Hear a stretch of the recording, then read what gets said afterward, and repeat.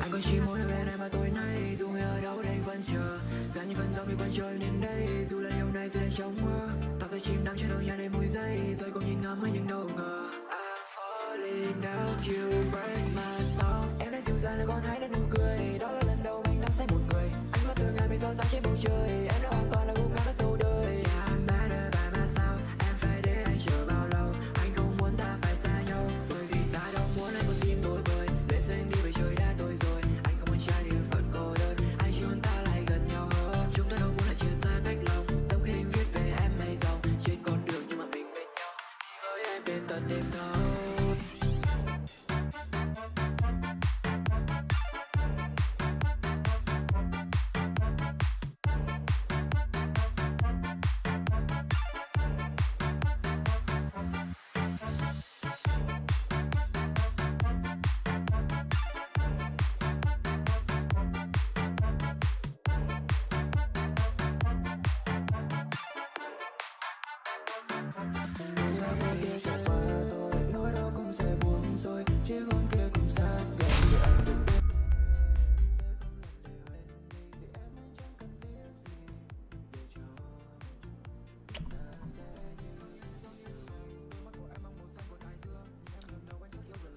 Nhìn em lần đầu anh chót yêu giải thường. Hello anh em, chúc tất cả anh em buổi chiều vui vẻ. Chúc anh em buổi chiều thật nhiều năng lượng và thật nhiều kỷ niệm vui. Hello Đô Vũ nhé, hello ạ. Hello người Hòa Bình TV, hello Cường Nguyễn, hello Thiên Bách, hello em. Lại như hôm qua thôi nhở. Hôm nay tôi không đăng bài thông báo, nhưng mà tôi nghĩ khoảng tí nữa tôi sẽ đăng một bài thông báo anh em ạ. Hello, anh chào Ngân Hà nhá. Ngân Hà hôm nay có muốn lên livestream không Hà? Hôm nay mày có định nhờn nữa không? Đó là lần đầu mà anh đắm say một người. Em đâu hoàn toàn là sụp ngã ra sau đời. Không à? Ok em nha.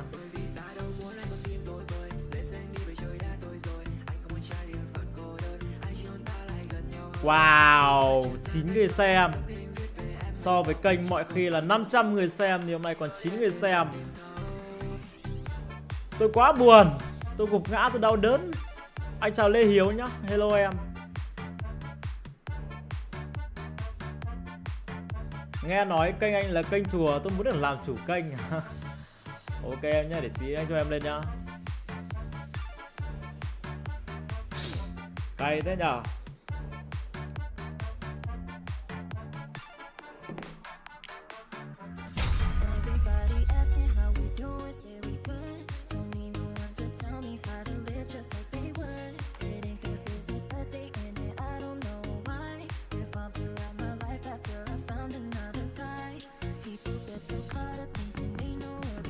Đếm được 2.800 nhở?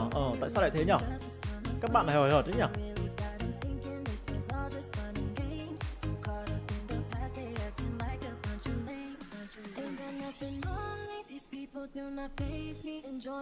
Mới có 1 phút sau lên nhanh được em.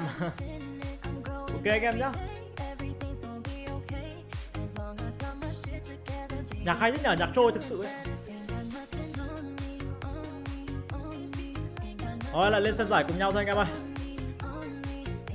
Hôm nay chưa nghĩ được video nào để đăng lên TikTok. Quá buồn. Giờ này chất xám đi đâu gần như là cạn hết.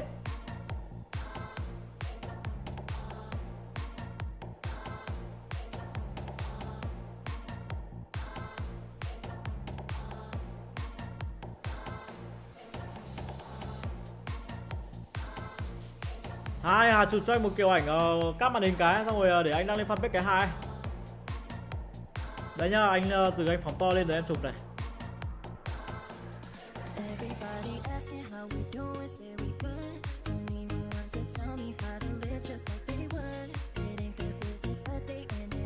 Được chưa?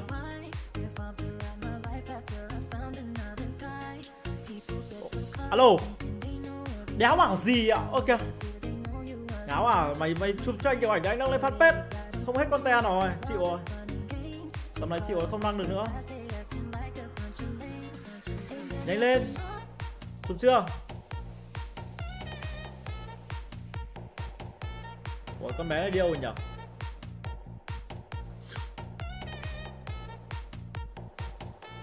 Chụp lại cái đấy anh đang lên fanpage nhanh lên.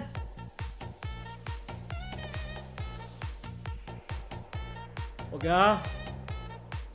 Mày đâu rồi?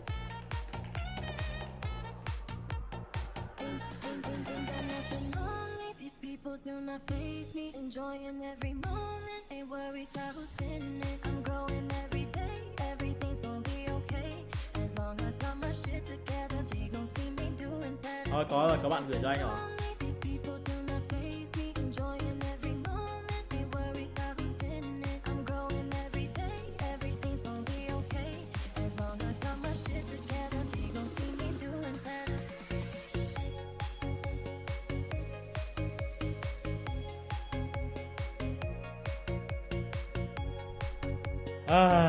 Cắp như nào rồi ta?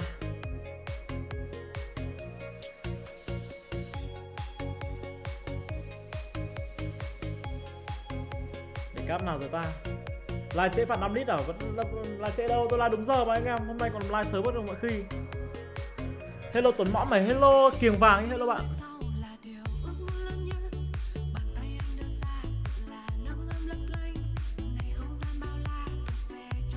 Từ từ để nghĩ caption phát à? Anh em nghĩ tôi cái caption đi.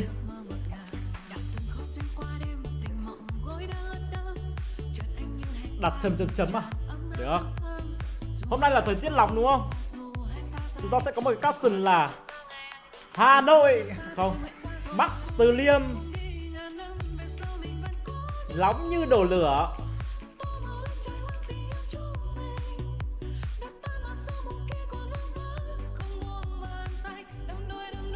Lửa đâu nhở?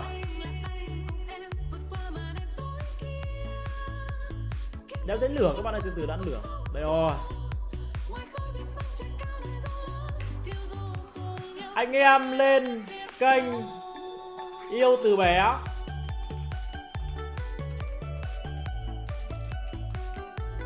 Dập lửa giúp tôi nha.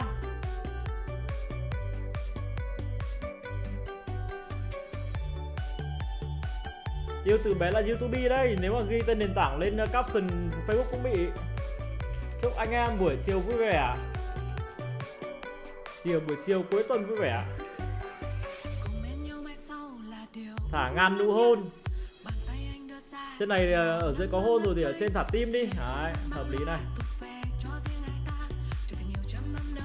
Cho Hà Mõm lên like à, để tí nữa anh em ơi.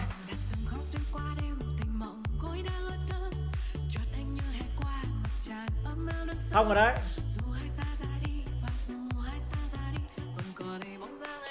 Ngàn nụ hôn, ok thì chẳng ngàn nụ hôn. Có nhau. Hát mẹ một bài nhỉ? Được, hôm nay sẽ hát một bài. Hát bài gì được ta? Hát bài gì để không bản quyền đây này? Từ từ để nghĩ xem nào.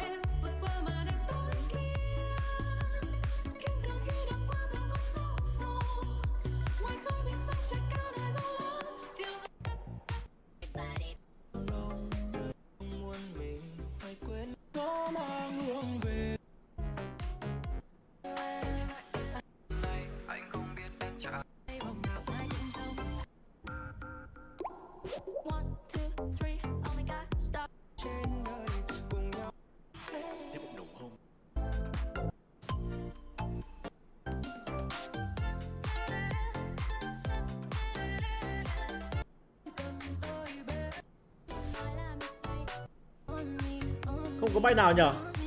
Hát chú mưa. Nắng này hát chú mưa. Chú mưa đúng không?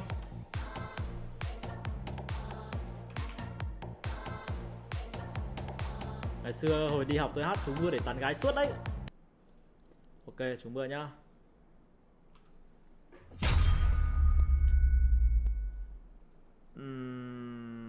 Tông Nam, chú mưa, HKT, karaoke. Cái nào nhỉ? Cái nào nhiều view hơn ta? Cái này 500.000 view à?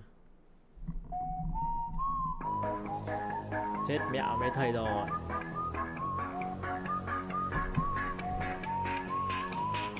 Alo. Mở vang lên không? Mở đây.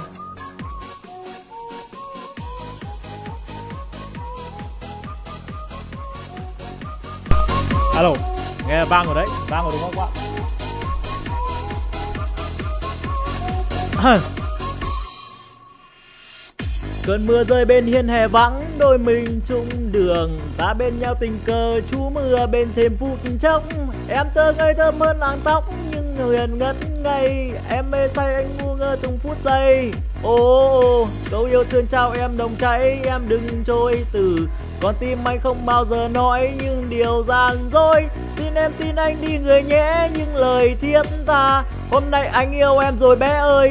Oh baby come to me, này cô bé ơi, chậm chậm thôi chớ bước đi nhanh, đừng vội bóp nát trái tim anh. Người nào có ước mơ trong anh, hạt mưa hay rơi, được gần em bên phút giây tôi. Dù ánh mắt đó qua già rồi thì vẫn cứ mãi ước mơ thôi, và anh vẫn tin một ngày mai sẽ có em, tình sẽ chấp cánh bay xa và hạnh phúc sẽ mãi theo ta. Được xin có em, này người ơi chớ bước đi, đừng để trong vân trong tim rồi thấy giấc mơ trong anh đẹp như chính em. Mẹ nó không có quãng nghỉ nào các ông ạ, bực thực sự. Ngày xưa tôi hát bài này đỉnh cao lắm các bạn. Tiếp này, ok không? Quê hơi quê các bạn. Hát ca Tuấn ở nghe ok đấy nhỉ. Cơn mưa rơi bên hiên hè vắng, đôi mình chung đường, ta bên nhau tình cờ chú mưa bên thêm phút chốc.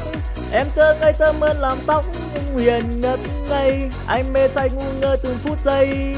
Ô trao yêu thương đưa nắm em đừng trôi từ, con tim anh không bao giờ nói những điều gian dối. Xin em tin anh đi người nhé những lời thiết tha, hôm nay anh yêu em rồi bé ơi. Này bé ơi, chậm chậm tôi chưa bước đi nhanh, hát chậm thôi. Con với anh người đồng tiếc với mơ trong anh, hạt mưa hãy rơi, được gần bên em phút giây tôi. Dùng ánh mắt đó quá xa xôi thì vẫn cứ mãi ước mà thôi, và anh vẫn tin một ngày mai sẽ có em, mình về chấp cánh bay xa và hạnh phúc sẽ mãi theo ta. Được xin có em, này người ơi chớ bước đi, đừng để trong vắng trong tim rồi được tay giấc mơ trong anh. Và anh vẫn tin một ngày mai sẽ có em, tình sẽ chấp cánh bay xa và hạnh phúc sẽ mãi theo ta. Được xin có em, ngày người ơi chớ bước đi, đừng để trong vắng trong tim rồi được tay giấc mơ trong anh đẹp như chính em. Mẹ thằng nào giới thiệu bài này đây? Tôi quá mệt mỏi rồi. Mẹ hát đúng một bài thôi chắc tôi đi ỉa mất. Quá bực. Thằng nào giới thiệu anh? Ôi vai rồi. Thế quả bài thì ngày xưa có thể ra một bài hát như thế này nhỉ?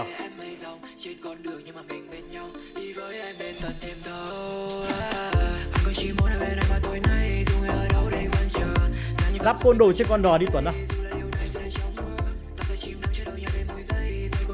Mày cũng hay nhỉ? Tôi đã xem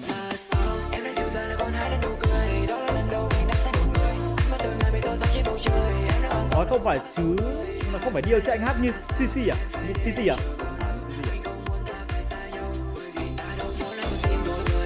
Từ để tôi nghe bài côn đồ trên con đò lắm hát rồi.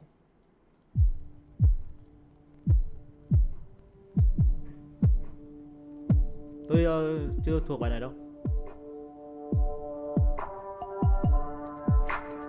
Hay này. Đánh vào tao đi, đánh vào tao ê, đánh vào tao tì, đánh vào tao đi, mà tao cho mày biết đi đéo được. Bài này khó với tôi quá các bạn này. Bắt đầu thì ok nhưng mà vào trong thì tôi không nhớ rõ.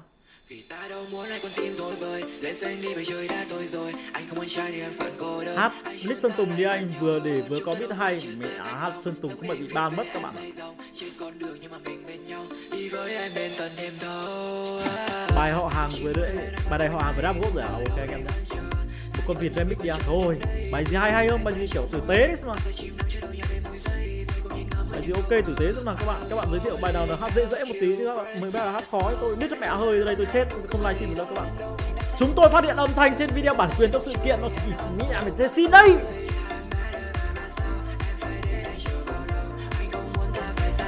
Này. Rồi. Cái đéo gì nhở? Không đéo nào livestream cũng thế nhá.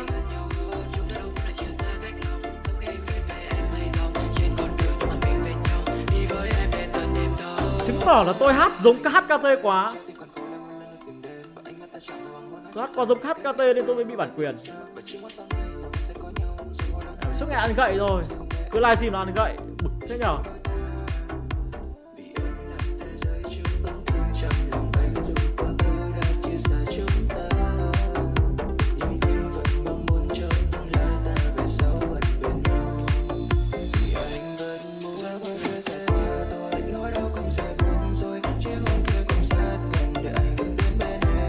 Lai éo được lương sợ đếch bản quyền. Ok, Mơ Đô á? Mơ Đô cũng bị bản quyền đấy.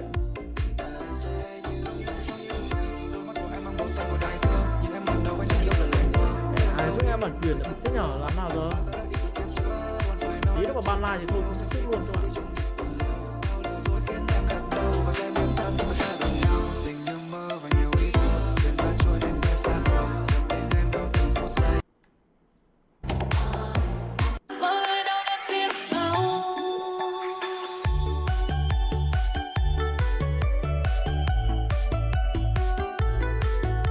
Tôi quá buồn các bạn ơi.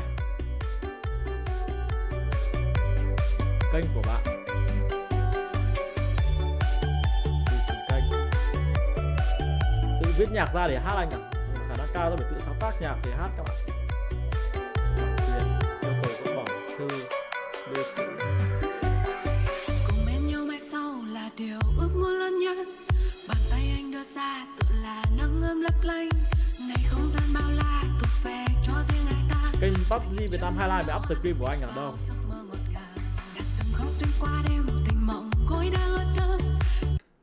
Để vào xem nhé các ông nhá.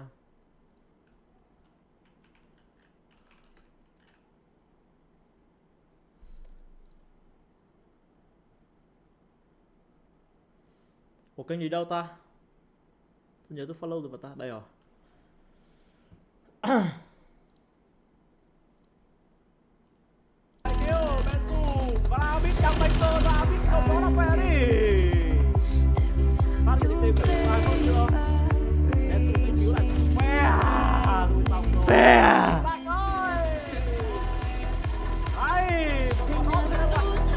Ok, đây là quảng cáo cho Rabbit mà.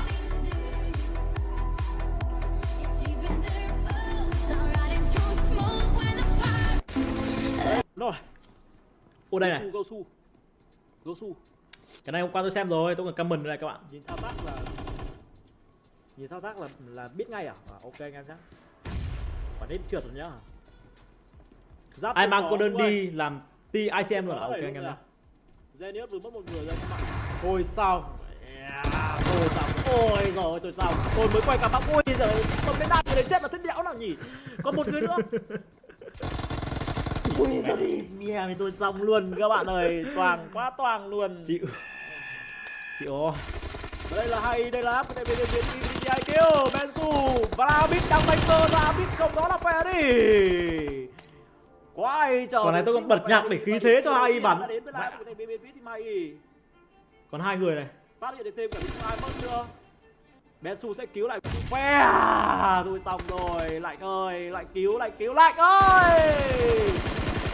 Hay, vẫn còn đó cái đầu lạnh nhưng Rabbit lại nằm. Bây giờ cái đầu lạnh sẽ xử lý một test 4 ở trong tiếng này. 30 viên đạn cho vị trí của cái đầu lạnh 15 của tên bên phía Zenius. Hay với cái đầu lạnh. Một pha cân 3 có thể là cân 4 đến từ cái đầu lạnh. Viên đạn thứ 11 đến từ cái đầu lạnh trong tay.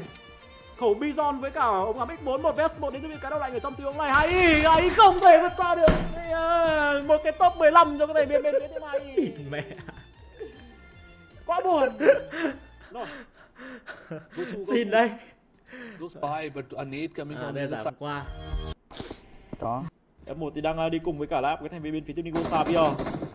Nói chung là tôi bảo rồi, từ hôm trước tôi bảo biết kiểu đéo thì tôi nghĩ rằng ông này cũng xem livestream của tôi. Thế nên rằng là xin một vít đây. Bạn ơi, bạn hiện tại bạn có xem livestream của tôi không? Bạn cho tôi xin một vít quảng cáo trên kênh Ether của tôi đi bạn ạ, được không? Nghe hợp lý không này? Nhá bạn nhá, bạn có gì là bạn bạn PUBG Mobile Highlight Việt Nam ấy. Đây là bạn quay lại giúp tôi nhá. Tôi sẽ không nói từ YouTube, tôi sẽ nói từ yêu từ bé nhé các bạn nhé. Bạn là PUBG Mobile Highlight Việt Nam ơi, bạn nếu mà có đăng stream của tôi thì cho tôi xin một câu quảng cáo cho kênh của tôi với. Ở đây tôi cho tôi xin một kênh quảng cáo cho kênh của tôi. Mong bạn là cũng hỗ trợ tôi cái khi mà bạn anh em tất cả những anh em nào mà thích xem stream của Việt Nam thì anh em hãy lên kênh của Peter Tuấn, lên kênh yêu từ bé nhá anh em nhé. Anh em lên kênh và đăng ký giúp mình một cái và cho mình một like và subscribe nhé. Cảm ơn anh em rất là nhiều. Cảm ơn anh em ở kênh của PMPL by Việt Nam Highlight nhé. Cảm ơn anh em. Đấy, xong nhá. Bạn nhớ cắt đoạn video này ra nhá. Rồi ok, quay trở lại với cả câu chuyên mục chính của chúng ta ngày hôm nay đi.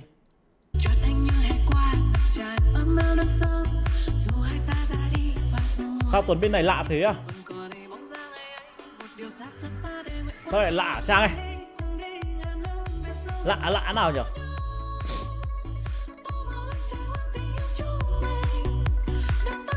Nay hết đi hái dâu chưa anh à? Nay hết rồi em ơi. Tuần tái bên này không có filter à? Tuần tái bên này không có filter anh em ạ. Cũng đẹp dai mà. Tôi phải đánh cái đèn này vào mặt cho giống này.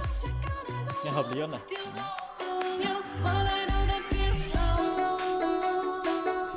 Chân ai sau kia chẳng thế à? Chân em mình anh em ơi. Hello à? Hello Chippy Game nhá. Hello bạn. Chào anh Tuấn. Anh chào Việt Trí nhé. Hello em.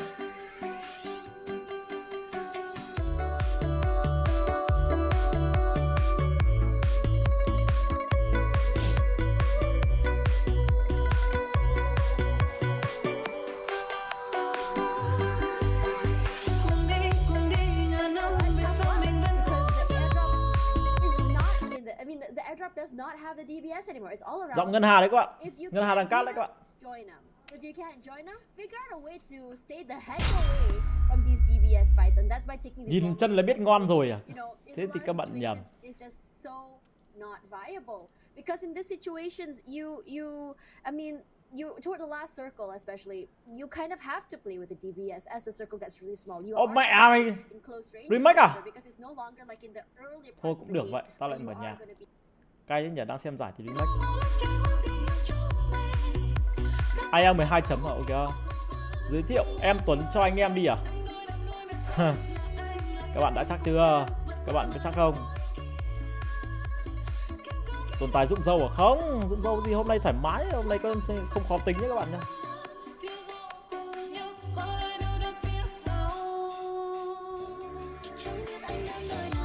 Có ai cười không?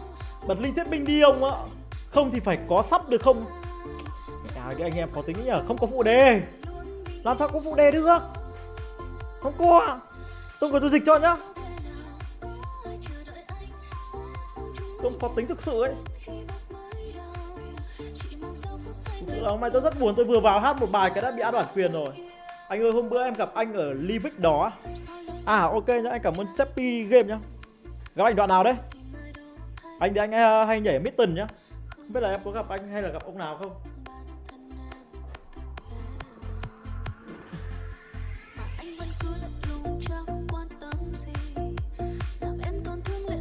Hình sắp mưa hay sao ấy, Tú Hận lại thế.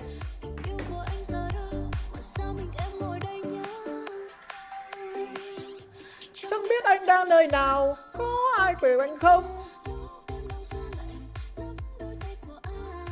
Tôi quá buồn. Hôm nay định cày trí tôn nhưng mà thấy kiểu có anh em streamer cày đông quá nên tôi chịu.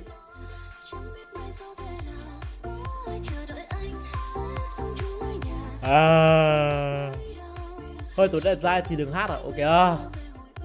Chị bảo em thế là cày thế nhở.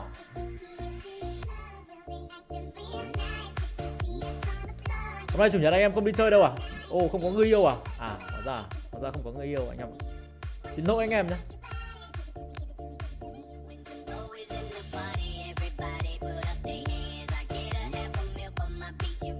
Nhạc như nhạc ấy.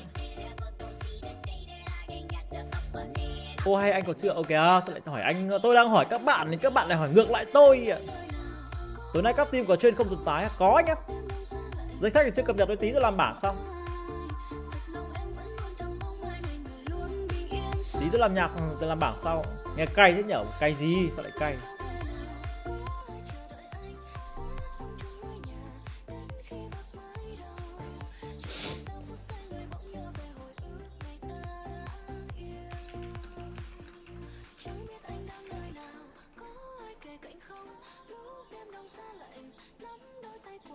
Uầy, được 2.800 follow rồi anh em ạ, 800 subscribe rồi. Có hay chưa kệ chúng tôi, ai muốn hỏi ơ kìa. Bây giờ thì tôi không sống hời hợt với xã hội, tôi quan tâm đến xã hội, quan tâm đến các bạn thì các bạn lại bảo thế bao giờ không? Quá buồn anh em ạ.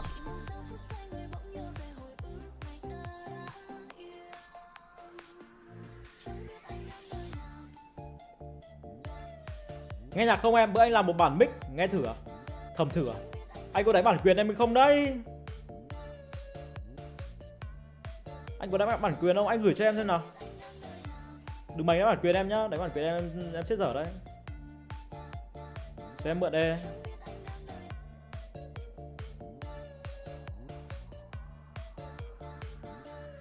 $2.802 rồi anh em ơi. Thì anh đã có hay chưa? Anh chưa. Hay ra rẻ quá kìa các ông. Tôi đang hỏi các ông cứ hỏi lại tôi là thế nào nhỉ? Các ông buồn cười ấy nhỉ? Đủ ba phải. Đoàn kiếm mà gặp ai cũng đòi tán. Điều đấy không quan trọng. Đoàn kiếm thì ai, đoàn kiếm không liên quan anh em ạ.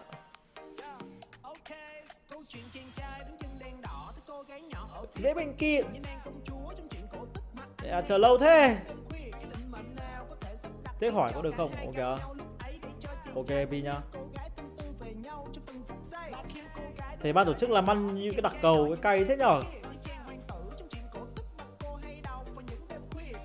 Cay quá các bạn ạ. Ban tổ chức làm ăn như đặc cầu vậy.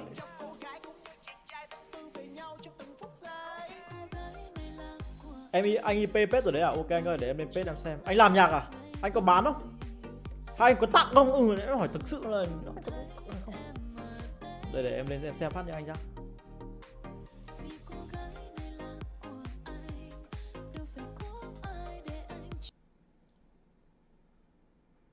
Không bản quyền nha em ạ. Ok anh em nhá. 27 tháng 5 này mình muốn thuê cast được không ạ? Tí nữa mình rap anh em ơi.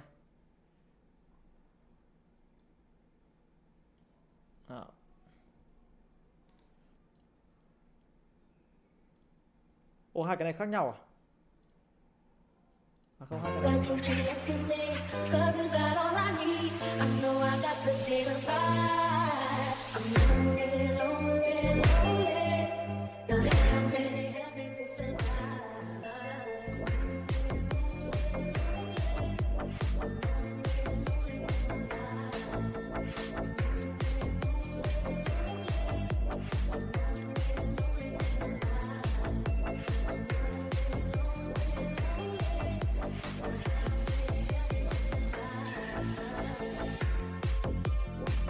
Nhạc lồn gì nghe như càng hay thế em đi con mẹ à, cay thế nhở ông này comment.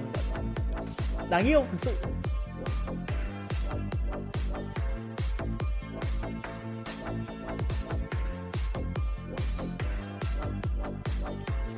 Được có nói nhở.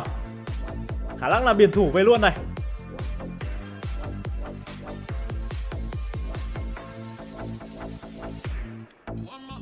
Ui. Chết.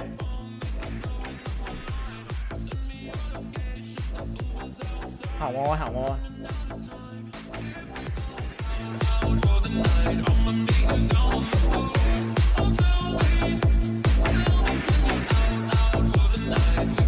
Quả chuyển nhạc anh ra hơi bị đỉnh cao ấy nhá.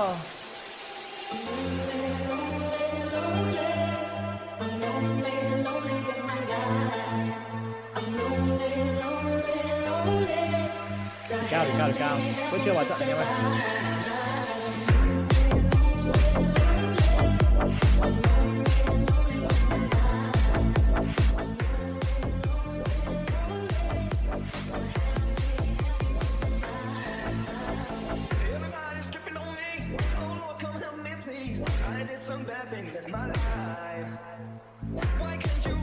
Chuẩn bị chuyển nhạc đấy các bạn ơi. MC2 sẽ nói đoạn này này. Anh em ơi, cả nhà mình ơi, hô to lên nào. Đúng không nhở? Các bạn đợi tôi tí nhá, để tôi thử làm MC2 nhá các bạn nhá. Tôi thử làm MC2 nhá, xem tôi làm được không nhá.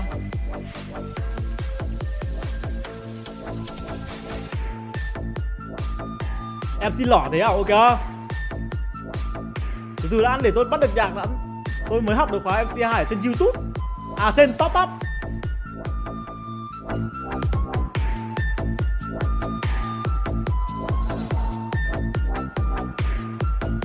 Làm đĩa chanh muối đi em ạ. Ok anh em nhá. Vâng cả nhà mình hãy đưa tay lên nào để ăn cùng với cả đó Sắc Club nha anh em ơi. Vâng buổi tối ngày hôm nay, chỉ buổi tối của chủ nhật thôi, thì có hai kênh Tuấn Tái Game mình. Cả nhà mình hãy cùng nâng ly rượu lên để có thể mà ăn mừng cùng nhau nha các bạn nhá. Nghe hợp lý này. Vãi cả lùn à. Ok sao lại thế? Tuấn Ke đi vào bà. Nghe cũng hợp lý đấy.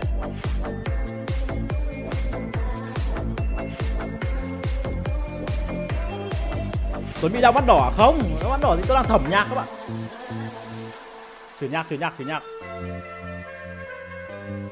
Chuyển nhạc đoạn này là sẽ phải nói một câu rất là dài này. Ví dụ là có một câu gì nhỉ? Câu gì nhỉ? Tôi quên mất rồi.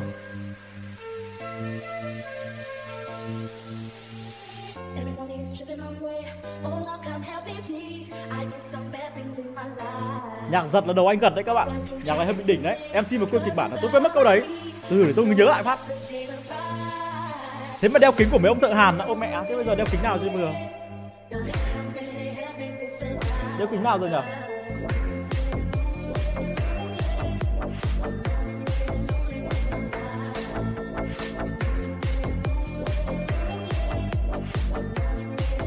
Hết chưa ta? Chưa hết. Nhưng mà anh Giai là hơi bốc phét nhá. Từ từ đã, đợi tôi tí để tí tôi giải thích không?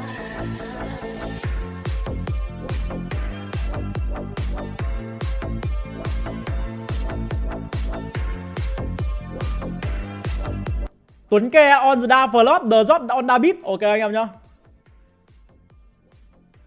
Tuấn Tái bảo làm MC, tao bảo ui ông làm những cái đầu buổi đỉnh con mẹ mày cay thế nhở. Mẹ chẳng lẽ ban.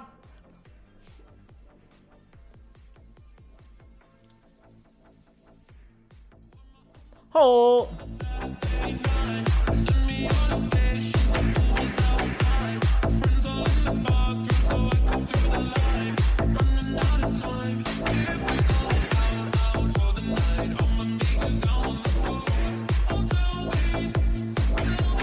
Anh em lại bảo bài này bị đánh bản quyền thì tí thì chết.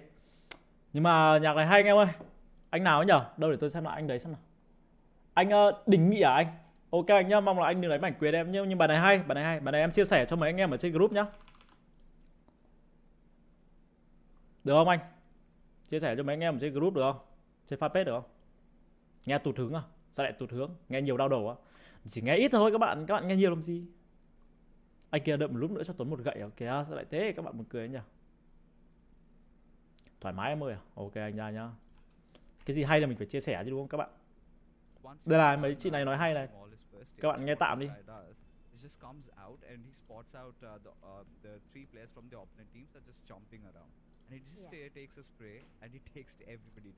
And that was one of those only instances where we saw a chicken dinner being taken by a team that was outside the circle, was healing and doing it. But thankfully that has been resolved right now. Mời anh em. Things have come and go down, Thẩm. but one weapon has remained quite constant, and I know you have an idea that I'm getting at. Mời anh em. The M4. I mean, it Phẩm has quả been nhạc used in của anh. ways, and Đình Nghị nhé.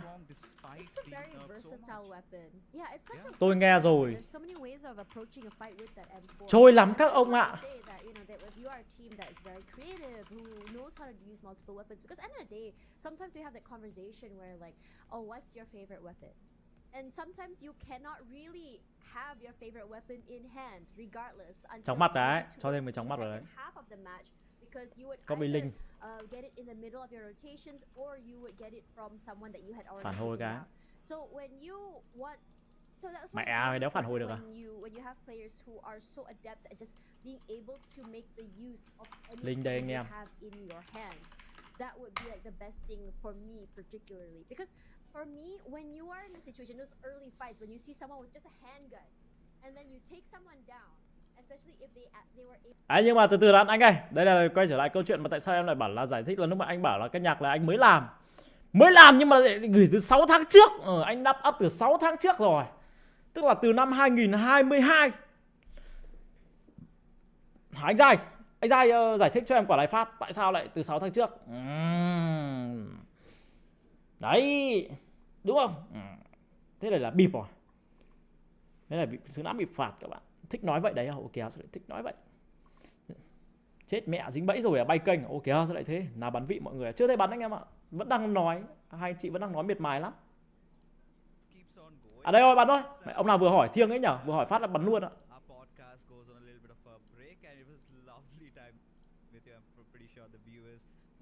Taking a lot of information, but I think it's time to get things started. It is going to be day number 2, the first game of Bài nhà lâu rồi, ha đấy, từ 6 tháng trước rồi anh em ạ.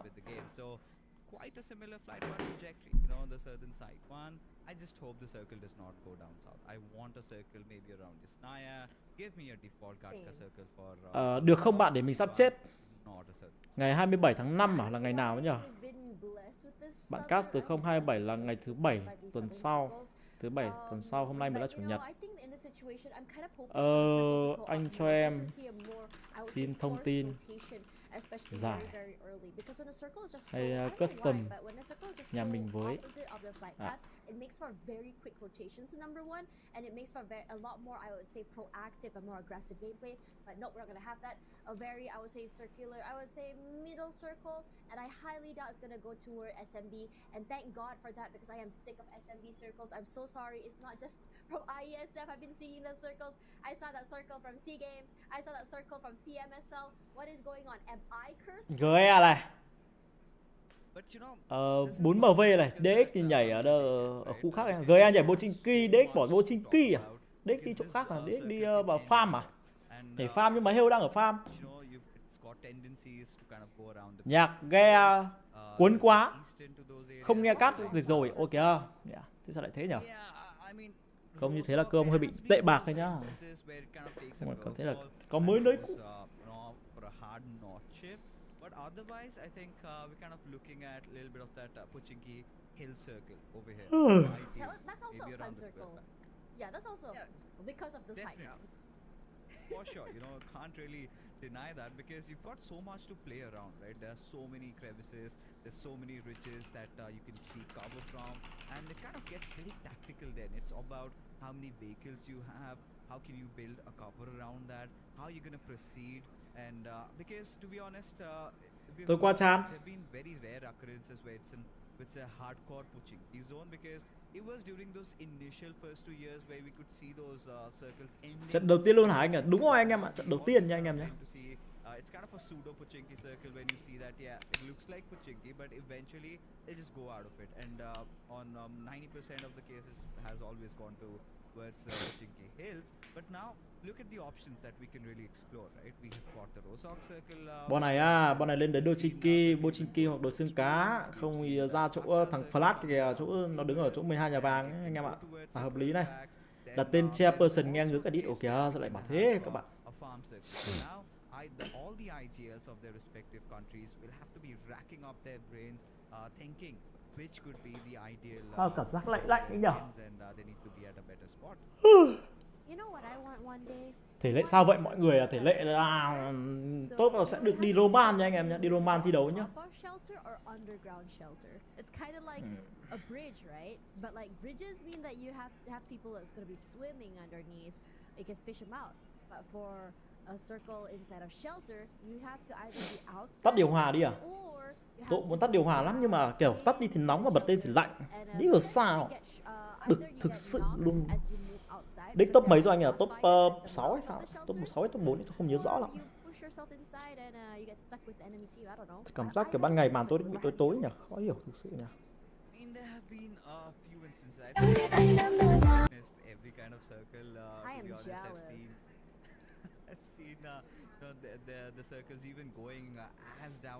Đôi chân trắng kia của tôi đâu rồi à? Nó đi ngủ rồi anh em ạ.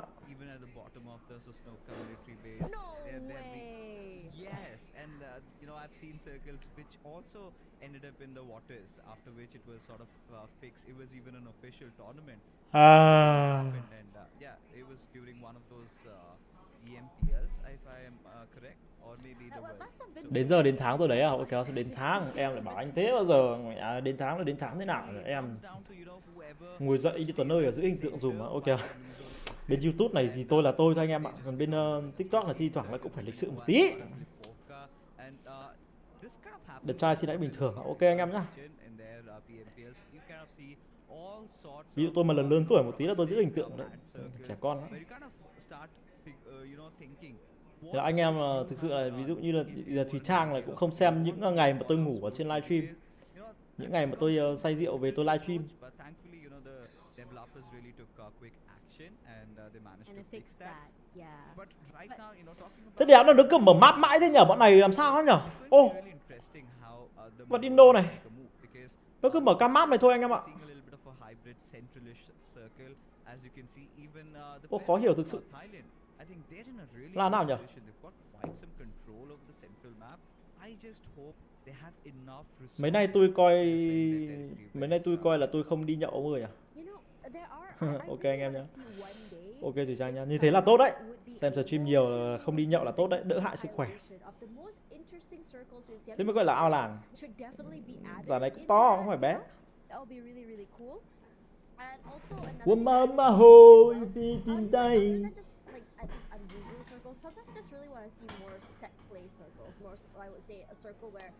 Chứ những ngày không coi là những ngày không tỉnh để coi. Ok. Ok Trang nhá. Thế là như thế nào nhỉ? Là coi là say à, không coi là không say à? Xem giải này buồn ngủ à? Tôi cũng thấy buồn ngủ quá các bạn ạ. Thế bắn nhạc.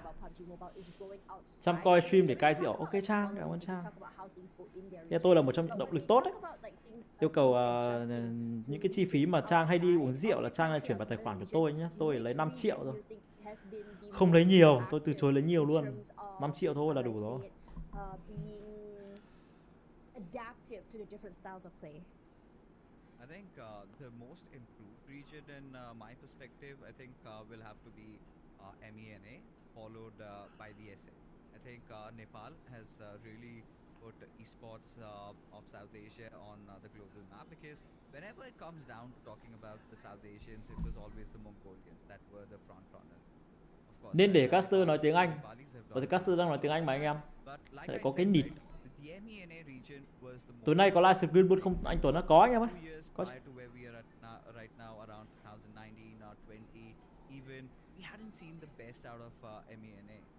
And suddenly you see them being top 3 in GC, which kind of goes on to ask. Live chứ sao lại không live được? Sao Tuấn cắt thì hết bài luôn à?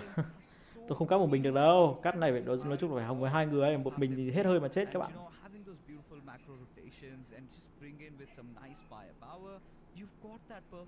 Có caster Việt Nam thì đỡ buồn ngủ ngay à? Ok anh em. Nhưng mà không có ấy chứ. Người ta không thuê caster Việt Nam.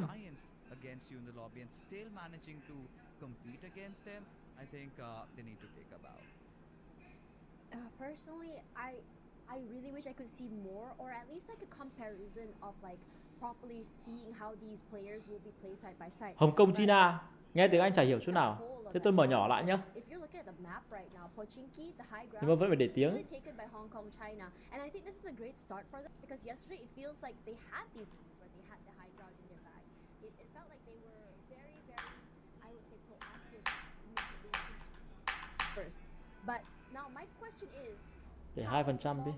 Will they be able to hold it? Because yesterday they had that situation against Brunei, and today it looks like Indonesia will be their, I would say, neighbors. Shots out by Rabbit, but none of them will be. Hay, IG tuyệt vời. Một kill. Bố mày xin một kill đã. Nhờn với chúng tao này. Ây à, mốt rồi, thằng này hack rồi. Bắn xuyên cả ngọn cây. Chắc chắn hack. Ủa đang xem gì đây trời à? Đang xem giải anh em chứ còn xem gì. Đang ngồi xem giải ấy. Đệ Tuấn hay ghê. Tay tôi đào tạo lên chả hay thì sao các bạn. Mất bao công để đào tạo chúng nó đây.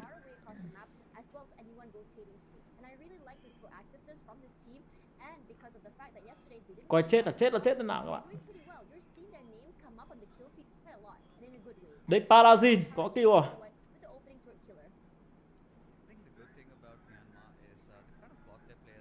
Ông tự cast đi à? Thôi cast gì? Cast để tối làm stream chứ. Thì cast bây giờ tối nhập viện hả anh em? Ngồi nói chuyện xem giải với anh em thôi chứ còn cast gì tầm này.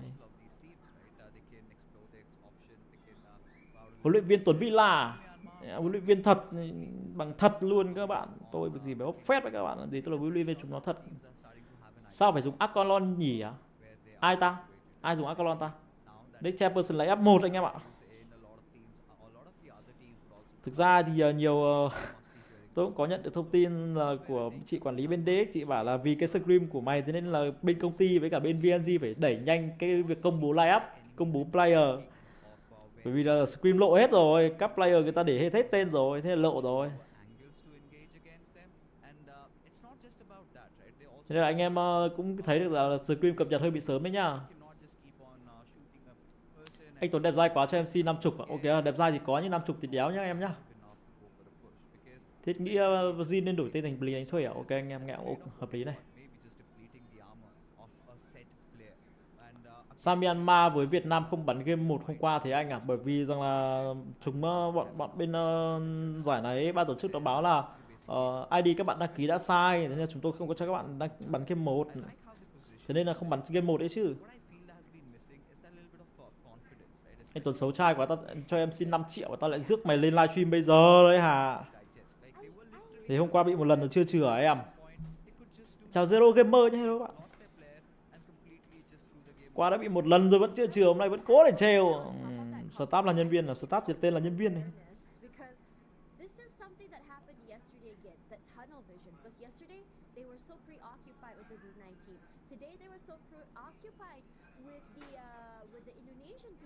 I'm just surprised that they didn't put one player in charge of just making sure there's no one around, just marking those areas where they can potentially get shot at.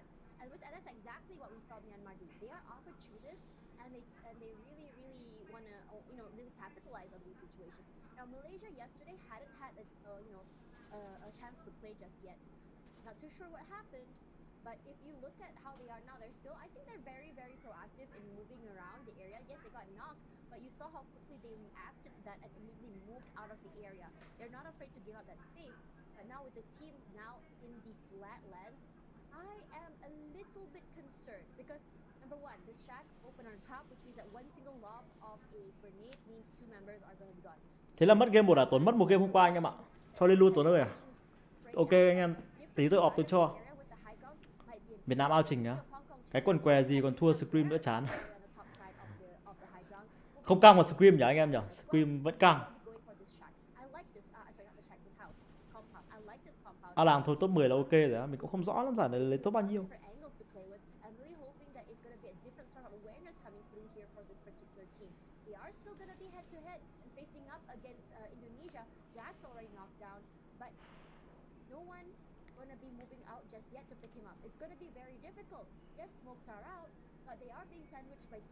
Vài nước cho toàn team nào ý á? Team vô địch nước của nó ấy.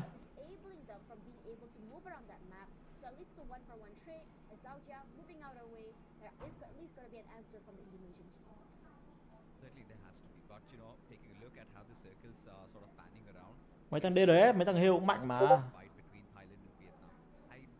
Tính đéo gì nhỉ?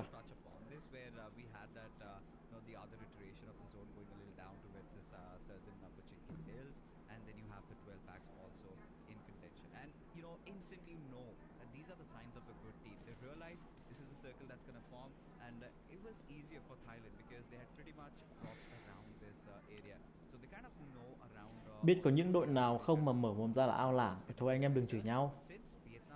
Chửi nhau làm gì, mình sống tích cực với nhau đi.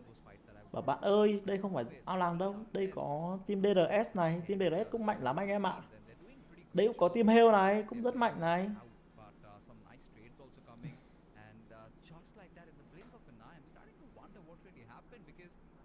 Chẳng hạn đây có team Genesis Sport này, team đấy cũng mạnh này. Giải này hấp dẫn hơn nhiều SEA Games mà. Ok anh em, lịch sự thế Tuấn ạ, tôi lịch sự mà. Vừa nói xong DRS cút luôn. Thì còn mẹ với thằng DRS này. Bực thế nhở. Có GE này, đúng rồi anh em. Đấy, năm ngoái vô địch, năm nay không qua khỏi vòng loại. Ok, sao lại thế? Indo phải boom không nhỉ? Khả năng cao là bọn boom anh em ạ. Asian được 5 slot mà phải chia 2 bảng, bảng A 2 slot, bảng B 3 slot, cạnh tranh căng phết à? Ok anh em nhá. Không, team đấy không mạnh đâu. Ok. Lịch sự tế nhị đó là Tún. Tôi lịch sự mà. Để tôi có chửi ai bao giờ đâu. Tưởng hôm qua nổi cọc chửi video mà tôi chả chửi ai cả, các ông lại nhá chữ mồm mẹ các ông thực sự các ông quá đáng. Thôi xong chết mẹ rồi. Tuấn ba phải lúc nào các bạn, ba phải lúc nào? Anh chửi em, tao chửi mày lúc đéo nào? Mày lấy bằng chứng tao chửi mày, mày quay lại tao xem nào. Team GA là team nào vậy à? Là team Myanmar team tôi các bạn. Có nhiều người thường cho mình là lịch, có nhiều người không cho mình lịch sự. Ok, tôi lịch sự mà. Giải đây tuần 9 là giải này là giải đi Roman nha anh em nhá, giải kiểu như seagames thôi. Hay IT đỉnh cao này, mẹ IT knock 2. Không uổng công tôi cho chúng nó đi luyện tập bài đua squat. Bắn hay lắm IT à? Confirm đi bạn ơi. 2 kill rồi, phải 3 kill chứ nhở? Hay 3 kill rồi. Mẹ mày nhờn với chúng tôi này. Cho thì game to tí pháp sư à? À thế à? Cho thì cho. Ok lên 10% rồi nhá. To rồi nhá.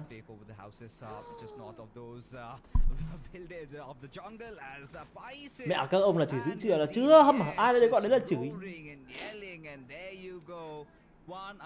Đừng để em tung bằng chứng nhé Tuấn bốc phét. Mày đăng lên group đi.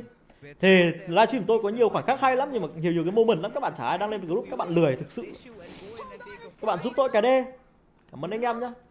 Chửi video như con luôn mà Tuấn tệ, tôi chửi lúc nào các bạn, thế tôi chả chửi lúc đéo nào cả, các ông toàn nhất chữ ở mồm tôi. Không nghe tiếng súng à? Thế bên ban tổ chức người ta đỉnh nhỏ đấy anh em ạ.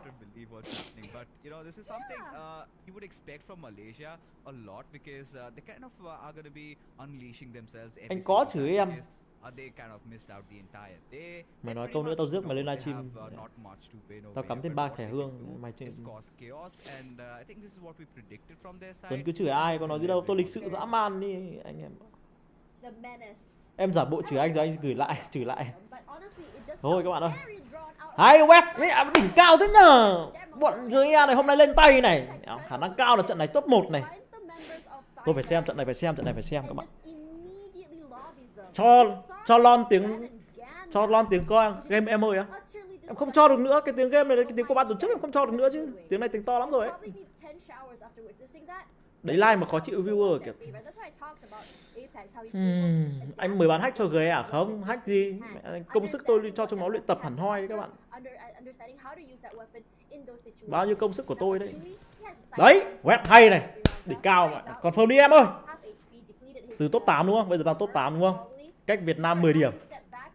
Cách top trên là 30 điểm à? Mẹ mà chơi được. Hôm nay 6 trận nhưng mà kiểu đéo phải trả lên đúng không? GE nha, anh phải tăng lương. Ngạo nghễ à? Chẳng ngạo nghễ quá thì sao các bạn?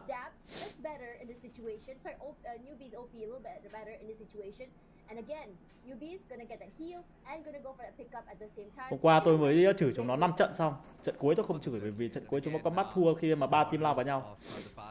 Hôm qua tôi ngồi tôi chửi với chúng nó đến 3 giờ sáng. Tôi làm mấy TikTok. Ghe của Tuấn cút chưa, còn đâu mới cút. Tôi mới được đi với anh em mà top 3. Hay lắm, thằng Philippines với Nepal chết. Đây sẽ là thời của Myanmar nha các bạn nhé. Trận này chúng nó bắn phải được 5 kill rồi.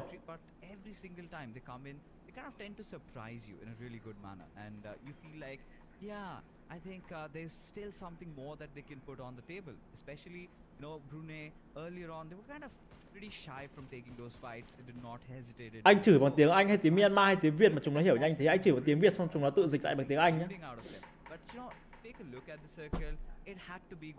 Ghê dữ vậy à? Một cái team tôi là một luyện viên mà chẳng ghê các bạn. Chúng nó chuẩn bị bằng điểm Việt Nam đây này. Góc này hơi khó rồi. Góc này góc 12 giờ đi xuống hơi khó.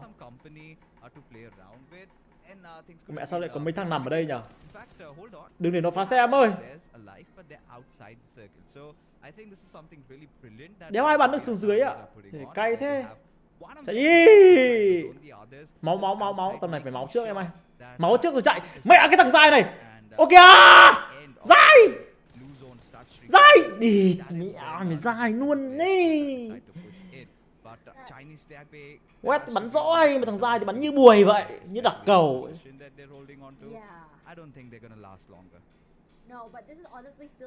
Còn xe không ta? Còn xe. Myanmar. Zai playing. Sao đéo ném smoke nhở, đéo hít máu đi rồi chạy. Như thế nó phải ok hơn không? Mẹ chạy tổng ngông. Ngáo điếc. He still managed or maintained that positioning because his teammates had moved away. I understand that he wanted to become the person to give that information, but at the cost of his life toward this late in the game, I would prefer him to be a little bit more safe and playing an area which provides a little bit more cover. Regardless, here's Badis holding down the side of the terrain. Bảo ghe gà thì tuần tái làm huấn luyện viên, các bạn nhầm. Các bạn đợi đấy.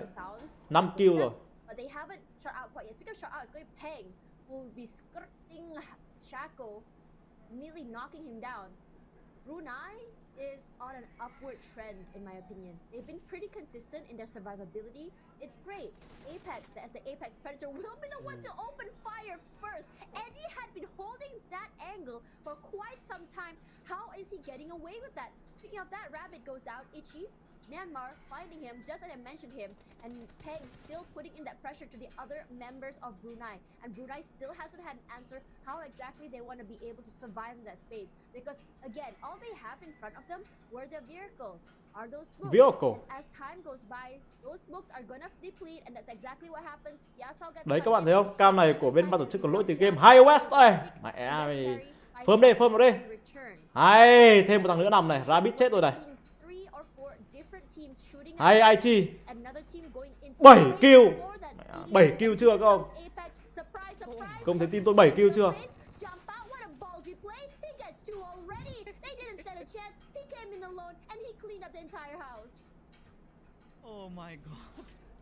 Hôm qua chửi ghe cho bọn nó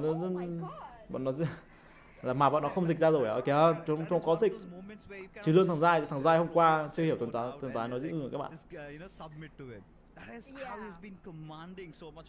Tầm này bo về góc 12 giờ bọn kia là chơi được. Còn bên đế tầm này hơi khó. Bo về góc 12 giờ là đẹp đấy. Parazin có kill kìa. Mẹ có team 9 kill rồi cả.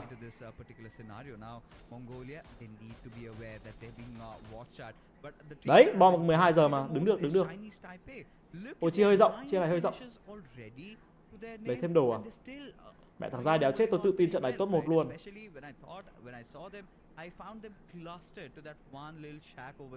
But by the pure virtue of them still surviving and making it this far with some good amount of eliminations, I think this is something good and something new. Jin chết. Việt Nam mất 1 rồi. Góc của Jin khó lắm. Quét. Đéo được. Xin mạng thôi. Hay, mẹ ai chi phải thế chứ. Mini 4 như này bắn là cũng phải tầm cỡ anh Trường Jin đấy các bạn ạ. Mày cứu họ cái, mày cứu họ tao, cứu họ 8 kill. Nhờn. One final member, which is Apex. You've seen a two-man chicken dinner yesterday. Let's see if he's able to get a chicken dinner with only one person. Chui goes down to the play zone, a reposition at the very nhờn với thầy à. Ăn may lại ăn may, mẹ người ta bắn hay như thế để bảo ăn may à. Cậu chả biết cái... Đáng nói thôi, ai chi hay này. Ok nhưng chua chết rồi. Sấy Sâm Ai ơi. Ok em coi Chairperson chết bởi West. 10 kill được chưa? Bắn 10 kill. Hay coi ơi.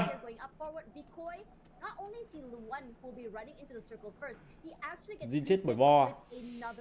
Jin chết bởi bo. Còn bọn China Taipei thôi. China Taipei là toàn Đài Loan hả các bạn? Quỳ lão độ à? Cụ rùa cái đéo gì? Sang tiền luôn. Trận này bắn nó sang tiền luôn chứ các bạn. Xử lý nốt bọn Taipan này kia là xong. Tap hay này. Các bạn biết tại sao tôi cho thằng Aichi bắn mini 4 không? Tí nữa tôi cho các bạn xem. KPI tôi đặt ra trong nó. Nên khả năng cao. Nên khả năng chúng nó bắn được nhiều kill như thế đấy.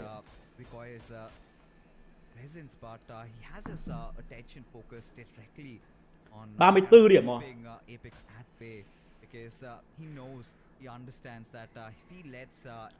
Không muốn biết á. Ok thế thôi. 3v3v 1v1. Xử lý được bọn Taipei thì ngon. Quan trọng là bo tiếp theo đâu ủng hộ team nào thôi. Bo tiếp theo mà lệch khỏi bộ chỗ bọn thằng GE thì hơi khó này. I think Chinese Taipei certainly do have that number, and Decoy and Apex are pretty much pinned. it's all about, you know, Apex looking for all Người top 1 the nào à? other teams fighting it. Hay, mẹ Aichi start mini 4 chuẩn chưa các bạn? That was a nice shot. Aichi là một thằng tanker bắn tầm gần nhưng tôi bắt buộc nó phải mày chỉ được bắn mini 14 thôi. Và bắn một khẩu súng shotgun.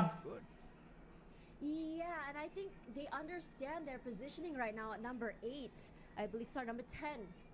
And because they weren't playing the first game yesterday, they have a lot of Bo này bo time xuống to rồi, do. bo This xuống is a dưới rồi, great khó cho start. bọn Regardless, as we see our bọn players here, Myanmar China, rồi. Taipei, Myanmar and Vietnam, with Nếu the mà two teams, China, bọn Taipei and Myanmar trận này mà will be very ổn okay. ấy They thì will have bo these thì bọn nó set phải in numbers đẩy được người vào and trong cơ, deploy chúng nó a không có thông pressure tin gì ở against bọn the Taipei này China này. to right. So his Thằng Aichi focus góc xa đang is dễ now chết lắm. to not get sandwiched between Chiến thuật these dễ two giành top teams. cao. And Tôi I chơi chiến think thuật the thế biggest các problem bạn. might be Master Ichi, but now with Master Ichi moving in toward Tôi chơi hơi bị chiến thuật đây. this might be a whole different story. Vào giữa Now, tân bo này. love to see Chinese Taipei Em coi chỉ cần không bắn team anh thôi là được. Em coi sang team kia em bắn. Chứ bây giờ em coi bắn team anh là khổ team anh. Maybe we might be seeing another story. Regardless, I was a little bit concerned. I thought Bitcoin would not have been noticed yet, but Master Ichi Mẹ top 2 là đẹp. Ngáo. Xin. Ôi thôi không thôi. Em coi không bắn team anh nhưng team anh lại bắn em còi. Khổ cho em còi quá. Anh xin lỗi nhá.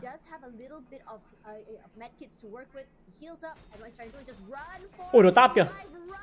Khó rồi. Thôi thì nó sàng xuống lia vậy. Em coi cho anh xin một kill. Ôi thằng Smile sao hết máu kìa. Thằng Smile bị bắn. Aichi tap dã man chưa các bạn. Tap mini 14 mà nãy giờ toàn kill mini 14 luôn. 3v3. Cái thằng P-set kia chưa lộ đâu. Bọn Myanmar là chưa biết thằng P-set ở khu cánh phải đâu. VCL tap á. Tí nữa tôi cho các bạn là tại sao tôi lại huấn luyện cho chúng nó tap mini 14. Tí nữa tôi cho các bạn xem nha. Anh em đợi tôi tí. Ô mẹ cầm khẩu gì đây? Sao thằng West lại cầm khẩu này nhở? Hết đạn à?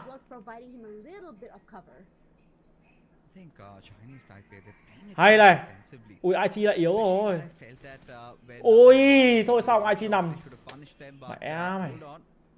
3v3. Mình có lợi thế về địa hình.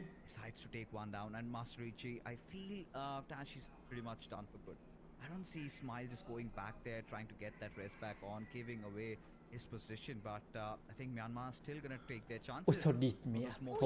Thôi top 2. That was a bad idea. Con Ngân Hà nhá. Mày vừa bảo team ta top 2 nhá, mày liệu ấy. Top 2 rồi các bạn này. Có một thằng mở trái, cái thằng kia, cái thằng mà tôi bảo ấy là cái thằng B-set nó không lộ. Thế thằng Smile đéo để thằng B-set. Các bạn ạ. Nay giải gì vậy? Tấm giải ESF anh ơi. Đây này, lộ thằng B-set này. Thằng B-set đéo lộ. Từ lúc nãy tôi đã nhìn thấy rồi. Tại sao thằng B-set lại không lộ pha đấy? Thằng Smile nó không check được thằng B-set. Thế là thằng B-set nó mở cánh trái. Các bạn nhìn minimap ấy, nó mở cánh trái lên. Nó mở cánh trái lên là thôi, cút rồi. Trận này top 1 cho bạn Taipei rồi. Chết. Chị.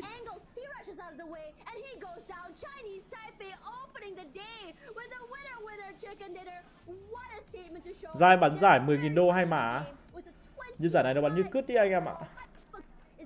Thằng West nó, thằng P-set nó không lộ bên cánh trái. Thế là thằng Smile chết. Mẹ chúng nó lại top 15 kill. Cay đéo chịu được. Vào thị phạm mini đi anh ạ. Không phải thị phạm mini nhưng mà cách huấn luyện cho tôi cho chúng nó là thế.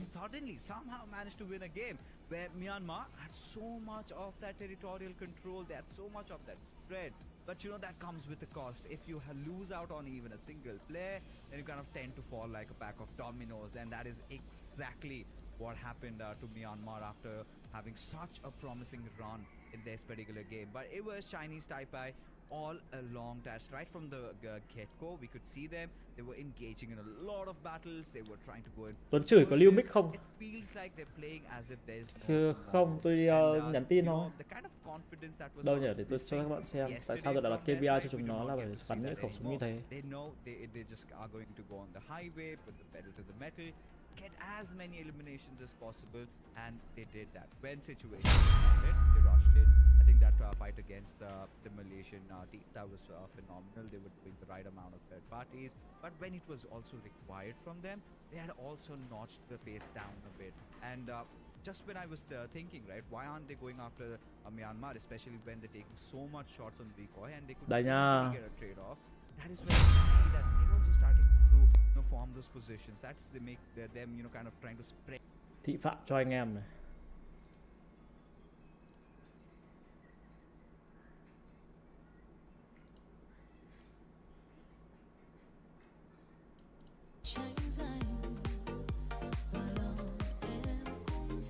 KPI KPI cho bọn này ấy.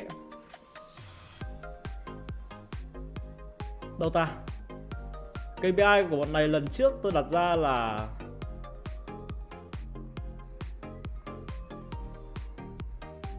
anh Giai cái gì cơ? Tao chửi cái limit không à? Tôi nhắn tin thôi, tôi chửi thôi. Giữ à? Thật, nói thật chứ còn điều các bạn làm gì tôi không nói phét với ai bao giờ cả. Các bạn chỉ nghĩ tôi nói phét thôi chứ tôi không nói phét các bạn nhé.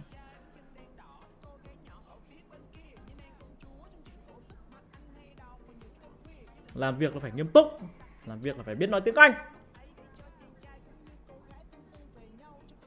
Ok, ở đâu ta?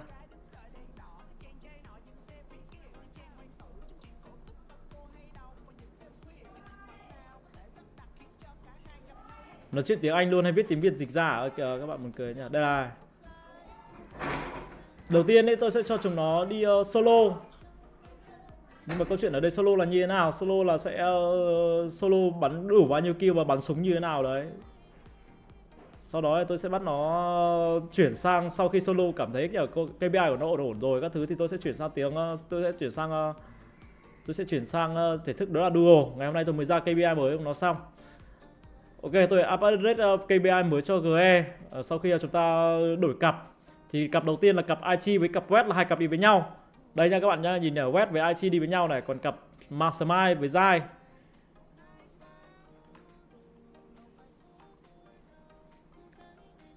Còn cặp tiếp theo là cặp Smile với Zai, là hai cặp sẽ đi với nhau. Thì tại sao tôi lại phân công như thế? Thì thằng Smile là thằng Côn Team, thằng Zai là thằng đi Scout. Bọn này thì không phải là cái thằng Côn Team đi Scout giống như ở Việt Nam. Ở Việt Nam thì ví dụ như Côn Team sẽ là đi Scout luôn, ví dụ là thành Rabbit. Đấy, hay là thằng cái đầu lạnh rồi thằng Côn Team sẽ đi Scout. Nhưng ở đây thì nó lại tách ra hai vị trí khác nhau, là thằng Smile sẽ là thằng Côn, thằng Zai đi Scout. Thế nên là tôi sẽ cho hai thằng này đi với nhau. Tại sao lại cho hai thằng này đi với nhau? Bởi vì là thằng đi Scout nó sẽ có thông tin và nó sẽ đưa về thằng Côn. Thì phải có những cái sự phối hợp giữa hai thằng này một cách nhuần nhuyễn, thì tôi cho hai thằng này đi cặp với nhau. Đấy là lý do. Thằng West là thằng cover, thằng IG là thằng tanker. Thì với thằng West tôi bắt nó phải bắn khẩu mini 14 M16A4 cùng với cả một khẩu shotgun. Còn IG thì shotgun cùng với cả một khẩu tương tự hoặc là một khẩu khác. Hoặc là có thể sử dụng mini 14 và đảo lại cặp với cả thằng West. Đây là cặp West với cả IG. Đấy, còn Smile với Zai nhá. Với cặp còn lại thì Zai phải sử dụng shotgun, còn thằng Smile thì thích sử dụng cái gì cũng được. KPI của West và IG, đây là KPI mới là 42 kill một trận.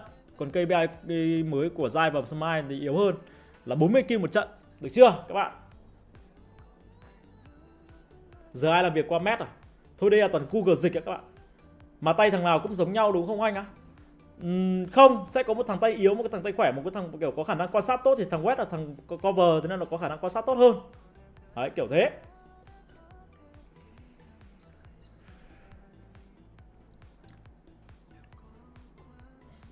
Bắn sóc lọ xong còi đòi gặp thêm khẩu táp là sao anh á? Bắn sóc lọ sao gặp thêm khẩu táp á? Bởi vì những khẩu súng như kiểu M4 thì chúng nó sử dụng quá nhuần nhuyễn rồi các bạn. Chúng nó sử dụng quá nhuần nhuyễn rồi, và nếu mà đi rank ấy mà sử dụng một khẩu kiểu M4 thì thực sự nó rất là dễ với chúng nó. Rất là dễ.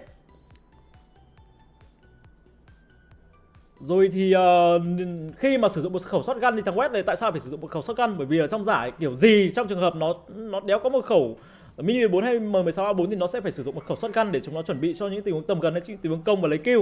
Thì đấy là lý do tại sao tôi bắt thằng này phải sử dụng shotgun, để cho chúng nó quen tay với việc phải bắn shotgun ở trong giải đấu lần này. Với cả meta hiện tại thì bắn shotgun cái chuyện bình thường mà các bạn, thì phải có shotgun chứ các bạn. Đấy, rồi thì thằng IG cũng thế, thằng IG là thằng tanker, thế nên tôi trước bọn tanker Myanmar đấy nó chỉ sử dụng khẩu M4 thôi với cả một khẩu MP thôi. Thế nên là tôi bảo rồi, chúng mày phải đổi sang shotgun. Chúng mày bắt buộc phải đổi ra một khẩu shotgun để bắn. Thì đấy là lý do tại sao thằng IG nó có quả cân 4 bọn fake clan ở trong giải PMSL. Giải đấy thì nó mới tập được khoảng nửa tháng, không kịp để quen. Nhưng mà thằng IG này thằng bắn tanker khá tốt các bạn. Cái update M16 có dùng được trong giải không anh em không? DBS Mobile à?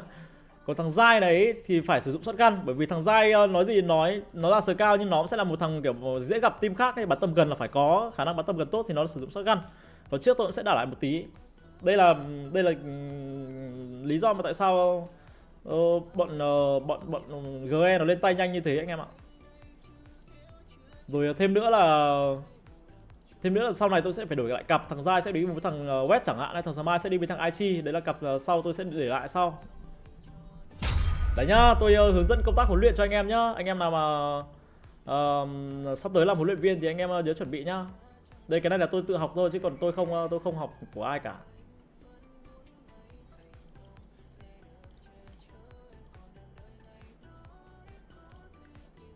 Đấy, bạn nữ nào hay bạn nam nào muốn làm huấn luyện viên thì hãy để ý với cái đấy nhá. Solo kho không anh à? Solo thì thôi em ơi. Mẹ bây giờ mày rủ tao solo kho à? Đỉnh không các bạn? Các bạn khen tôi đi. Mẹ tôi giải thích như thế rồi thì các bạn phải khen tôi chứ. Vừa tập game vừa coi anh Tuấn bắn tùm lum luôn là kìa, sao lại thế? Thế bảo anh 5 chấm à? Vậy là Tuấn Tài vẫn gà cái thế nhở? Anh đợi tổng hợp cái giáo án xong xuất bản ra thôi. Các bạn tổng hợp giáo án thì mỗi team nó sẽ có một kiểu chơi khác nhau, mỗi player nó sẽ có một kiểu chơi khác nhau, quan trọng là huấn luyện viên là phải hiểu được player các bạn. Quan trọng là huấn luyện viên phải hiểu được player, mà hiểu nó đang kém cái gì mà làm cho nó cái đấy, chứ còn không thì làm sao mà ấy được. Còn chiến thuật đi bo thì bọn này đi bo hay mà. Các bạn khen tôi cái cho tôi được quê cái.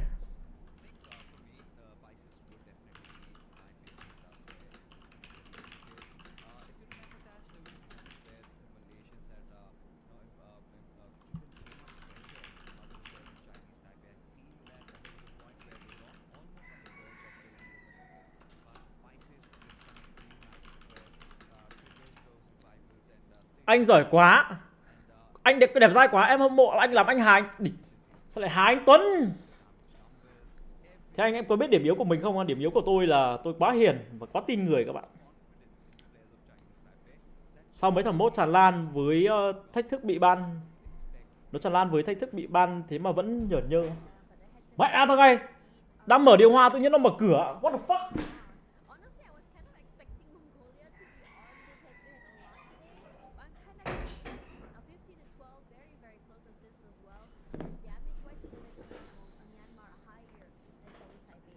Hiền là tôi hiền mà, tôi hiền dã man.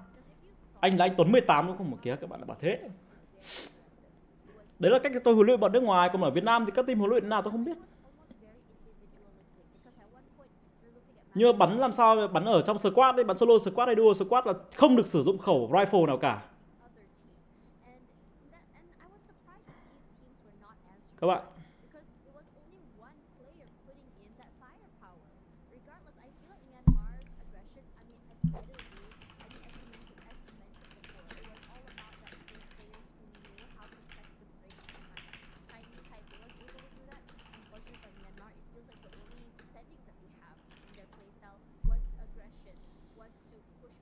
Ở Việt Nam player trừ lại huấn luyện viên đấy, chính vì cái tôi cao nên tôi sợ làm huấn luyện viên Việt Nam đấy các bạn.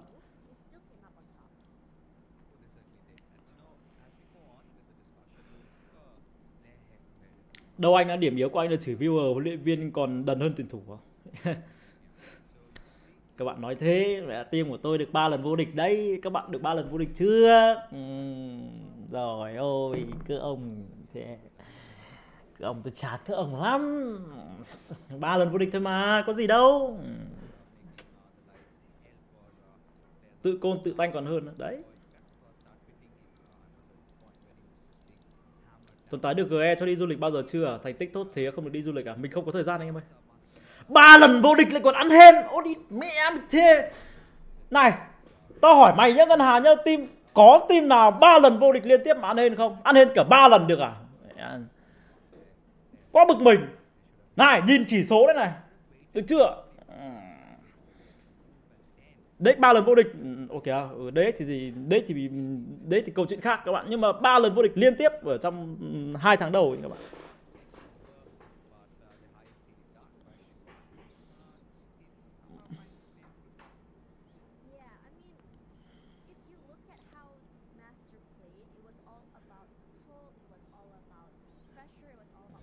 Mới chửi viewer đi mẹ mày. Ok tôi chửi lúc nào? GE giống Man City nhỉ anh ạ. Ok có GE đó. Tôi đừng có bốc phét. Đếch do ăn hên thật đó kìa. Mẹ ảo thật đấy. Thắng làm vua thua ăn hên đấy, chửi viewer như con. Nếu biết làm nào vừa lòng các bạn. Chịu đây.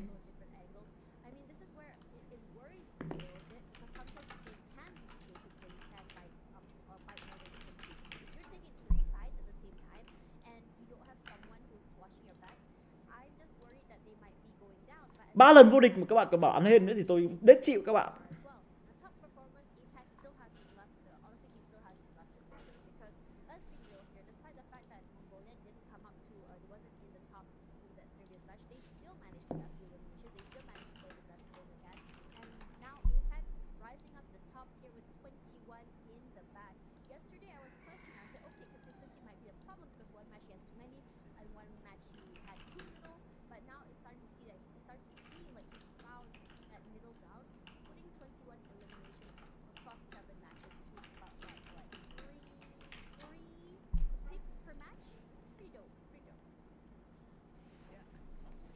Anh là huấn luyện viên tháng được bao nhiêu vậy? Tháng tôi được 2,5 triệu, 2,5 triệu 3 triệu thôi các bạn. Thắng làm vua thua thì ăn hên à? Ok các bạn. Cay thế nhở. May là Tuấn không biết tiếng Myanmar đấy chứ không Tuấn chửi nó vẫn cười. Ok sao lại thế?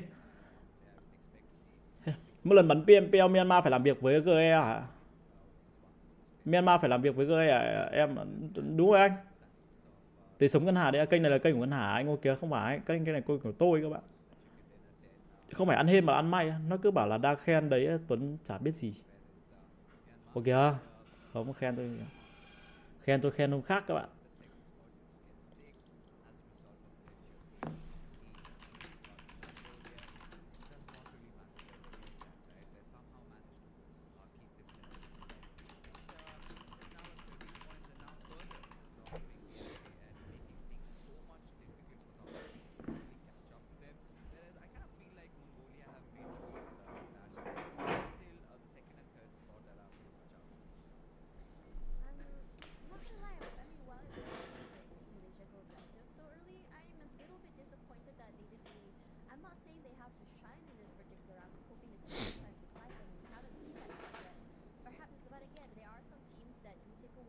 Anh streamer này nóng quá, ăn sắp thôi anh em. Tôi nóng đâu các bạn. Thì các bạn cứ bảo tôi thế ạ. Bảo Mông Cổ không có STM mà vẫn bắn ác VL ạ. À thế là Mông Cổ nó kiểu tình hình chung rồi các anh em ạ. Team 4 MV về 3 giải quốc nội à? Ok. Round một ngày nào đó GE được đi BMGC, rồi một ngày nào đó GE được đi BMGC chỉ đạo trực tiếp. Sao tụi nó hiểu được? Chỉ đạo trực tiếp tôi sẽ chỉ đạo bằng hình ảnh các bạn tôi vẽ. Này mày phải đi như này này. Này đấy như này đấy. Mày phải đi vào cái nhà này rồi các thứ đấy, rồi bắt đầu smoke các thứ mày sẽ trải qua đường. Hoặc là mày lấy vị trí cao, hoặc là mày là smoke và che mặt đối thủ đi các thứ đấy. Con là điều đấy các bạn. 42 điểm. Đấy 47. Kill là 29 kill à? Cũng top 4 kill đấy.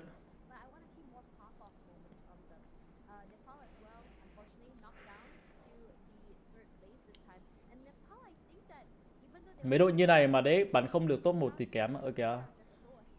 Tôi cũng chịu thôi, làm sao biết được. Đang chờ cái BMGC đây, chắc lúc đấy mình lấy chồng rồi. Mày cứ đợi đấy, năm nay có khi là tao đi được BMGC đấy.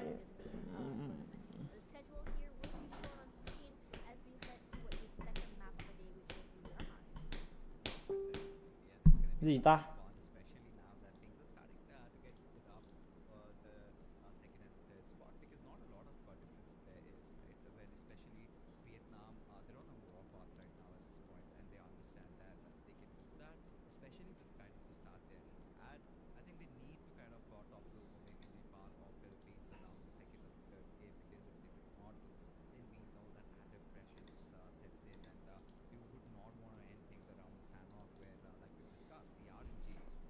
Giải này mấy ngày nhỉ? Hết hôm nay thôi anh em ạ.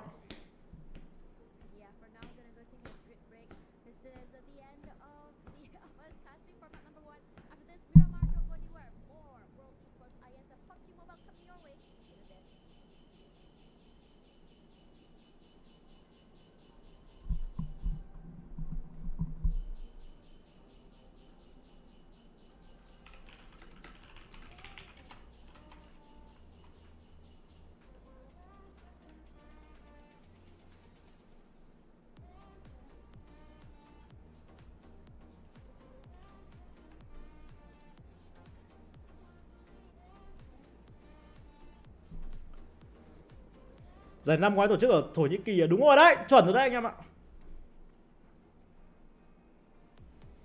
Mấy thằng Gea trận này phải top 1. Bắn 3 cái top 1 cho tao. Hôm qua giải thích như thế rồi. Mà không top 1 được nữa thì thôi.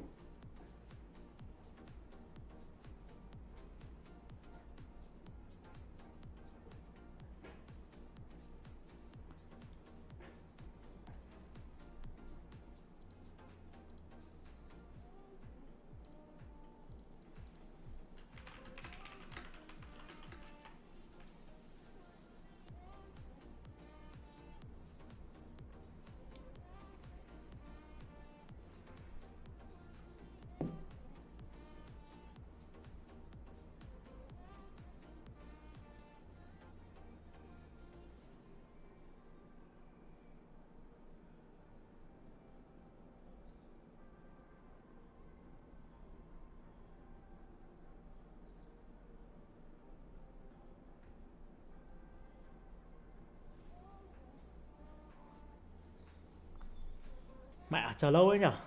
Vào lên top đi.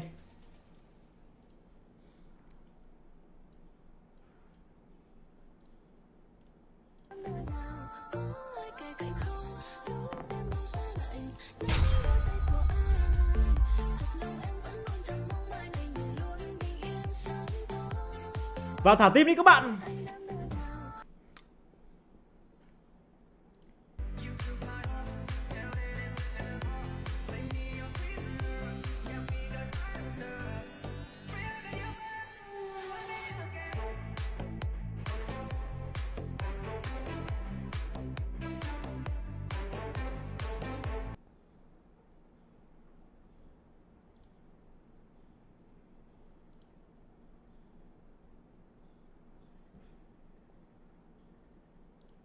Ok, live đã kết thúc ạ. Cay thế nhở.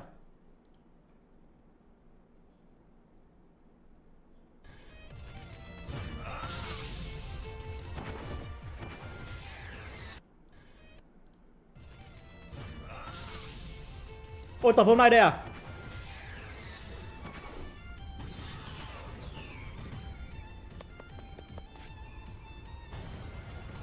Ui, vãi lồn nhở. Thằng Kinh này dã man thật đấy.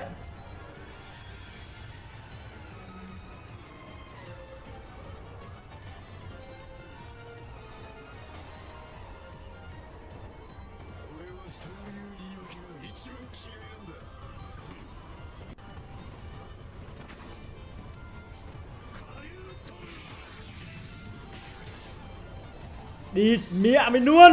Như nào Zoro đâu? Ui.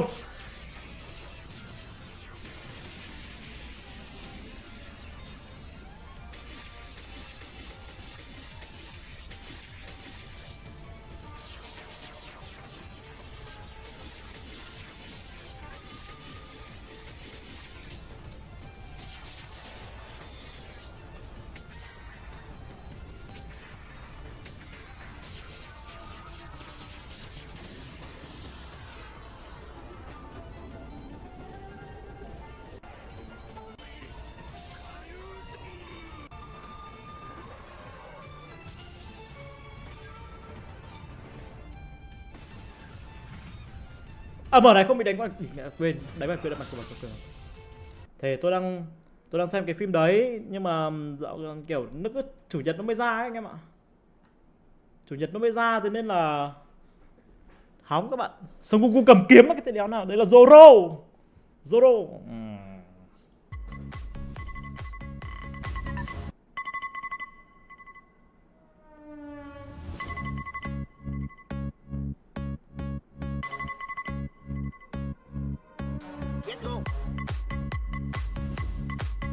Report. Trường hợp này đặt phải camera report. bắt quỹ đen và cái kết.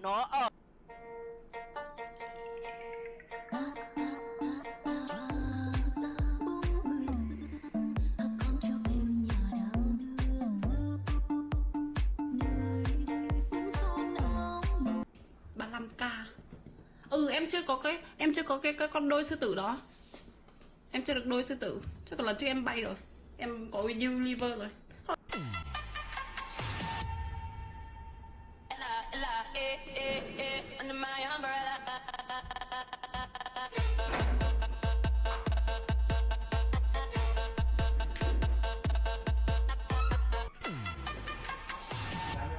Và đây chính là... Nửa tiếng nữa tới nha em ơi, đang tắc đường quá. Tới muộn 1 phút em phạt anh 100 nhá. Đi con mẹ Hello mày. em. Anh tới muộn 30 phút nhá. Em phạt anh 3 triệu. Tí về thanh toán đầy đủ mới được về đấy. Ôi giời, em vui tính thế. À em quên, lần đầu gặp mặt em có món quà tặng anh, coi như là quà gặp mặt nhé. Ui dồi, em cẩn thận thế. Anh cũng chưa chuẩn bị được gì. Anh cũng có món quà tặng em, coi như là quà gặp mặt nhé. Đi mẹ. Chị nói sao về chàng trai 6 múi không hút thuốc đam mê thể thao? Bình thường em ạ, đấy mà. Giờ mẹ 6 múi đam mê thể thao không hút thuốc, đầy vẫn ế đầy luôn, vẫn thừa đầy luôn, chứ em đừng nghĩ như thế là ngon. Chị đây mẹ xinh đẹp tuyệt vời. Dễ thương, ngoan hiền. Trời ơi, ngoan nhất trên đời luôn, ngoan số 1 top 1 luôn. Chả qua là kiểu trên đời nó toàn những cái cuộc thi xem là ai đẹp hơn, chứ nếu mà thi xem ai ngoan hơn là mình top 1 luôn đấy. Là mình rất là ngoan mà mình vẫn ế đây thì em ơi, cái 6 múi của em chả là cái gì cả nhá. Chị đây tuyệt vời như thế này mà còn ế bao nhiêu năm chứ không phải mới ế đâu. Thế là người như chị mà còn ế được thì người như em 6 múi thể thao không hút thuốc là chuyện có bình thường. Chị có hút đâu, chị cũng không hút thuốc này, không rượu chè, không có bia bọt gì này, không có ba sàn bay lắc, không chơi bời gì hết cả ngày ở nhà thôi. Trời ơi, ngoan ơi là ngoan luôn ý. Eo ơi khiếp, mình còn rất là ghen tị với người nào mà sau này có được mình luôn. Đấy, tuyệt vời như thế mà vẫn còn ế thì cái 6 múi của em là cái quần què gì mà em tự tin đấy.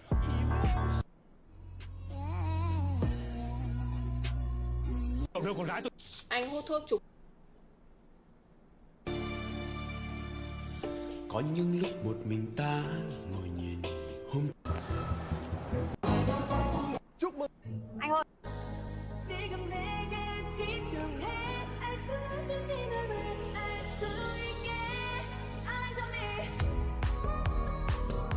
Report, report. Let's get those extra stragglers in terms of dwindling down. Report, đúng không? Phải report các bạn. Lobby as well as Những cái nội dung như thế là phản cảm nên chúng ta phải report lại cái nội dung như thế nhé các bạn nhé. Another certain circle, I think we've seen a similar circle yesterday. I think it was the first match and kind of favors the likes of you know, the Mongolians, right? But you know, in this matchup, we're kind of looking forward to how the Nepalis are going to play, and even if you know, teams like Myanmar are they going to have a back-to-back good match? San Martin này, boss xuống dưới này, đếch nhảy El Pozo này. I think Ở ngoài con nào không Tú? it would be kind of fair to say that Thế ta tắt rồi bật quạt đấy. but another country that we haven't talked a lot about and kind of deserves the spot, I think, is Thailand, right? And they've been getting at those good places, they've been making those right decisions, but during those fights, I kind of feel they kind of go all over the place, right?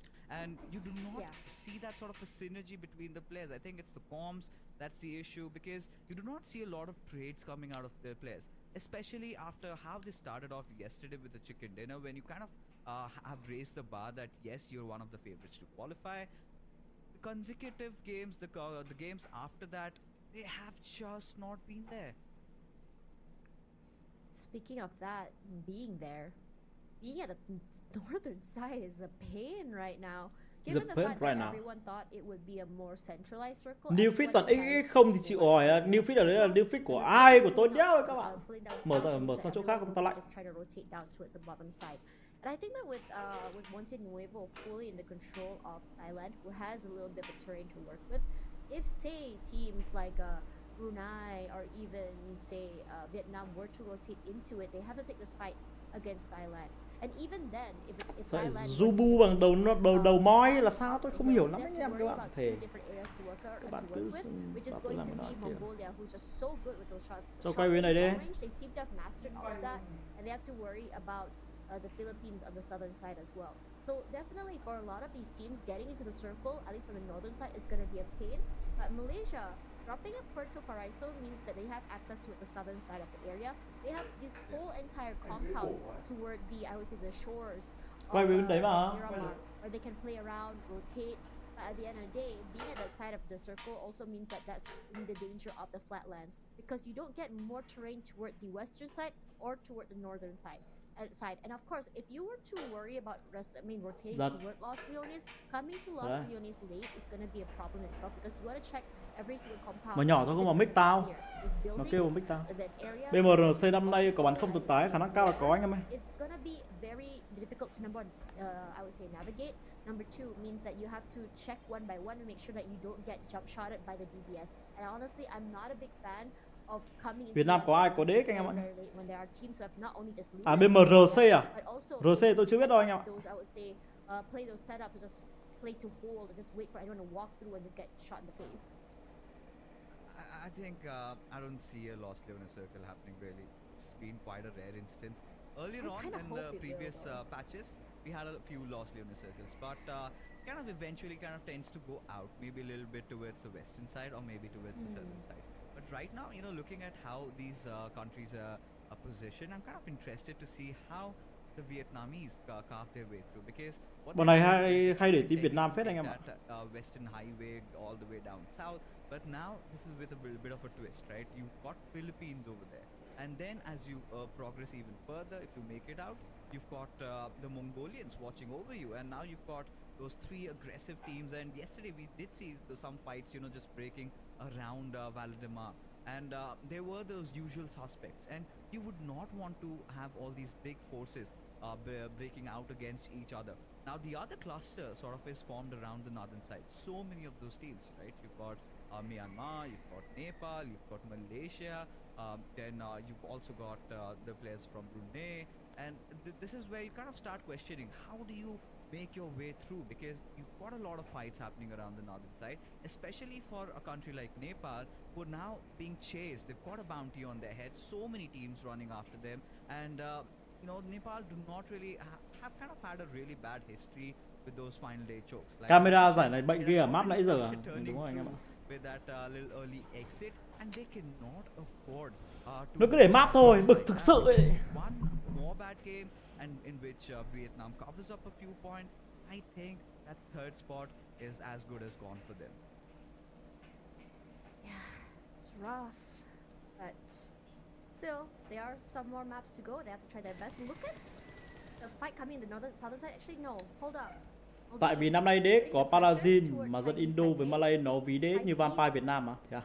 Ate a lot of damage. Ok anh em nhá. Sold it too soon. So it's gonna be some trades as Pang nearly gets knocked out of the game. His teammate was ready. Just trade out at the very least. Love the fact that they got these scopes and really and these long. Indo là tôn vinh Parazin á. Thế á? And understanding the bullet drops. À, chắc là sau đợt SEA Games đúng không? Despite the fact that being so far out and him behind their vehicle, he's understanding how to navigate with it. Tôi không biết đâu, tôi không biết bọn Indo nói thế đâu. Gives him a little bit of breathing room, but they put in the pressure. He healed up Kara at the bottom side as well.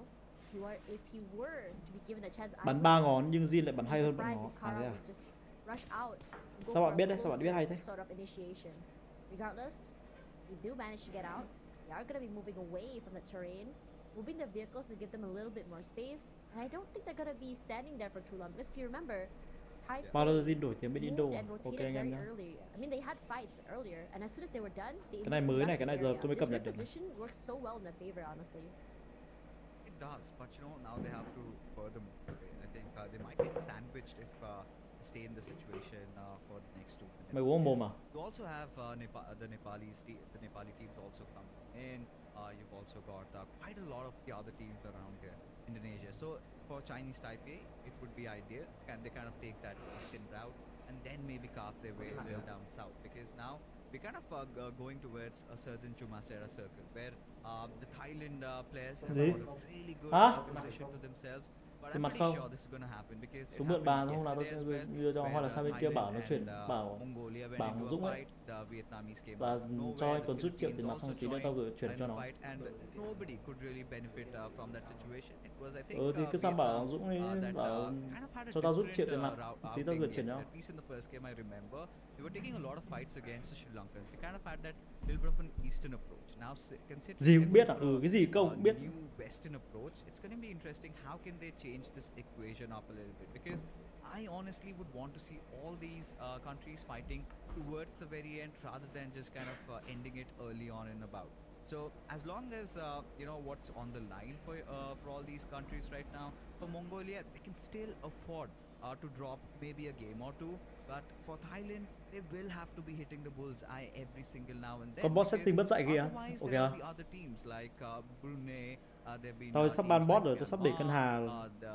Chỉ đến giờ là lên nói thôi. Even Chinese Taipei starting to slowly catch up because for Thailand, it was the first chicken dinner yesterday and a little. Sớm mai làm sao đấy? Sớm mai chết à? Thật không đấy?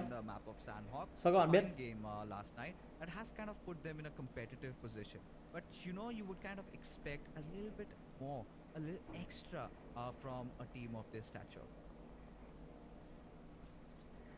I really want to see Malaysia just pop off today as possible. Not asking to chase up the top 3, just to as a statement play, you know, just show and put Malaysia on that map.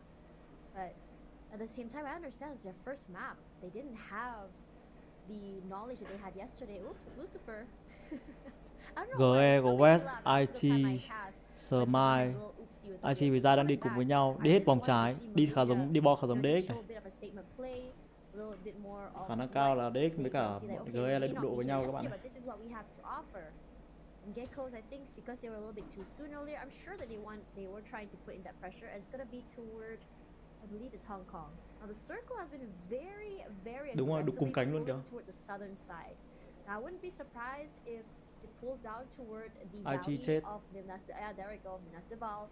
There's gonna be, and if it pulls toward the middle side of that of those 3 terrains, it's gonna be so painful. But speaking of painful, Mongolia, our top team, is going to be the team that's knocked out first.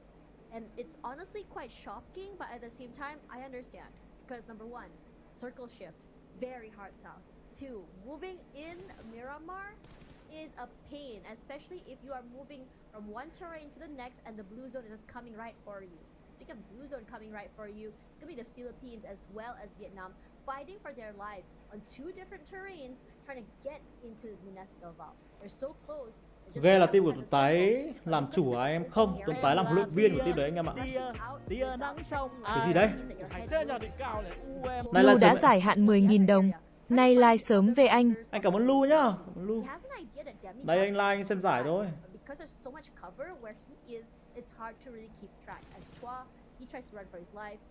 Đấy giờ mất linh hồn rồi, có mỗi cái xác à? Để xem nha.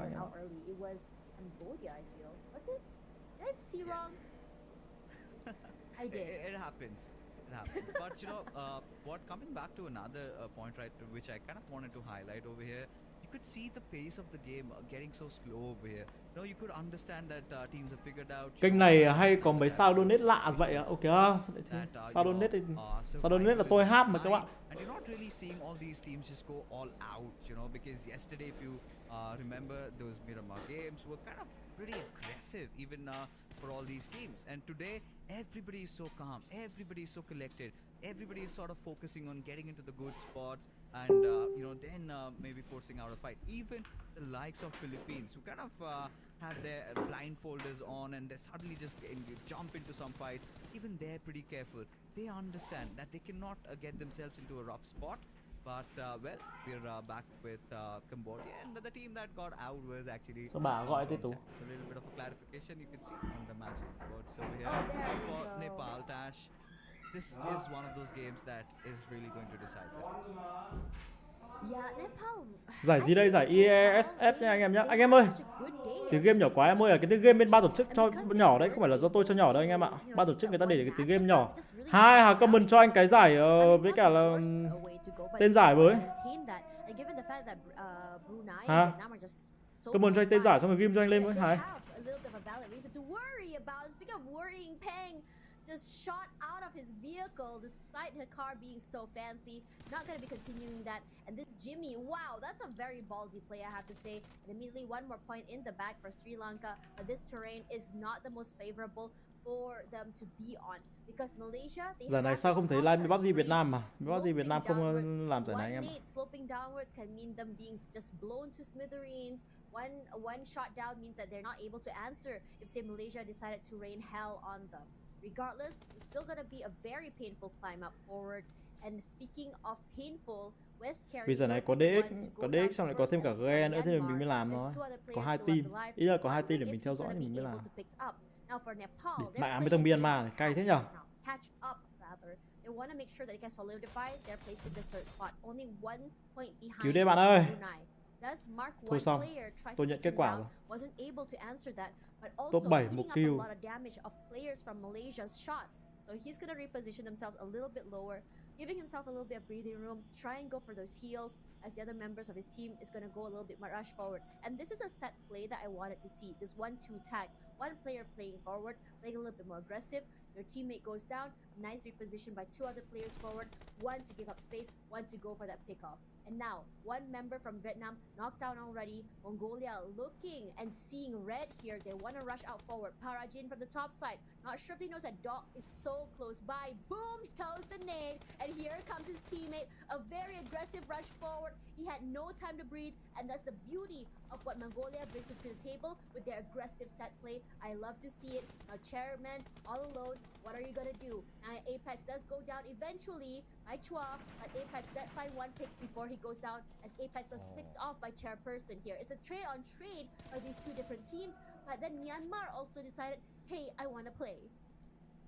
You know, they're just benefiting from that situation, and you know, kind of kudos to Chairperson, especially when his team was almost getting decimated. He still made another move where you could see the Mongolians kind of separating their forces apart, right? They had 3 players stationed at one point, and Apex was left fending for himself. Anh ghim đi chứ em không ghim được à? Get some you know, avenue to go in for a push. They could do commit for that, Okay, Hà nhá. and did not really expect to see Apex being taken like that, especially when he had that information relayed onto him. But right now, Malaysia getting real closer to the players of Chinese Taipei. We have seen this fight even happen in the previous game, whereas Chinese Taipei just got the better of them. But I kind of liked how Malaysia were kind of going a little aggressive, right? They were not really shying away from those battles with having nothing to Mông Cổ bắn mùi gì, bọn Mông Cổ bắn hay mà các bạn nhìn thấy bọn Stone Wood bắn giải Scream Việt Nam chưa?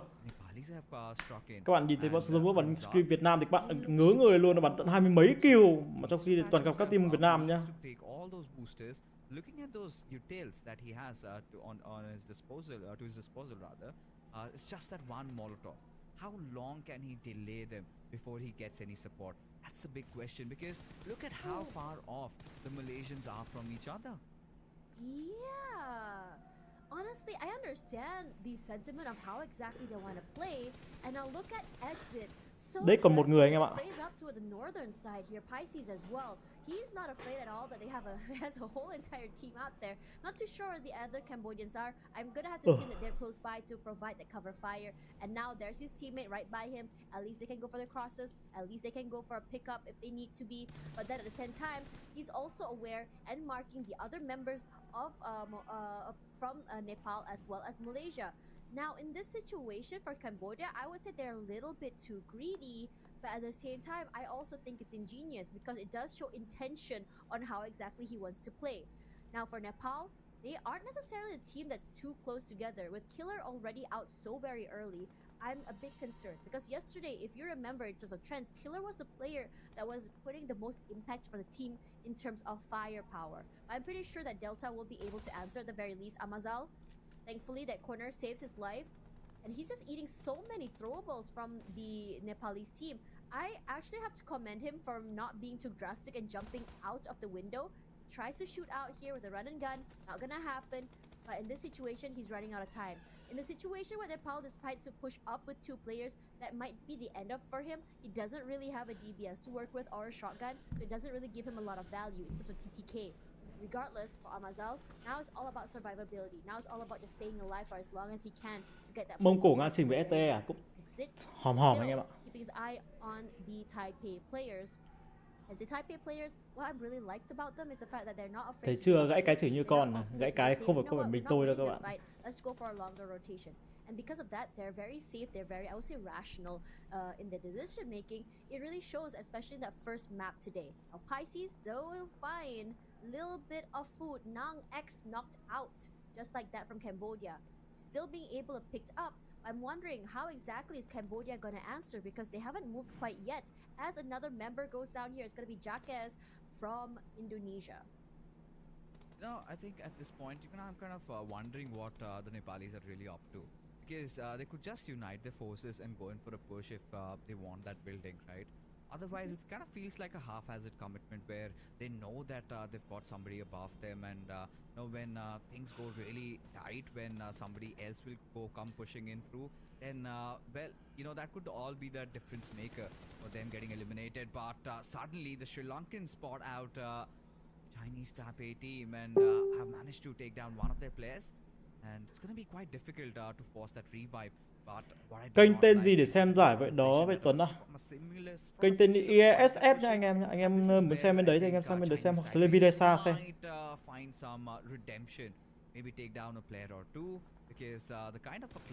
Các bạn lên kênh Videsa xem. I think had they kind of spread out a little bit, formed a few different angles, it could have really helped them in further applying that extra bit of pressure on those players of China. Riêng tư làm tưởng bet trắng là sao? Đè tay trong quốc nội thôi, chỉ ra quốc tế cần chiến thuật hơn, đúng không anh em ạ? Cần chiến thuật hơn nhiều. Chứ còn này chưa ăn thua lắm.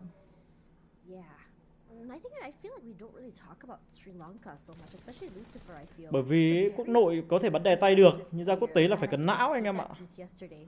Quốc nội các bạn tưởng tượng mà xem, quốc nội thì tay các bạn chắc chắn là hơn những đội tuyển còn lại rồi, nhưng mà ra quốc tế thì tay là ngang nhau. Thế nên là phải dùng não chơi chiến thuật. Because sometimes they have really good openings where they get one player, they're able to just lobby one at the same time. And we saw but at the same time we see moments where, like just now, where Apex just rushes forward the vehicle and immediately DBS play gets 1 shot, 2 shot, 3 shot to the Sri Lankan players, and they're not able to find an answer. So in this situation, I think reaction time, or rather predicting what might be happening, might be a struggle for them. At the same time, this circle is just pushing out forward, and now Taipei in trouble. Pisces trying to go aggressive, but Nepal will be the one to answer first. That DBS is doing so much. Jin không liên quan, đừng chửi em nó. Jin nó có liên quan gì đâu các bạn. Jin nó chỉ là team nào mua, team nào cần thì nó bắn thôi chứ. APG, look at it, exit with the drive. Jin không liên quan nhá anh em nhá. He eats a bit of damage, but does take up that space, and they want to annihilate these Thai players. Not happening quite yet, as we saw them actually cooking that nade. They're still just waiting for them to throw it out before rushing forward here. His teammates try to find that information. Exit eats a lot of damage. The nade does come out. Exit will be punished for going on the aggressive B with the sprays, with the smoke. But does he know that mẹ bọn GE được có mấy điểm trận này, chứ biết phải làm nào rồi nhỉ? 6 trận. Vẫn tổng 6 trận em ạ. Trừ Misa thì được nhé. Misa có trên kênh không ta? And now this is nade will be cooked up here for Seasky only. Thailand only left with 2 more players. He tries to find or flush out the other member from Cambodia, but he's playing very, very quietly. The final player left alive with 3 in the bag. Can he get another one? Mày có ở trên kênh không? Because if he survives this fight, it's all about just getting into the circle and surviving. And he's not moving a bit. He understands how important surviving is going to be. Anh bảo này, đang cần mod ở trên page đấy để trả lời recommend của cả những bài viết đấy. Mày có làm được cái đấy không? Anh ép mày vào page xong mày làm giúp anh cái. Chứ anh nhiều comment quá, anh không rep được hết. Kiểu gì mốt qua săn hốc đế cũng dùng thuyền đi bò y chang là PMSL rồi. Ok anh em, thôi bọn Myanmar thua pha này thì bảo sao ạ? Được anh hả? Nhắn tin cho Facebook cá nhân của anh đi để anh lấy ID anh add lên page. Em dùng máy tính gần như 24/24. Ok em nhá. Page thì toàn mốt nữ rồi, bây giờ cần một mốt nam nữa. And in the nations, courtesy to that high ground advantage, they're kind of all over the place right now. They have picked up the king of the hill spot, and it's going to be so difficult to now try and dismantle them. But the Mongolians are trying to slowly invade, slowly trying to sneak in. I think somebody needs to keep in watch, because you also have the players from Brunei, and with that little bit of a jump peak, maybe might have that little bit of an idea that they might be open to a breach, maybe by the Mongols over here. But for now, I think this is where, like I was saying, with their decision making in that situation, they did not go for a push. Eventually, Chinese Taipei came in. Anh có chơi bao GBC không? Look at how many losses they've taken. So rules and kind of left to fend for himself. Quên Frankie nữa hả? At this point, Nepal even got eliminated, and they could have created a lot of value had they kind of taken that control over that building, because that eventually also ran out of the circle, and now this is where things start tumbling down for Nepal, and I don't see how they're going to come back right in, because now we still have if you talk about the front runners, you still have Philippines in the fray. They're in a really good position. Then you're talking about Indonesia slowly but surely getting their way back in, and even Brunei are in real close proximity. And there you go, Chaco manages to find an opening on East, and Newbie instantly secures that finish with just one Mongolian surviving. Nói bạn em sẽ bảo thi thoảng rep tin nhắn đâu, rep comment ở page thôi. Giao tìm thấy Toán Nguyễn đâu luôn. Brunei this time around a little bit more quiet, but liking the way they're approaching these fights with only Doc 922 still around. They are still very much in the top 10. Placement points will be available to them. They have quite a number of eliminations here. But in this game, while Brunei was quiet, they still have 5 eliminations in the bag. Quite surprising given the fact that Nepal was a team that was out early as well, still managed to get 5 eliminations. I think in that situation where they were stuck in that compound just now, they won so many fights, he came up on top. But looked at how aggressive he is, but .922, not gonna get any more than that in terms of eliminations, and now we're down to our top 5. Regardless, for Brunei, this numbers advantage can be the defining, I would say, condition for them to get the chicken dinner. They do get the revive, but at the same time, Indonesia is still very much healthy and happy with 3, and so is the Philippines. Now, Starboy will be marking out the other members of the Philippines ranked in trouble, does have the vehicle to hide behind, and Chewy is not really answering. So this is a 3-way fight, and Indonesia says, okay, let them fight each other, let's go for a reset. Việt Nam trận này không kill. Because we have the high ground here, we can take our time a little bit as we push forward. Một đích mạnh mẽ các bạn. It just sloped downwards. It's a valley down there, and getting the middle side of the circle is going to be so painful to hold as Ezreal tries to take the other members of Thailand. Flash does take a little bit of a pinch from those shots. Fortunately, not more than that, but Chewy answers back to Starboy, takes him down.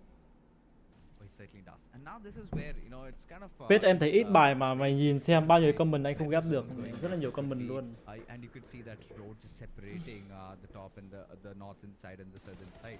But right now, Philippines backs against the wall. They kind of have that lower ground, but still, Bonboy manages to find those crucial. Đấy chắc thiếu Rabbit à? À thế à? You realize that it could be Thailand in front of them. Tôi không biết đâu. Right now injured. Kể cả comment chửi á. Sao anh chưa add Ngân Hà vào page nhỉ? Anh đang hơi khó hiểu. Sao không thấy Ngân Hà trong page của anh? As he somehow managed to try and keep things alive, but no, the numbers of Philippines still prevailing supreme as they've managed to get 9 eliminations already. Bonboy Pai is going to get that revival pretty soon. As the Indonesians come down the hill, Rankage is going rampantly spraying at their direction, but clearly not finding any knocks. Surprisingly, Indonesia today quite consistent. 5 in the bag and surviving top 5. One of their best beats could really potentially push them up a little bit in terms of placement. Regardless, Piasao does find Jacques. He was very separated from his teammates. Now with only 1 member still alive from Indonesia, I don't think it's going to be a problem for him to get that revive, but Piasao putting in that pressure, not able to get the revive. 1 player left alive. It's Chewy. He manages to see the other members of the Philippines. Philippines, they have this 1 set play. Get 1 knock and we will eventually just quickly push out forward. Chewy just trying to explode his vehicle just to give him a little bit of space as the other members of the Philippines so preoccupied to the other side of the map. And there's also an answer from Maldives at the same time, a long-range pick.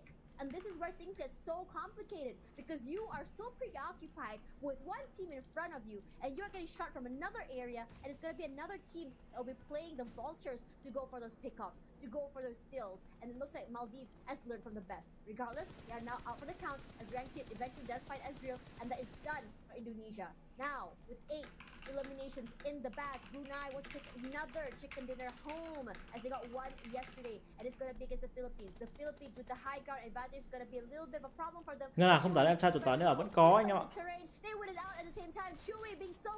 Vẫn có 8 nhưng mà không tán được anh em nhé. Ngân Hà phải biết hát cơ, giải gì đấy em à. Anh ơi, anh đọc phần game comment giúp em nhé.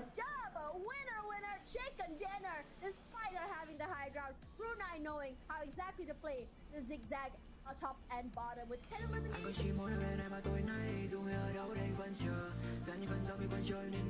Tôi quá chán. Hôm qua cả cái top 1 vui vui tí thì hôm nay là hết rồi anh em ạ. Chả hiểu sao luôn. lại còn hái lên nụ cười. Đó là lần đầu mình nắm say một người. Ánh mắt từ ngày mình soi sáng trên bầu trời. Em đã hoàn toàn là gục ngã cả sâu đời. Yeah, I'm better by myself. Em phải để anh chờ bao lâu. Anh không muốn ta phải xa nhau. Bởi vì ta đâu muốn anh còn tim rồi bời. Lên xanh đi bởi trời đã tối rồi. Anh không muốn trải nghiệm phận cô đơn. Anh chỉ muốn ta lại gần nhau hơn. Chúng ta đâu muốn lại chia xa cách lòng. Giống khi anh viết về em mây dòng. Trên con đường nhưng mà mình bên nhau. Đi với em bên tận đêm thâu.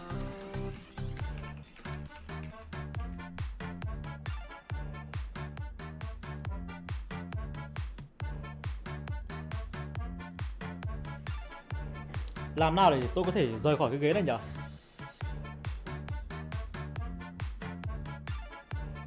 Từ từ đó để tôi nghĩ ra cách phát cho bạn.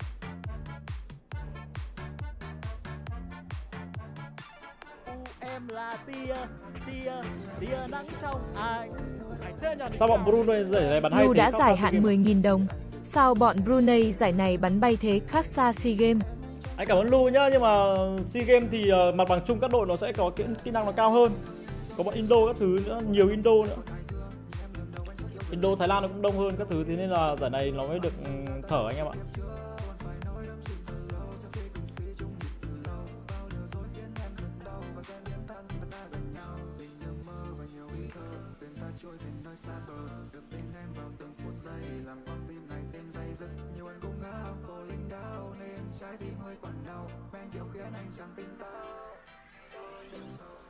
Tao đâu muốn hai con tim rồi bời. Lên xe anh đi về trời đã tối rồi. Anh không muốn em trên con đường cô đơn. Anh chỉ muốn ta lại gần nhau hơn. Chúng ta đâu muốn phải chia xa cách lòng. Giống khi anh viết về em mây dòng. Trên con đường mà mình bên nhau. Đi với em bên gần đêm thâu. Em đã dịu dàng lại còn hái lên nụ cười. Đó là lần đầu mình nắm say một người. Ánh mắt từ ngày mình soi sáng trên bầu trời. Em đã hoàn toàn là gục ngã cả sâu đời. Yeah, I'm better by myself. Em phải để anh chờ bao lâu. Anh không muốn ta phải xa nhau. Bởi vì ta đâu muốn anh còn tim rồi bời. Lên xanh đi bởi trời đã tối rồi. Anh không muốn trải nghiệm. Đấy, ảnh Ngân Hà che lại ạ. Ok anh em nhé. Thôi trêu nó một hôm thôi, trêu nó hôm nữa nó dỗi bây giờ.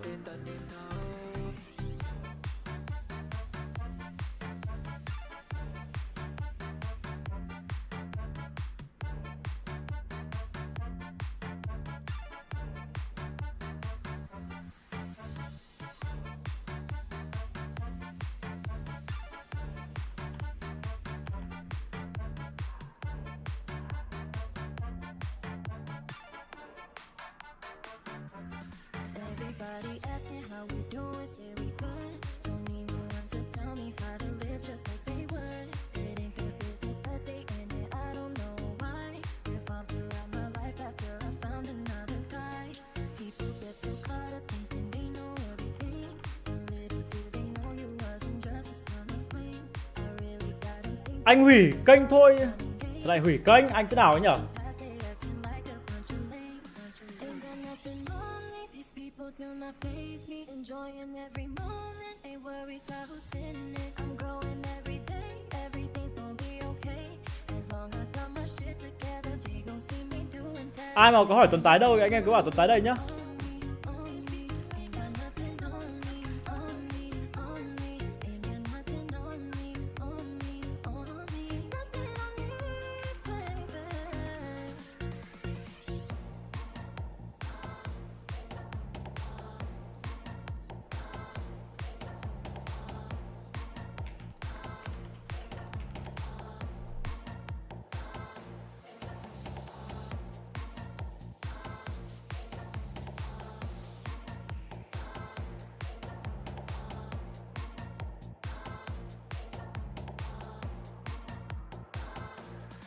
Everybody asking how we doing, say we good. Don't need no one to tell me how to live just like they would. It ain't their business, but they in it, I don't know why. Revolved throughout my life after I found another guy.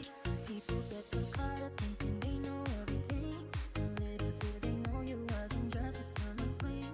I really got them thinking this was all just fun and games. So caught up in the past, they acting like a bunch of lames. Ain't got nothing on.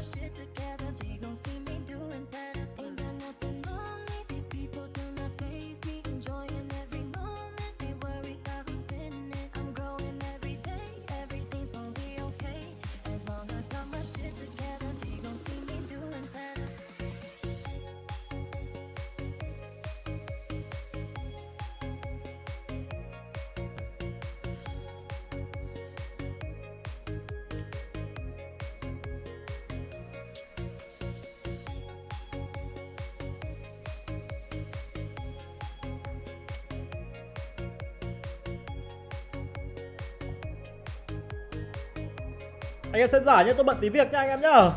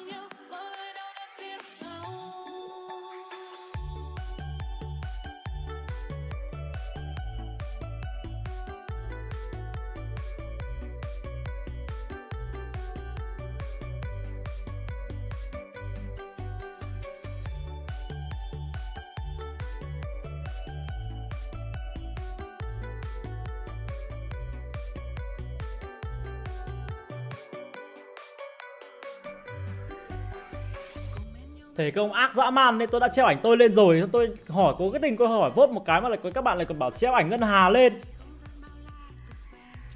Các bạn nào nhở? Bật nhạc top top lên nào. Nhạc top top đây.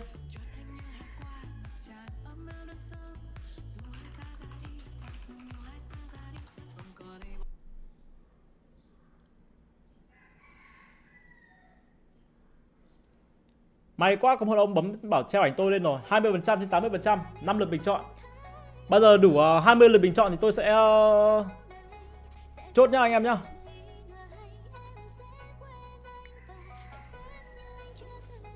Mười lượt rồi, còn 10 lượt nữa anh em ơi.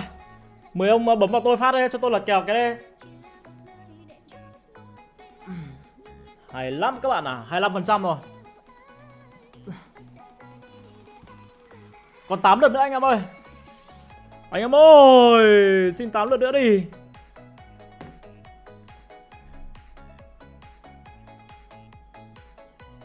Bảy lượt nữa anh em ơi.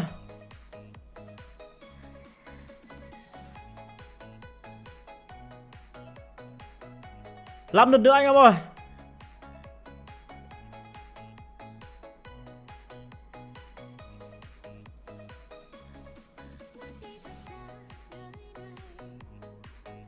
Ba lần nữa anh em ơi.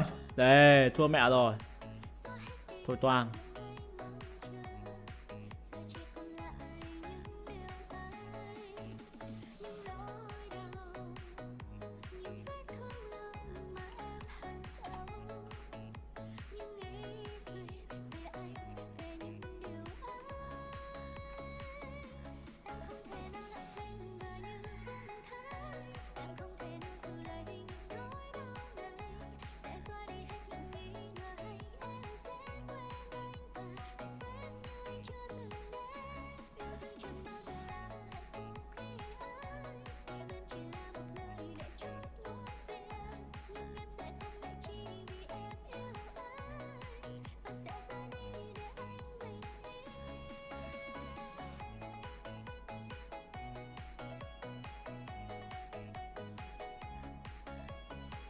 Công ác với tôi lắm.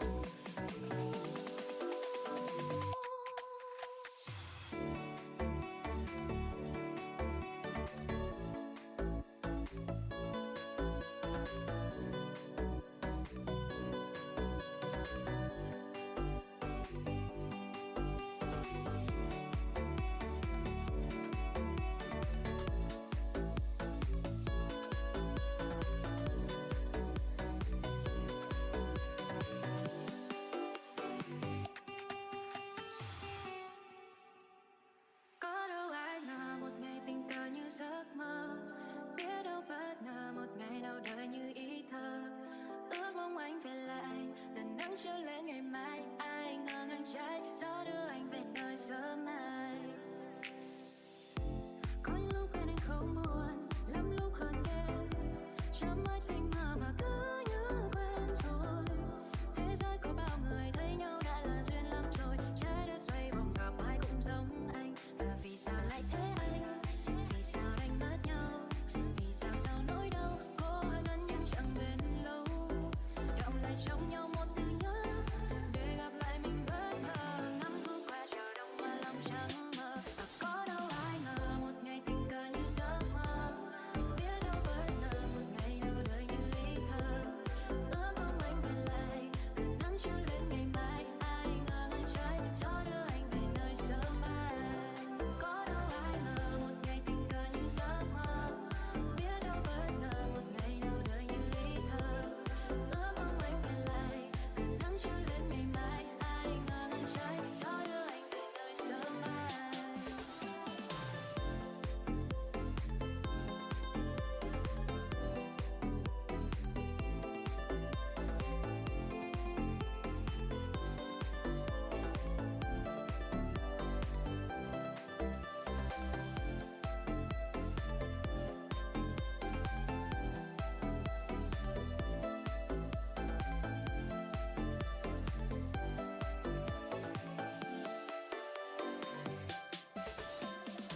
Vẫn cứ mơ từng ngày đêm chẳng dám cỡ sợ người quen những ý thơ giờ cũng chẳng có gì bất ngờ. Just wanna be okay nắm trên tay em đi mơ buồn dù chẳng bên cạnh vẫn mong chờ một ngày mình thành thơi. Vì sao lại thế anh? Vì sao đánh mất nhau? Vì sao sau nỗi đau cố hơn cân nhưng chẳng bền lâu. Động lại trong nhau một từ nhớ để gặp lại mình bất ngờ. Ngắm thu qua chiều đông mà lòng chẳng mơ. Và có đâu ai ngờ một ngày tình cờ như giấc mơ.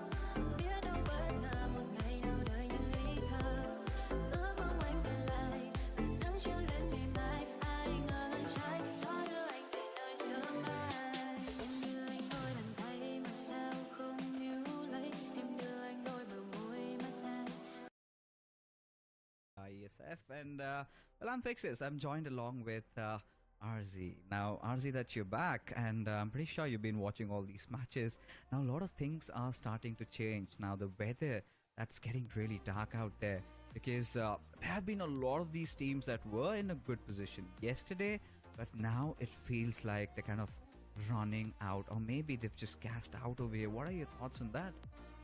I mean, definitely this was one of the possibilities that we discussed yesterday as well. The teams that performed on the day one need to consistently make sure that they perform on the day number two, and any one or two bad games would make sure that they fall behind. And this is exactly what happened. Thailand is not in a great position so far, and something that is just came to my mind. By the way, Group A is also fighting right now. Top 5 teams will go ahead.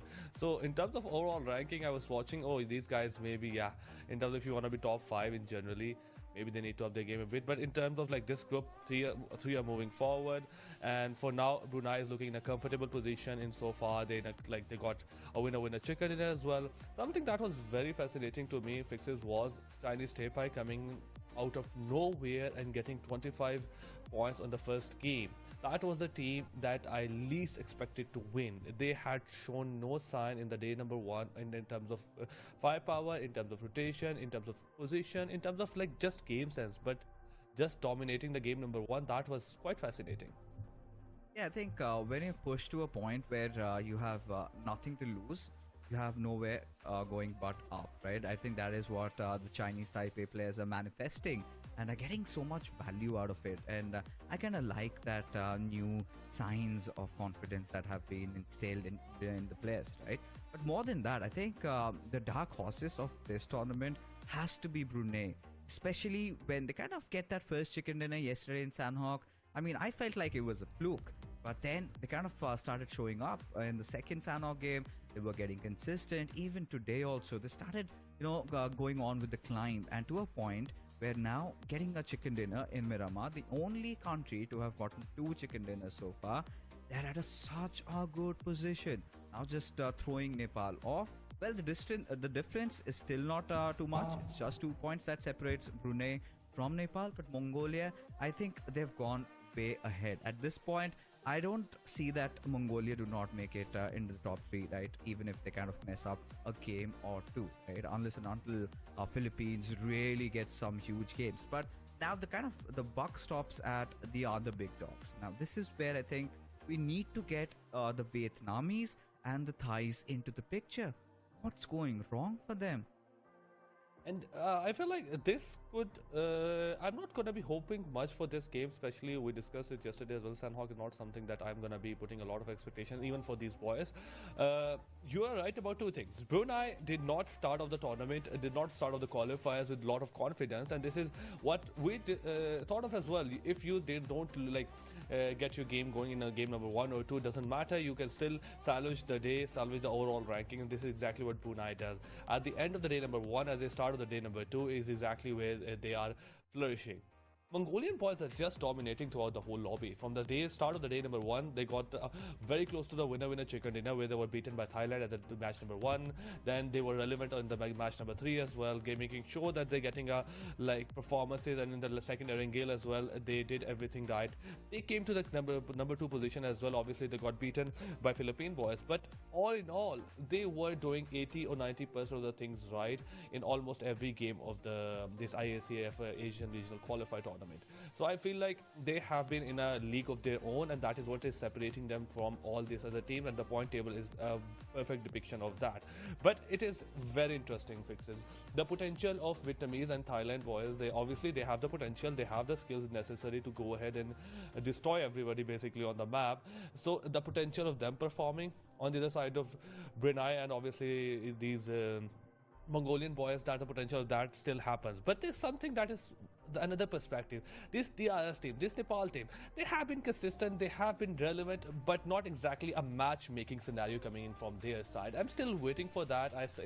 This wait started yesterday in the match number 4, 5, 6. It's still moving on. I feel like going ahead, it could be a potential where DRS will use these last 4 games to turn everything around. They have the capacity to be at top 4 without with just being consistent of securing 8 to 9 points every game. So I feel like that's another perspective I might be just very interested in watching. Yeah, I think when it comes down to the Nepalis, I feel it's time that they start getting a chicken dinner for themselves, right? Yes. We could clearly see that the pressure is starting to take over them, and they've been in this situation numerous times, and it's not going to be difficult for them to overcome. But I think at this point, you need to start believing in yourself and your teammates, and whatever your IGL says, just follow it with your eyes closed, is I think what I would expect as we venture into the rainforests of Sandhawk. As now this is where this is going to be such a nice game, because here I kind of like how Brunei has been playing, and this is the time where I guess if they get one more chicken dinner or maybe a top 3 finish, which they've been doing quite consistently in Sandhawk, they kind of will build that little bit of a gap or a difference between them and Nepal. So Nepal have to strike back in this one, and even if countries like Vietnam and Thailand also want to come in, be in that contention for the top 3, I think somebody from these named teams has to get a chicken dinner in this matchup. Obviously, if you're going to catch up to those Mongolian boys, they otherwise maybe being shown in the top 3, that is what we expect them to do. But coming to the match number 9, we have the plane path in front of us. We're going all the way from Mong Nai towards Camp Alpha. We have the north side favored a bit, but since the map is a 4x4 map, the dispersion is quite nice across whole map. We see teams in Camp Charlie, Sahmi, Nakham, all the way to Mong Nai, obviously Camp Bravo, and they are wonderfully distributed. The other issue is Maldives boys are right next to like a possibility of top clash coming in, and obviously it's Cambodia. They find too soon, take him down with a pistol, and that's the first knock coming in on their side. Lil Jon is going to be very happy with the start he got in this game, and unfortunately for Maldives boys, they lost one of their key players, and now they have to rethink their strategy. Yeah, they certainly have to. And in fact, for Cambodia, for Maldives, now these are the countries that haven't really shown up, right? Especially when you take a look at the overall standings, they kind of are the ones who are at the bottom of the ocean. And from here onwards, it's not going to create a lot of impact. But what they can do is kind of go a little bit more play with a little bit more freedom, because you know you're not going to qualify anyways. Might as well go all guns blazing, right? Just take down your opposition as Haite spotting out E, and we'll have no trouble dealing with him. But the trades coming in through from Cambodia. Now, this is something really nice that we appreciate, but yeah, an early casualty is something that Cambodia will not really be happy about. Definitely, they got the 2 knocks, but at the start of the game, losing a player just like that, where the major part of the game is left and like 14 teams, 13 teams are still alive, you need your 4th player if you're looking to make a dent in a overall ranking. If you're looking for an average game or above an average game, I would say Cambodia is doing perfectly fine. But looking at their position in overall ranking, I feel like this is not what they were hoping for. It is still salvageable, don't get me wrong. The 3 players can do wonders. We have seen it happening multiple times, but they need to play a bit passive-aggressive strategy where they see a good opening or a good advantage. Not just an advantage, a good advantage. This is where they need to capitalize. Otherwise, they might just need to play a bit defensively. Coming on to the other side, we have Brunei and Team Philippines right next to each other. It's just one player lying on the other side. Newbie spots one, deals a bit of a damage, but fortunately he is in a bit of a safety. Might just not give him enough time to make pull off a first aid kit. The other player is just lying in the bush. Oh, there are 3 teams here. Another one just passing by. What is exactly happening? I need to figure it out by myself. You know, I think it's the Western Circle, and all these teams want to, kind of rotate in pretty early. And the Malaysians, they drop around Hatin. Ideally, we saw the players from Philippines try and do so. But since they felt like their position got threatened, they decided to go elsewhere, that is towards Camp Alpha. And I think rightfully so, right? If it's not the drop location of Malaysia, what they've been trying to cause in this lobby is utter chaos, which is quite evident because, well, the Filipinos are also in the race of making it to the top 3, right? And they still do have a lot of matches. And now Myanmar making some quick rotation in pretty early on, and Brunei can really capitalize on the situation. Now, this is where the question arises. Where do, Brunei go from here? Because now they've kind of given over the hills to the players of Myanmar, so they're kind of restricted to those compounds. But by all means, I think that's a good compound to hold on to. You've got some really nice coverage. You've got some really nice cover to play around with. You kind of have some vision on all these players, on all these teams that are trying to poke and harass you. I think for Brunei, it's at this point, they should only focus on not having any of their players knocked. Because even if one gets knocked, I'm pretty sure, the other teams, their competitors, are going to be trying or forcing their way through. And that could be disastrous for Brunei right now. And just while I was speaking, Pisces again manages to find that opening. Now, this is where it kind of goes falling down for Brunei, because look at how far the knock player is. Now, whoever kind of decides to go and close in or try to get a revive will be risking himself, and I think that won't be necessary anymore because his, I think, elimination has been confirmed. These teams are not giving chances to anybody or a revival time to make sure that the other teammate can come in. They're just getting the knock and making sure they get eliminated. But here it comes, the full push coming. G rushing on the ESP player. Newbie gets spotted, takes a lot of damage. It's just going to be a matter of time where before he goes and gets spotted by the hand of Westcare. He goes down. He will not give him any more time or his teammates to provide some kind of retaliation. And there's 2 beautiful knocks coming on their side. This is the second one. They haven't lost a player. They're playing it wonderfully, especially fighting it out in Hathin and making sure not losing a player where the multiple teams are residing right now. This is top-notch performance by their side. Other than that, the rank ID or rank ID, whatever we want to call them, from Philippines goes down, and that's another loss on their side. They're not looking really good. 2 players left behind, not a single kill on their backpack. Things are not looking good for this team, especially when they were looking to make sure they get some kind of lead over the teams right beneath them. But, this is what I was kind of scared about, right, Arzi, because I kind of mentioned this, that the kind of separation that Brunei have been doing, they should have kind of stuck on to a 2-2 split instead of keeping a 1-1-1-1, because now I guess that was very well capitalized by the players over there of Myanmar, where they figured out one of their players has already been taken down, the other player is isolated, there's no chance anybody could provide cover fire, let's just go for the push. They went for a full 4-man stack push there, and eventually now Brunei are on the receiving end of things. And this is not going to be good, considering they do not have a huge difference when you look at the ones breathing down their name. That is going to be Nepal. Now, taking a look at Nepal, it's going to be such a tough time for them trying to get inside the circle, with especially Sri Lankans having already made it inside the zone. Even the Mongolians are on the warpath. They're, they've kind of made it to the Western Island. So I think I'm kind of a little bit worried about how Nepal do that. But yeah, I think they should not have a lot of trouble. But right now, I think we just have to wait for where the circle kind of ends around. Because Hong Kong, China, they have also been posing so much threat for Philippines, right? One of their players has already been picked off. And these high ground areas that Myanmar just took, GE team from like Myanmar, this is a wonderful spot. Probably the circle is going to be closing in on that side. They have the most high ground advantage right now. The potential of a backstab doesn't exist in those ground. Only the potential fight is in front of them, and that is just where you have the advantage. The circle has already taken a shift again. It's still including boot camp, some areas of Tatmog, making sure that Hatin is still somewhat in the center. The players on the other side, DRS, they have a major rotation to make a gain. They have to cross the bridge, to have to come side towards the Gamp Alpha, and you're right, it's not going to be an easy job, but look at that. The Vietnamese player Shuang has just an easy kill right waiting in front of it. It's just going to be a matter of minute or second. Obviously Demigod goes down, and one first kill on the side of Team Vietnam. But other than that, I feel like Team Chinese Taipei, they are doing really well in this game. 3 kills for for this team, and not losing a single player. Looking at their position, it's still a very comfortable position within the map, and they are in a great position to like secure many more kills. And this is the team right now that is on the match leaderboard.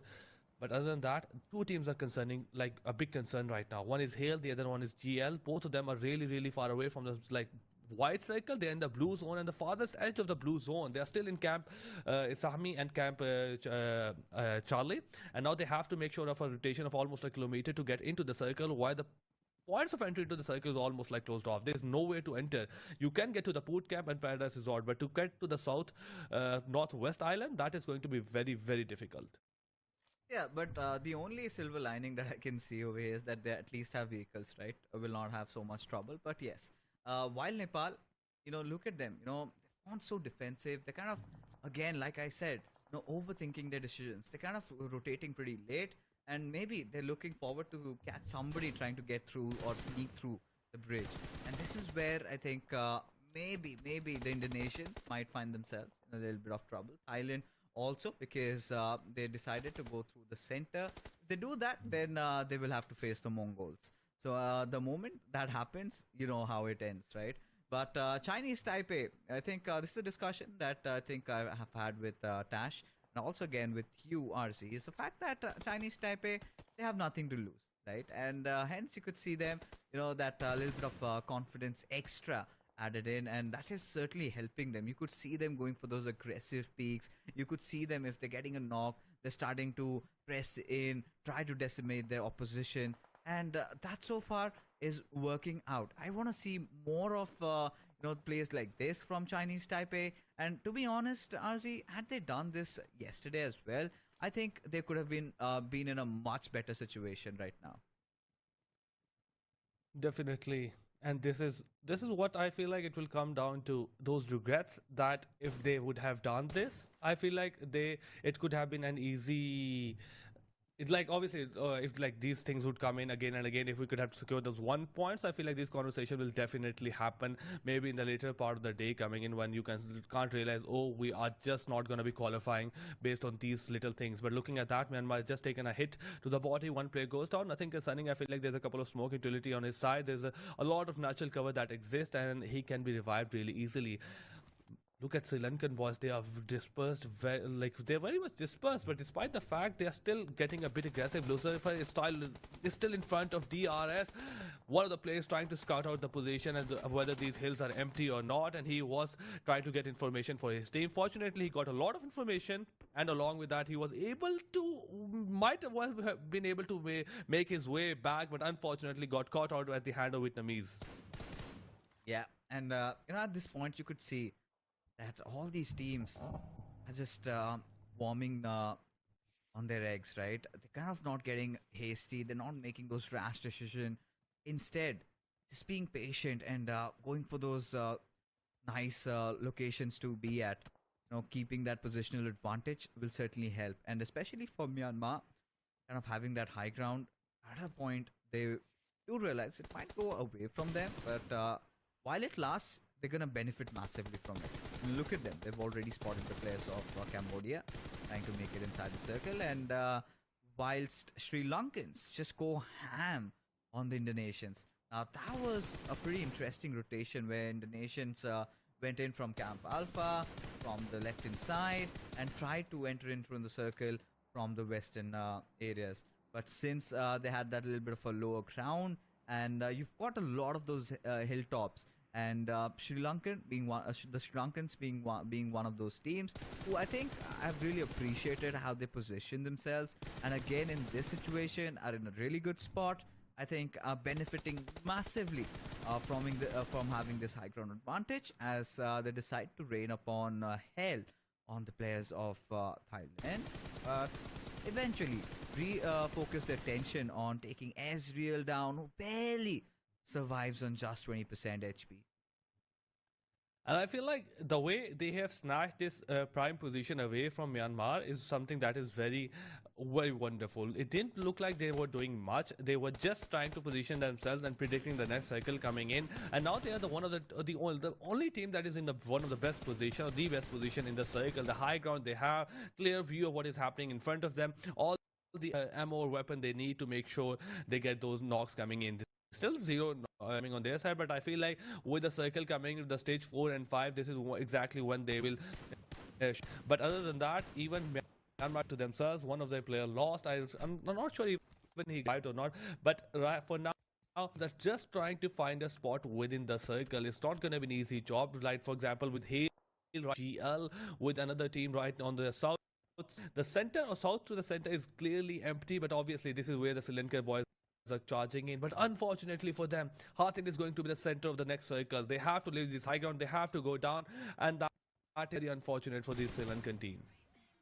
Oh, it certainly is, especially in a moment like this, as the Nepalis try to cause some problems for Myanmar, as the players were slowly but surely trying to get down from the hilltop advantage they had, and now are in a very bad spot. Still keeping themselves alive though, have that little bit of a cover that they can use at their disposal. But right now, as the circle has set in, I think the Nepalis have managed to secure a really nice spot inside the zone. Now all they have to do is start racking up a lot of kills to their name, and I think they're managing to dish out some massive amount of damages. They're trying to take down those knocks, but they also need to get the confirmations. And from this game, from here onwards, if the Nepalis get the chicken dinner, I think they're going to be back in the top 3 and will be in a very good position heading into the final 3 games of the evening. We got a vehicle and elimination coming in. Elimination made all the sense in the world. I was expecting why did they leave those high ground and made a rotation to the Hartin. They predicted the next cycle perfectly fine. They knew this was going to come to this point where they need to hold one of these compounds, try to make sure and form a line of defense. And now they got themselves like 3 to 4 compounds holding, trying to make sure that nobody gets near them, trying to secure as elimination as they can. And now they are on the top, and beneath them is still like Vietnamese boys. They are trying to find anyone as they can on their as they are rotating to make a big rotation as well. But other than that, they just go all in on the Chinese Taipei boys. They have taken them out, and I think this is the team that just got it at the hand of Mongolian boys. And look at that, now they got 4 eliminations without losing a single player. A wonderful performance by their side. And it's just not like the team is just one having those 4 elimination points. At this point, things are starting to get heated up, because now you've got 36 players surviving in such a small circle, and Vietnam, they know they're up against the wall, and for them to make a comeback, they need to get some positive results, especially Parachin and Chuan, the 2 players surviving, managed to find some redemption over there, as Brunei on the verge of falling down. They go out of the server, and this is something that the Nepalis really need to capitalize upon, especially after Brunei having a bad game in Sanhok, which we kind of forecasted that would be otherwise, right? Brunei has been one of the most consistent teams in Sanhok in getting an #1 and a #2 respectively in the 2 games that they played.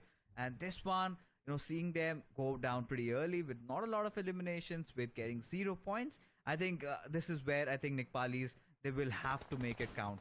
As now the Mongolians decide to go after the team from Myanmar, as they pretty much got out quite in the open. But despite that, RC, I'm quite impressed at how they're still managing to find those knocks. I mean, with just East going down, they're still moving ahead. The GE has also taken the damage to themselves with the 1 player or 2 players down. They are still charging in. This player with the 4 kills, I can't pronounce his name. Obviously, it's like different language, forgive me, guys. But yeah, he's just charging in with those nades utility being thrown left and right, and he's making sure that he gets his team some amount of knock. On the other side, Doc99, the Doc922 made sure that he revives his player. Now they are back to 3 players with their foot within the circle. Also still charging up on GE. Smile, he's trying to just get spotted, just takes a bit damage, but if that nades get connected, I feel like this will be that is an easy nade to get connected. On the other side, a nade confirmed there that takes out Doc 922, and East 922 is also very low on HP. This might just be it for Mongolian boys. Obviously the retaliation for GE is immaculate. Oh, it certainly is. And to be honest, I think for the Mongolians, they kind of were out of options. They had no other choice but to go for the pushes, as East also gets spotted down and gets blown into smithereens. So that's all she wrote for the Mongolians. But it's not going to be concerning for them because of the kind of an advantage they've had. It's ludicrous, right? I think even if they go falling down, even in the next game or the game after that, I don't think they're going to be feeling threatened. But, well, the Thais really are getting themselves on board. Just decimating the Indonesians over here with Flash, the last solo survivor remaining. And we have 5 last teams surviving. 13 players alive. Everybody eyeing for that chicken dinner, with Vietnam still keeping all 4 of their players alive. I think this should be one of those games where they kind of convert this into a chicken and also kind of put them in a position where they're going to be contesting for the top 3 spot. But look at DRS right now. This is a team that didn't have an easy game. Probably one of the teams that had to make a most difficult rotations coming in from the west side, while GL along with probably ISSL and GE were able contesting that area. They made their way into the circle. They lost one of their players, obviously trying to get more information, scouting a potential hiding point, and still they made their way into the circle right now. They have 3 players surviving. They got the 6 elimination points as well, and now they're the top 5 teams. This is a team that I definitely am interested in. I thought, why not? This is a team that have been consistent throughout the whole day. We talked about them before, and now we got the reason as well. They are definitely the best of the bunch. But GE, with 2 players left, they are trying to come their way into the circle. It's not going to be an easy job. We say DRS, they are guarding the southwest side of the map. They are just trying to avoid them coming in from the west side. I feel like they might be making their way in, not going to use the vehicle, going to ditch it right outside the circle and going to walk their way in. So 3v2, can DRS gatekeep this part of the circle? Is going to be a tough job, especially with the G, the way they have been performing throughout the game. But now there's a throwing utility left and right. Still no knock coming in from either side. Yeah, I think it's going to be, again, a stalling game, right? A game of chess going on between these 2 regions over here. Because at one point, you kind of will expect the Myanmaris to kind of go in for the push. But at the same time, Nepalis do understand that, if they kind of force a fight over there, they will be exposing themselves to maybe the Malaysians or the Vietnamese. So I think they really have to count their options and kind of play accordingly. Because how the zone's been, now they have to get inside the circle. Now the only good thing about this particular zone is the Vietnamese haven't completely controlled the circle, right? They're still getting there. But right now I think one of the players gets spotted. Master Smile not in the best of positions. And I think Geckos could really capitalize on this. He's already cooked that grenade and he is going to lob it over. Smile! He's taken quite some hefty chunk of damage, but still in the run, in the mix of things, as he will not survive the second one. And that being said, Malaysia looking really strong in this map, as DRS continuing their onslaught I think Delta, he's on fire. I feel like if House DR secure this game, that would definitely give them a jump, considering the top 3 teams right now is not exactly in the top 3 of the overall ranking. They have the 71 points. That should convert them into maybe a very good game. Obviously, they still have to make their way 30 meters into the circle with the team right next to them. Obviously, Chang gets spotted. He got taken down. Killer also gets straighted right there, and then it's a 2v2 with the Parajin looking super good coming in, charging on the way to DRS. He has to make the way 17 meters into the circle right behind them. But look at that. The kill got confirmed. Parajin picks up Chuang and just takes him into the circle. He gets revived. Wonderful performance by their side. Oh, indeed. And at this point, it just could be anybody's game, right? So difficult to tell who's going to get the chicken dinner. We have almost reached, in fact, we have reached the 9th phase, where after this, the circle just ends, right? And this is where having the Malaysians and the Vietnamese a dream comeback maybe, but no, Daishe not today, as they feel that this is their moment.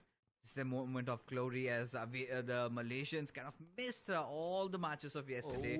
But now, what a strong way to make it back into the tournament, as they look nigh unstoppable, with the final player also being taken down. The Malaysians get one home, quite a vital chicken dinner for them. But an equally good performance by the Vietnamese, especially when it was much needed. They managed to deliver, and now the battle for the top 3 gets so very exciting, with the players of Brunei getting picked off early on, and the Nepalis and the Vietnamese performing pretty consistent in this matchup. I think I'm just kind of waiting for the overall standings. I mean, coming back into the game like that, into the lobby like that, that's a statement in itself. I feel like other than that, they were like, we're gonna play the rest of the 6 matches. We're gonna come in the 7th match. We're gonna show who is the best. Obviously, they're probably not gonna qualify into the but they definitely showed a wonderful performance. I feel like, look at the way they took the chicken dinner was also very interesting. They didn't have to do much. They were in a better position. Team Vietnamese team had to go out of their way. They had to they had to come outside. They had to take this fight. Team Malaysian were already in cover. They utilized that cover perfectly. They were good on their aim. They didn't pull it, and they got a winner chicken dinner without losing a single player in these last 3 or 4 fights. So even after Vietnamese took out DRS, they had to make their way into the circle, since they were on the very near to the edge of the 9th stage. So yeah, as soon as they left their covers, they got punished for it. And as a good team like Malaysian, they know what to do, and if they have advantage like that, they would definitely capitalize it. Unfortunately for DRS, they lost to Vietnamese, and somewhat it could be a good game for them. It could have been the first chicken dinner of them, as they could have gained some kind of lead over 2nd or 3rd position, maybe get themselves into the top 3, but unfortunately they had to get eliminated. And I really am excited to see overall ranking and where they stand right now, because I want to know exactly what they're thinking for the next 3 games, since these are all they have left now. Yeah, I think this was one of those circles which pretty much had already expressed his intentions that it's going to go towards the western side. So what's going to be really important is the positions that you hold. I think the Vietnamese did a very good job. I think equally would say that for the Nepalis also.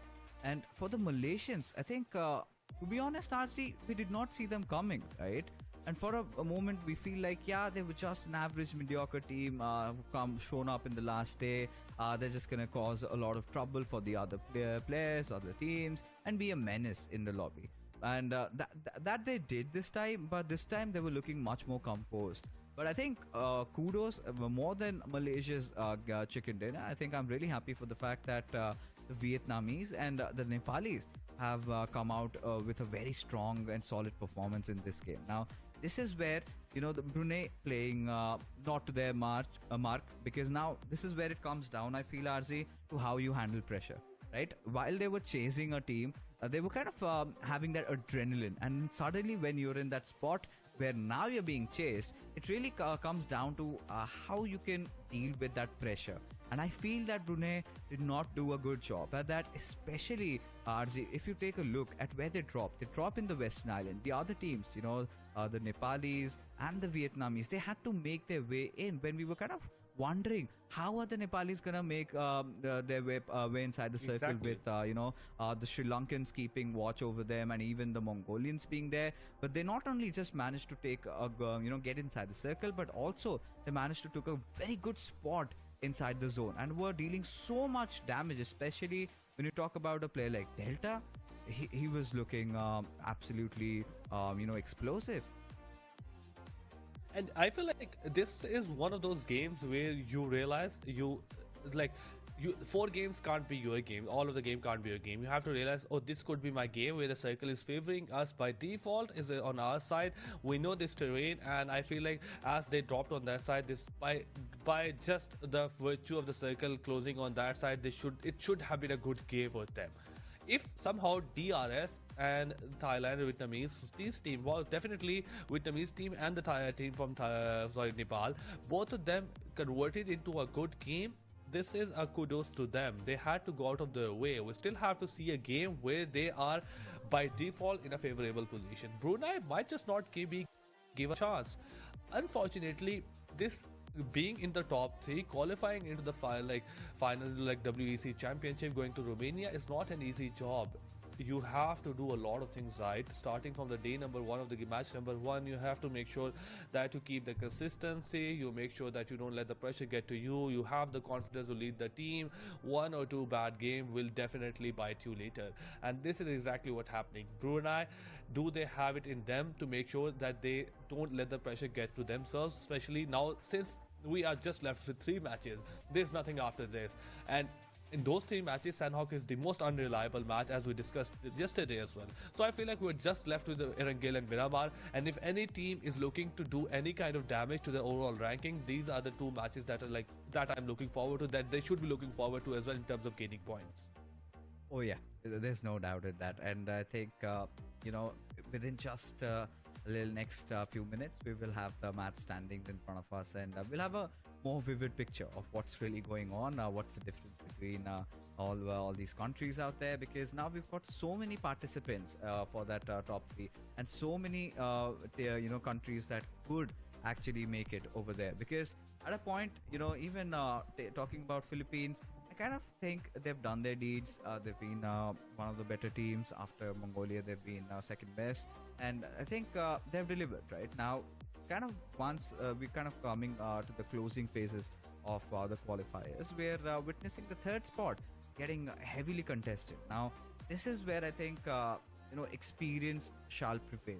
Now DRS, they're a relatively new roster, but they've had that Cinderella story going for them, especially after they achieved so much laurels, getting that 2nd spot in the PMGC Grand Final. So goes on to show that after you've kind of achieved that feat, there's a whole different confidence inside of you. You kind of feel supreme, and you need to have that big daddy feeling, because when you're going up against teams of such stature, if you do not have that self-confidence in you, when you start doubting yourselves, that's where you fall. And I think that has sort of been the Achilles heels for the Nepali team, at least in the previous 2 games. Now the moment they kind of started getting serious, they felt like now we're being threatened, they went out really well in this one. I think they had a very good performance. I think the best performance from their side through in the course of the 3 matches that we saw.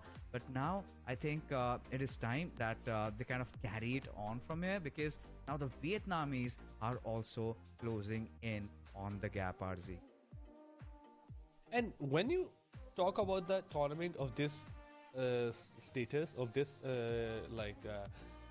here, that we have countries from 27, we have teams from 27 countries participating. The best teams from these 27 countries are obviously we're going to, then we are having other regions coming in, joining later. I feel like every team has the basic things like mechanical skills. They know the rotations, they know the where the circle is going to be.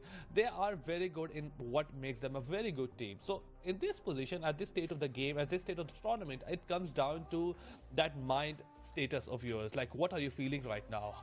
Are you letting the pressure get to you? Are you feeling confident? What is the status of your team? Are they in like comfortable with each other? How's their communication? Is the in-game leader calm, content enough to make sure that come up with a logical decision in that like tough situations? Are the team fighting with themselves? So these are the doubts. These are the questions that come into the play, especially at this part of the stage. You have everything you need. For example, Cambodia performed, Chinese Taipei performed, Vietnamese performed, Thailand performed, Nepal. Every single team from this lobby performed at some point, which shows that every team has the capacity to perform.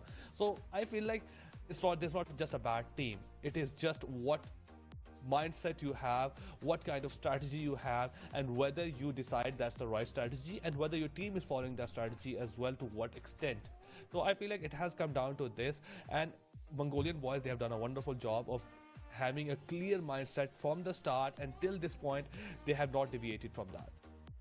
Oh yeah, I think from what we've seen that Mongolians have been doing, I think this was again one of those games. I think they kind of were out of options, like we were talking, right? Yeah, they were pushing out in the open, and were just hoping they'd get those few knocks and then instantly push in and take over that compound. But even had they succeeded in their endeavors, there had to be a point where they will have to step out from the compound that they would have anyways taken, and I don't think the Vietnamese or the Nepalis would have let them close it. So given the conditions that they were put under, I think they got some good value out of which. I think the Mongolians, I'm still gonna go out and say that yes, they've qualified. The second position, Philippines, I think they have done a pretty good job so far. I think still they might be successfully holding on to the second spot, but the third, fourth, fifth, and sixth spot, I think anything could happen there.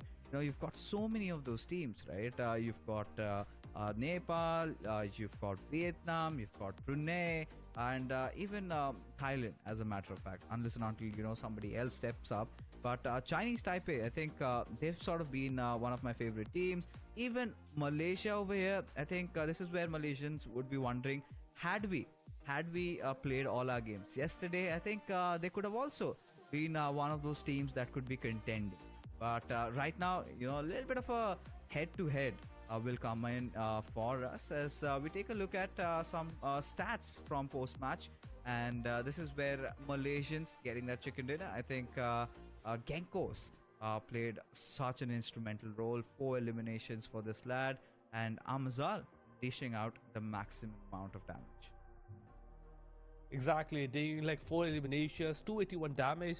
But look at like on the other side of Amazal, I'm sorry if I pronounced the name wrong, like 328 damage, only 1 elimination on this side. Like, he didn't receive a single bullet to the body in the whole game. Like, he didn't receive a single damage in the whole game. He was like, the way he performed is like immaculate. Look at the just team damage received on the whole team. It is like almost 300 to the whole team. That is what I was talking about. The way they played in this game, they got 7 eliminations. That's a nice amount of elimination in this meta as well. They got the chicken dinner. It is either they are just very good or just very lucky. You have to be either one of these to have a stats like that. You either one, you like have more damage received, you have more damage done. Either you're not in the winner chicken dinner, but to get to be the top 1 team in this match and having a stats like that, less of a number, shows that you were almost at every right position at every right time. So I don't know exactly. I want to see what happens the last 3 games, so that I will get an answer to exactly whether they were lucky or whether they are just too. I think when we're talking about Malaysians, of course we have to bring a little bit of an head-to-head and to provide a little bit more picture into what's going on. Because Vietnam, I think they were on that eastern side of the island, and kind of went in and kind of snuck in through the waters, I believe, right? And they kind of made it into Ha Tinh, and from there onwards, they really fought their way through. If you look at the damage being dealt, the eliminations, Vietnam was quite ahead of Malaysia, which is alright, because now I really do not feel that this is one of those head-to-heads that I was looking forward to. I kind of wanted maybe a little bit of a comparison between Vietnam and Nepal, because these 2 teams, RC, are the ones contesting for the 3rd spot. And I think taking a look at the match summary, I think now we do find a little bit of a flavor there, right? You've got some players from Vietnam, You've also got Sanchir from Mongolia. You've got even the boys from Thailand, in fact, Flas, who's got the highest healing. Exactly, I feel like it is just like two, like Mongolia and Vietnamese, they just dominating the match. Somebody, they had a wonderful game, and Vietnam, they had to make some kind of Vietnamese team. They had to make a lot of rotations as well just to secure these kind of stats as well. They had to fight, they had to heal, they had to make sure that they just find their way in. And look at that, it is going to be Parajin with a total of 5 elimination, 1 assist, 1 headshot, and survival time of 22 minutes. Obviously it was a short game in general, but he was immaculate. The way he carried himself in, like fought against DRS, the way he revived his teammate as well, and unfortunately couldn't exactly fought off the Malaysia in the last fight, but he was amazing throughout the whole day, throughout the whole match. But now we have top performers in front of us with the rank ID in front, like with the from Philippines at number 1. Then we have 2 players from Mongolia, Apex and Doc at number 2 and 3 with 22 and 18 elimination. Then we have Shako from Brunei at number 4 with 15 elimination, and lastly we have a player from Myanmar with 15 elimination. This top performance has definitely taken a shift. We haven't seen some players that we saw in the first day, and that is what is like, you have to be sure, like you have to be consistent. And look at that, rank ID has got 20 in 8 matches. That is just like in every game he's getting almost 2 eliminations. Oh yeah, and at this point, taking a look at the match standings, of course Malaysia gets 17 points. Congratulations to them, they're starting to open up their accounts. But yes, this is what we were more interested in, right? Vietnam getting 15 and Nepal getting 11 out of this game. A very good outing also from the Myanmari boys. And Mongolia, I think they just keep on increasing that gap between them and the second spot team, that was Philippines, who did not fare off pretty well in this game. So you could see that the likes of Brunei just getting 1 point, they've pretty much lost their third spot and could not be happy about it. Maldives and Sri Lanka not having the best of days. Even Cambodia, I think I kind of also had a little bit of more expectations from the Indonesians and the Cambodians, which they kind of have failed to deliver today. And yeah, I mean, yesterday there were a couple of games where they were like, I feel like very, very good. But now we have the bigger picture in front of us, the more important picture. Overall standings post match 9, after like only 3 games left behind, we have Mongolia at number 1 with a very substantial amount of lead. They are in a very comfortable position. I know why Fixers was saying, oh, they will definitely qualify. Yeah, they're going to qualify with 104 points. Then we have Philippines and Nepal number 2 and 3. Obviously Nepal, after this performance in the last game, they have taken a jump and make sure they secure themselves in the top 3. Nepal is also in a comfortable position. Now that it is getting difficult, especially for Thailand. It's not easy for them to be in the top 3. They have to have 2 good games to get into the top 3. Brunei and Vietnam has to have 1 good game to get into the top 3. But if they lose or if they don't perform in the next game, somehow that lead is gonna get increased, because team from Nepal and Philippines, they are definitely performing, somehow getting 7 to 8 points, 6 to 7 points in every game. So this top 3 might just be least contested in the last 2 matches, unless something is done in this next match. Yeah, and now getting to see this overall standings goes on to say that for now Nepal might have a good position, but you still cannot be sure that they're going to qualify. I think they have to make some similar style of plays. And again, a quick reminder, ladies and gentlemen, as we take a look at the schedule, just the final 3 maps remain, and it is going to be Wrangell, Miramar and Sanok, with Wrangell being the next map of choice. And at this position, I think this could be one of the most important game for the Nepalis, for the Vietnamese, and for the players from Brunei. But that being said, folks, we're going to be getting back into the match of Wrangell. But before that, we're going to take a short little break. We'll be right back after this.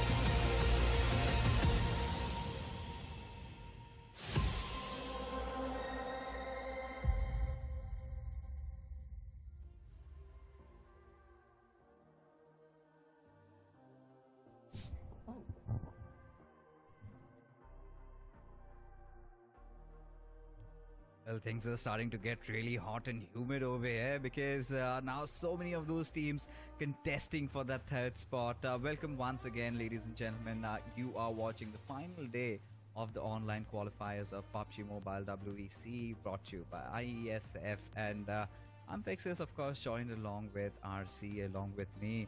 And RC, I think this is the perfect time, right? We have 3 more maps remaining, and I think it's going to be absolute chaos and an anarchy. Obviously, we are on to the final stage of this tournament, is this regional qualifiers. We have a good picture in our mind. We have some expectations. We have some narratives going on, and these two are probably the most important matches of these regional qualifiers. So going ahead, this is going to be very exciting. It's going to be very nail biting. We have the matches of Erangel and San Miramar right in ahead of us, and we have to see which team will definitely going to take this like chicken dinner as well, which team will definitely get how many points. So we have a couple of ideas, but other than that, I feel like we have seen enough Erangels for team to learn about this lobby as well. So there's no more surprise factor, there's no unpredictability. You know what you're going to do, you know what needs to be done, and you know what you lacked in the last game. So I feel like now the best team will definitely win. We had seen some of it like in Southern Island circles as well, so that despite the fact that you had to rotate early is also somebody something is you are proficient in. You had to do that twice in the yesterday as well. So I feel like for today it's going to be very interesting, and definitely a team which is going to perform, which is going to do everything right, is definitely going to win. There will be very tiny bit of luck involved. Obviously it's just PUBG, that is obviously it, but I feel like it's going to depending on how you act and how you feel in this game. I think, to be honest, so far, I guess, RZ, this was one of my complaints that I was discussing with Tash, was the fact that we've kind of witnessed a similar occurrence of the Erangel circles yesterday. Right? It was around the southern side, which is where I think, I guess, the PUBG Mobile gods listened to my comms, and they said like, oh, all right, Fixes, we're going to give you a different circle this time around. And it was a flatland circle. Still around the southern side, but it was around the mainland, and it was so tough to approach. And in that, we saw, teams like Chinese Taipei really come out of nowhere. But that is one of those games where, teams like Myanmar made us feel like, yeah, they've got a lot of punch remaining. But what happened in the previous game of Erangel was the usual suspects, barring Vietnam, they were all dealt pretty early on, and that was one of the case with the Nepalis also. They got eliminated at the very first spot, right? They got eliminated at the 14th position. So this is where I think my concerns arise, because ideally or normally you would expect I think DRS or the Nepali team to perform really well in Erangel. So far that hasn't been the case, so let's hope they kind of go out with a decent outing in this one. And it has a bit of a very clear picture in our mind. So when the circle shifts towards southern side, team like Vietnamese, Mongolian team, 4MV, since they like to drop on like Southern Islands, DRS as well, these are teams that performed as well. Thailand came very close multiple times. Philippines for performed as well. But the circle, only one occasion when it has shifted toward the main island, or the flatland, I feel like that is when the other teams performed. So it might depend on the circle how these teams are performing. But I feel like if you need to be at a better position, you need to realize that you need to basically think about the both outcomes. You need to think about what will you do if the circle goes on that side or the circle goes on this side as well, and how quickly are you going to rotate. Will you learn from their mistakes as well? Obviously for the teams that had shifted to the main island in the circle on the southern side, they took too long to rotate. They got punished at bridge multiple times. One example was Cambodia. In the first game of the day, the way they took that bridge was absolutely, I feel like, a very big of a mistake that a normal new player does. I feel like they knew that player teams are waiting in, they knew they have a good aim as well. So I feel like Cambodia might have a better strategy if the circle shift towards southern side as well. But I still want to see somewhat, I feel like I have seen enough of the southern side circle for yesterday. I'm a bit biased. I want to see somewhat towards the north side, maybe shifting towards the northwest or northeast side as well. Those definitely like Rozhok coming into play, maybe Jojopur coming into play. Just a bit of a a personal bias. I feel like I want to see a more of more of experiences or more of these teams tested on different kind of terrain. I think I completely agree with you on this, and I'm not sure you're not the only person who's kind of going to hold on to that bias, because we would want to see all these teams getting tested, like you said, under various other circumstances, like this one, the one Erangel we had just previously, the start of the day, right, where it was quite an open circle, quite a flat circle, not a lot of hiding spots, and who prevailed? So, we kind of got a different taste of PUBG Mobile. It was a team out of the blue. We did not see them coming, and they performed the best. So that kind of goes on to show that all these teams that have made it into this qualifiers have so much power in their squad, and it's all about being at the right place at the right time. Now imagine we get to see something maybe like a Stalber circle. That will completely change everything. Maybe some things happening around Zaki. You know, I love that piece of terrain. It's so beautiful. You've got those red flowers.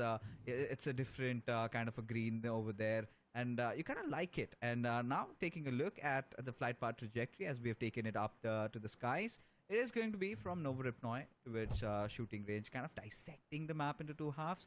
And I'm kind of curious to see where the first circle forms, and I think this is one of those questions I think I like asking the viewers also, because I like that constant interaction between us and them.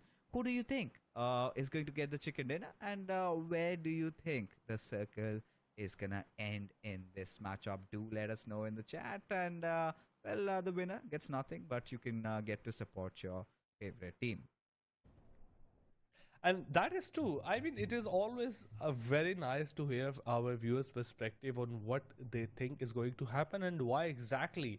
I feel like that is just a great interaction of like an outcomes that is being discussed between us and them, so that we can have a better idea and they can have a better understanding what's going to happen. It's always fun, obviously, but I feel like looking at the playing paths, we might just have a very default circle, right, like maybe favoring Pochinki as well, because okay, we do have Pochinki in somewhere in between them, but it is what I exactly wanted, favoring that northwest side, Georgia Pool and that Savani areas coming into the play, that Watertown Ruins area.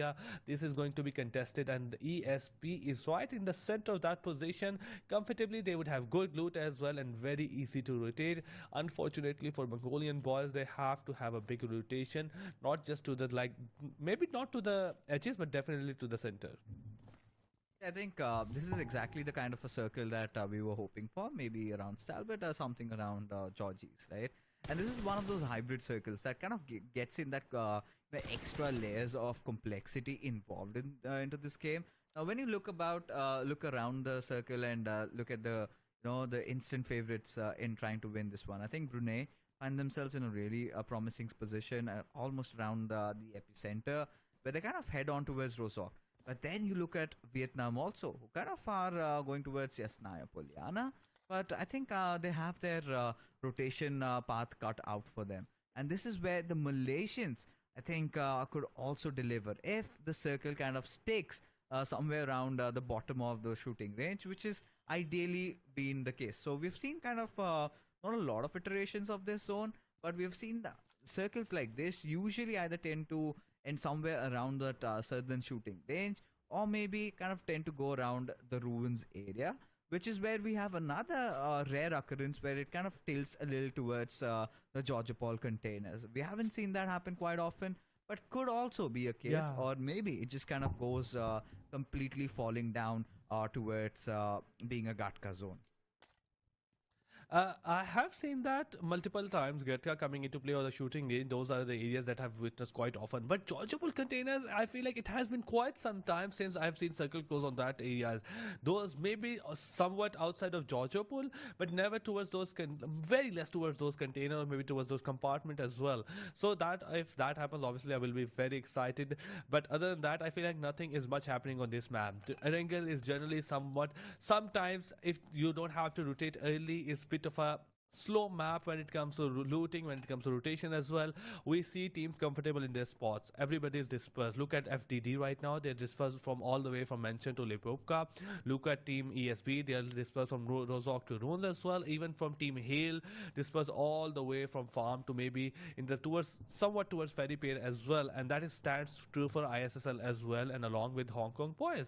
So I feel like this is what Erangel is about right now. They're just going to loot for some time. They're going to grab those level 2 helmets, level 2 vests, and now after maybe 6 or 7 minutes of the game, they will try to rotate into the circle, try to find center if they can.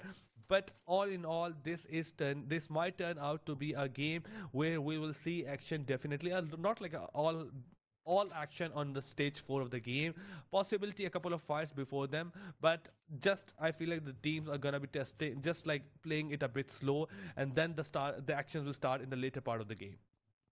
And there's also one other thing that we haven't really talked a lot about is teams starting to kind of go all out, kind of trying to go wild, because these are those end phases of these qualifiers. There's certain teams that know that no matter, even if they get back-to-back 3 chicken dinners miraculously, they're still not gonna get to the top 3 position, right? So in kind of having that feeling, it kind of just breaks away all the shackles you're bound to, right? You kind of tend to just go all out and tend to make those quite erratic decisions where you kind of do not even care about any cover or something. You just try to take that fight head on. And that is where I think they sometimes tend to pose a lot of threat, because you do not you don't know what to expect from your enemy, and that will kind of keep increasing, especially in the games like Miramar or Sandhawk, where we'll have more of a better picture, where majority of the teams kind of will feel that yes, they haven't made the cut, so it's better to just play for the heck of it. And we have seen that happening in a lot of these tournaments. And who deals with the brunt of it, right? These are the teams that kind of are around that 4th, 5th and 6th spot, fighting for the 3rd.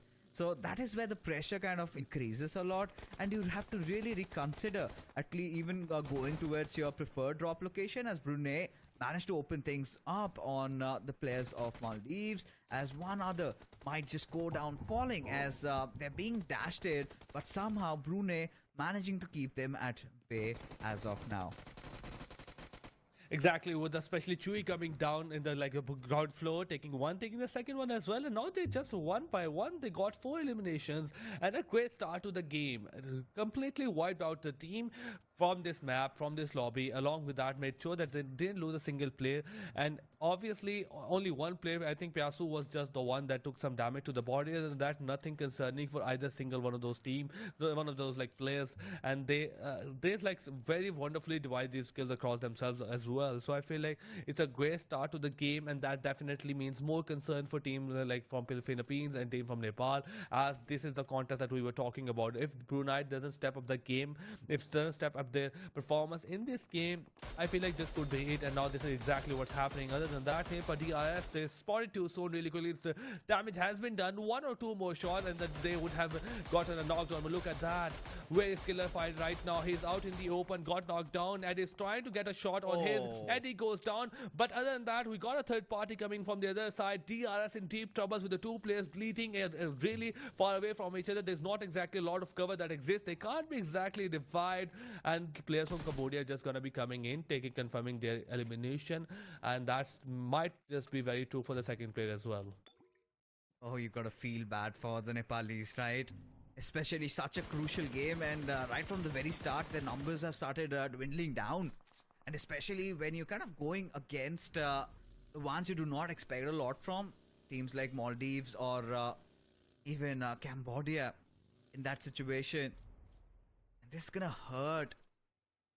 Especially when Brunei were just given some freebies out there. I do not know what happened. They were not even contested. Those 4 eliminations coming through. Easy peasy for them. And at this point, you start wondering. Now, this is where I think our speculations have come true, right? Now, Nepal, surely they're feeling the heat of the moment, and especially with every single kill that Brunei is amassing.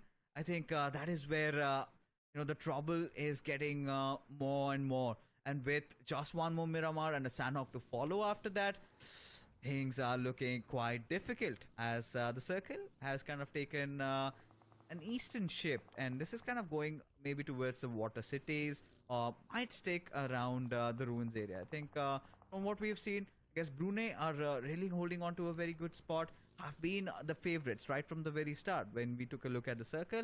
Let's see how can they deliver in this one. Maldives, they are looking a bit decent right now. Kara got his knock. And now they are like 20 meters away outside the circle. They are probably going to try to find some spot within toward the center. Obviously, at this part of the game, you might not just find a very comfortable position. It's going to be difficult, especially with a lot of the teams that are comfortable with the center. They're holding those compounds, making sure that teams that are trying to rotate gets punished, and that is exactly what happened. Maldives too soon gets spotted. He got knocked down from the hand of Lil Jon. A wonderful spray coming from the other side, but nothing much worse for him as well, as he got knocked down behind the wall. But oh, look at that! The Rush just came in with just one knock in. They want to take all this way in. That strategy that they are make sure that they want to get as much point as they can. Eddie goes down, but the too soon is very low on HP. Kai is very low on HP. Other players come from the right side, gets a drop shot on Kara, gets him down, and that's two players on the side of team Maldives going down. Cambodia looking really sharp. Lil Jon has taken some damage to the body. He's knocked down, but nothing much concerning, as he is surrounded by his team. And look at Cambodia and their mindset. They know they have to do something like immaculate. They have to do something out of the box to make sure that they get these amount of kills. And look at that, the last player from DTF, he gets spotted as well, and the player from Maldives the team from Maldives get eliminated. And that was the mindset that we talked about a bit earlier. There's only one way, and that is to go up. You got nothing to lose, so what is just you making sure that you are playing passive right now? And Cambodia realized that, and they went out of their way with just one knock and rushed all the way in. At this point, I think I'm kind of happy that we sort of predicted a similar thing like this one, and where you would expect now all these teams, right, the ones at the bottom of the table, they kind of tend to go all out. Even for the likes of Myanmar, they kind of instantly decided to dash in on the compounds of Brunei, who had no trouble taking them down. Not even a single casualty, not even a single player knocked out. Now this is where I think you kind of feel a lot of that kamikaze attacks, or a lot of teams kind of blitzing through, because they pretty much have nothing to lose at this point. And the ones really starting to kind of bleed or get hurt are the Nepalis over here. Nepalis, barely with just 2 players surviving, they have to play a perfect game right now. They're at a good spot, and so are the Vietnamese. You could see them. You could see their body language. You can see that tension around that area, because nobody, ideally, we've seen, I think, RZ, if you know, the Vietnamese kind of tend to go a lot aggressive. But this time, they're just holding on to their dear life. They know that they're ever so close. And one chicken dinner in this game can put them in a good spot in securing that third position. They do have some two kind of strategies. I feel like the one of them is like when they make a big rotation, they farm along the way, they take out knocks as the elimination as much as they can. The second one is the way they get just defensive. They make a perimeter, they try to make sure that they get survival points or a placement point as much as they can, and obviously welcome any elimination point on the way. And this might be the second strategy is what's happening right now. They wanna be playing safe. But look at that, Cambodia players, they have spotted a couple of players from Philippines. Shots were being fired, but to not of a very great extent. Cambodia in a good position towards the east side on a high ground. Joseph is like on a not a high on the top of his like house. He's trying to spot as much as he can. Shots are being fired left and right. I feel like not much knocks are gonna be coming their way in, since the distance between him and the other team is just too much. Even if he's able to get a knock to convert that into elimination, I feel like that is going to be a very, very difficult. That definitely is, surely. But now we're kind of moving on to maybe a potential chance of having these urban city circuits, right? Maybe we can see something happening around Rosok, and if that does happen, I think Vietnam, that should be their game to lose, right? They clearly cannot afford to give that away. And looking at as things are over here and how teams have all kind of positioned themselves, I think you're in that position where you ask, what do you do? Like, do you play really defensively, or do you play from the edges, or do you just get inside the city and shut down the doors, close the windows, and sit armless and until the circle goes away from you. So all these teams will be having to make these tough choices. Now you've got to choose between that red pill and that blue pill, and hope that one of it does contain that miraculous cure for you getting the chicken dinner. And Apex, all right. And I do not know you could do this. All right. Nice. Oh God. Like obviously every day we learn something new, but Fixes on that particular point, I feel like there are some teams that should definitely go for that difficult pill, that red pill that just Cambodia did. You don't need to wait within your house with your windows locked and doors locked as well. You need to go out of that and then take those risks. Teams like Mongolia, teams like Philippines and maybe DRs as well, they need to take the other pill, which makes sure that you need to play a bit safe because you got a lot to lose. So these teams have their choices made out for them in some way if they realize it, that even if they play passively as much as they can, and even if they secure some decent amount of points, which is 8 or 9 or maybe 10, they can't get much out of this since the qualification will never be achievable by this strategy. So do go out of their way to make sure that you bring the bit of competition to the top 4. You make them like a bit panicked as well. Obviously these teams will panic much more if some team out of nowhere starts just randomly destroying everybody and not making sure they are losing 1 or 2 players along the way. So kind of hopeful for that, kind of looking forward to that kind of strategy coming in. But look at that, ISSL, they have got themselves a good position towards the west side of the map, or on the west side of the circle. They might just be contested in with the team coming in from the south side. At this point, right, considering how the circle's looking, Brunei are in such a good position. But look at the players from Thailand. They're getting threatened, and Monboy Pai goes down. Of course, Filipinos are also in the thick and thin of things, but the Thais do fight back and are kind of doing some massive amount of damage, I think, to the point where they have successfully eliminated Cambodia. Now, talking about Cambodia, this is one of those teams that had really nothing to lose. Right, they can just go all out, get on the 6th gear, but now seems like the boys from Brunei are getting threatened by the Sri Lankans. And now, let's see, Jimmy, what has he got to offer? Does he know where Pisau is? And he's gonna get through that skylight, find a little bit of a room, locks that grenade over, does a massive amount of damage, and will also find the knock on Pisau. And this is where I think Brunei are also starting to get nervy, because look at how scattered they are throughout, and this is not the ideal choice. Of course, they've got multiple areas to focus on, and Newbie should have kept that little bit of a stealth which he had earlier, because now since he's given that position away, he has broadcasted in the entire lobby that, hey guys, I'm on the radio tower, you can shoot me down.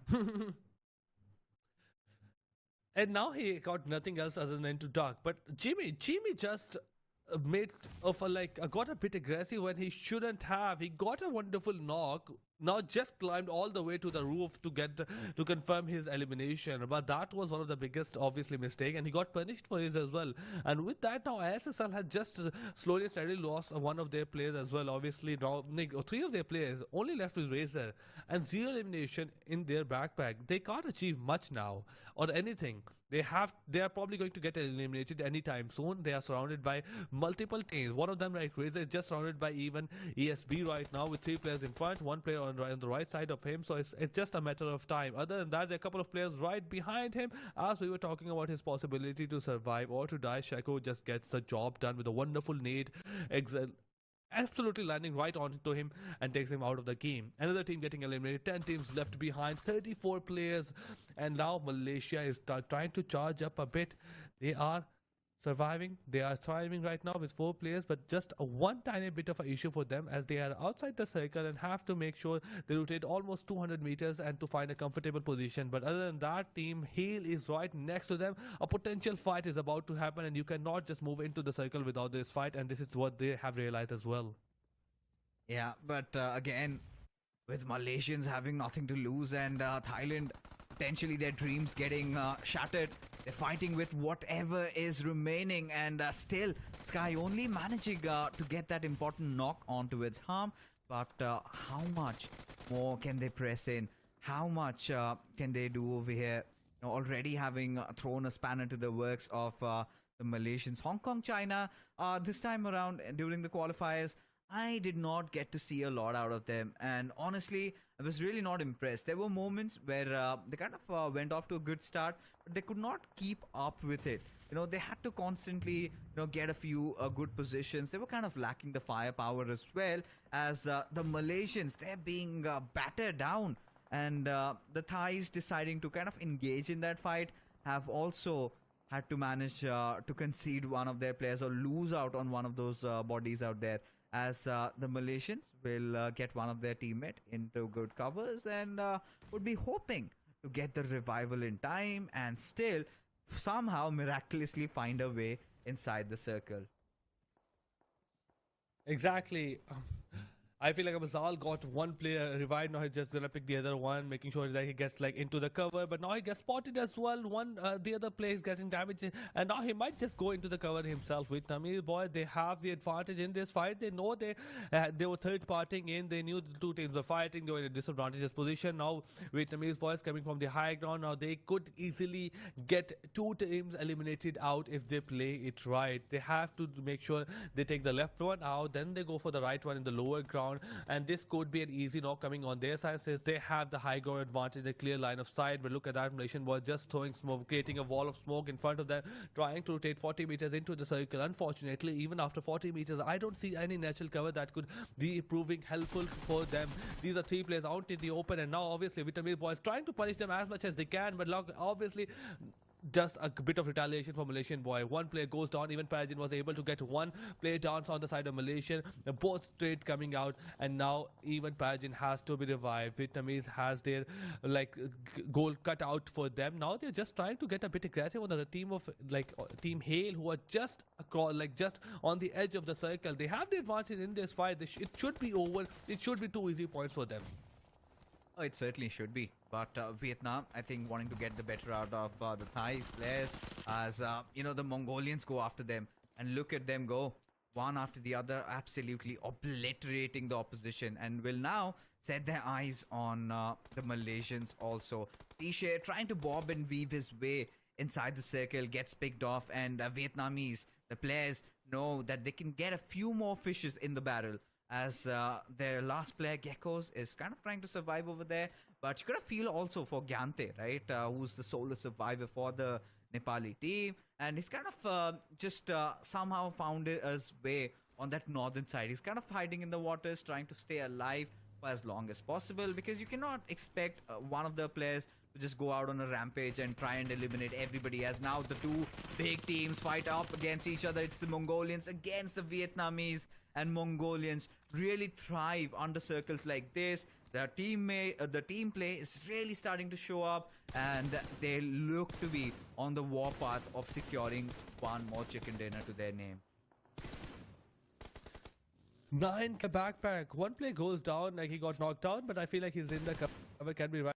9-2-2, trying to get a bit aggressive on that high ground, using that smoke perfectly fine, peeking from the left side, trying to land shot from his M4.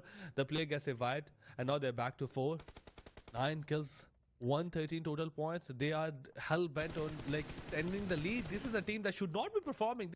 This is just chilling right now, but look at that. The game is far from over. We still have 7 teams, 9 kills in for their side. Are not with being a single player. This is absolute domination from their side. Have their eyes set on Hong Kong team that is just far across from them. But I feel like they might just not be able to get an elimination in that point. At this time, I've seen similar iterations of this particular circle where I've seen the Mongolians when they play in the official tournaments under their own team banner for Miracle Vibes, right? They kind of get some really delicious results, right? They get a lot of eliminations to their name. They're kind of quite comfortable with the way they kind of spread their wings, and it's all these constant picks that they keep on getting, and we just saw even Nepal also taking their exit from this lobby with a 6th position exit. That is not good news, considering you still have Brunei looking strong with all their 4 players alive and with 8 eliminations to their names. I'm pretty sure, RZ, this qualifier, it is going to boil down to the game in Sandhawk, where I kind of fancy Brunei's chances, especially how their result has been so far.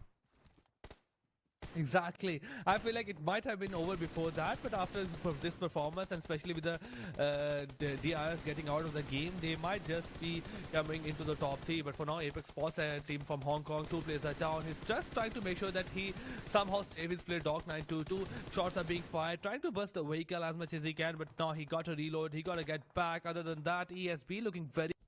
They are very much dispersed and have the control over the most area within the circle and have the access to the compounds. Doc922 is still bleeding, smokes are being thrown, and now he just want to get revived. What exactly will you do? A Rabbit is also bleeding on the other side. Probably he's gonna go for that for that elimination before he goes in for that revival.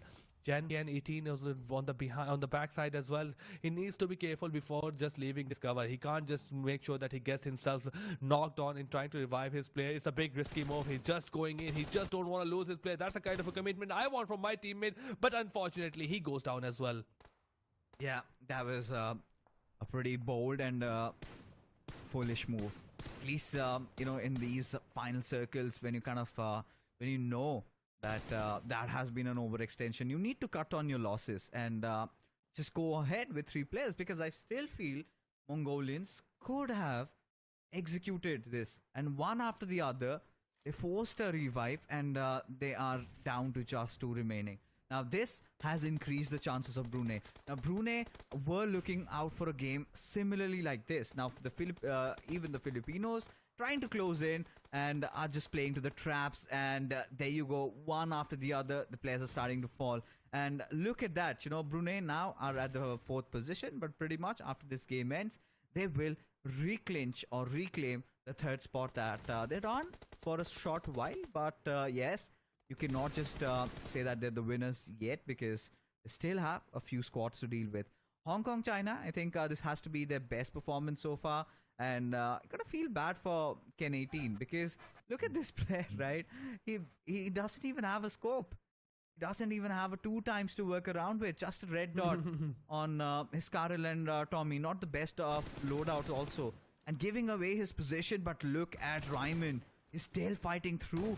Brunei have taken some massive amount of damage, but Ryman seems to be burning over here. Shaco, somehow he needs to keep his players alive, as Ryman will get that first aid administered as he goes out off the box, but kind of is delayed in terms of his speed, especially when you're walking through the puddled waters. Over there as Shaco jumps and he gets the final nail in the coffin, as Brunei looking so strong with 12 finishes to their name, and certainly have an eye for the glorious chicken.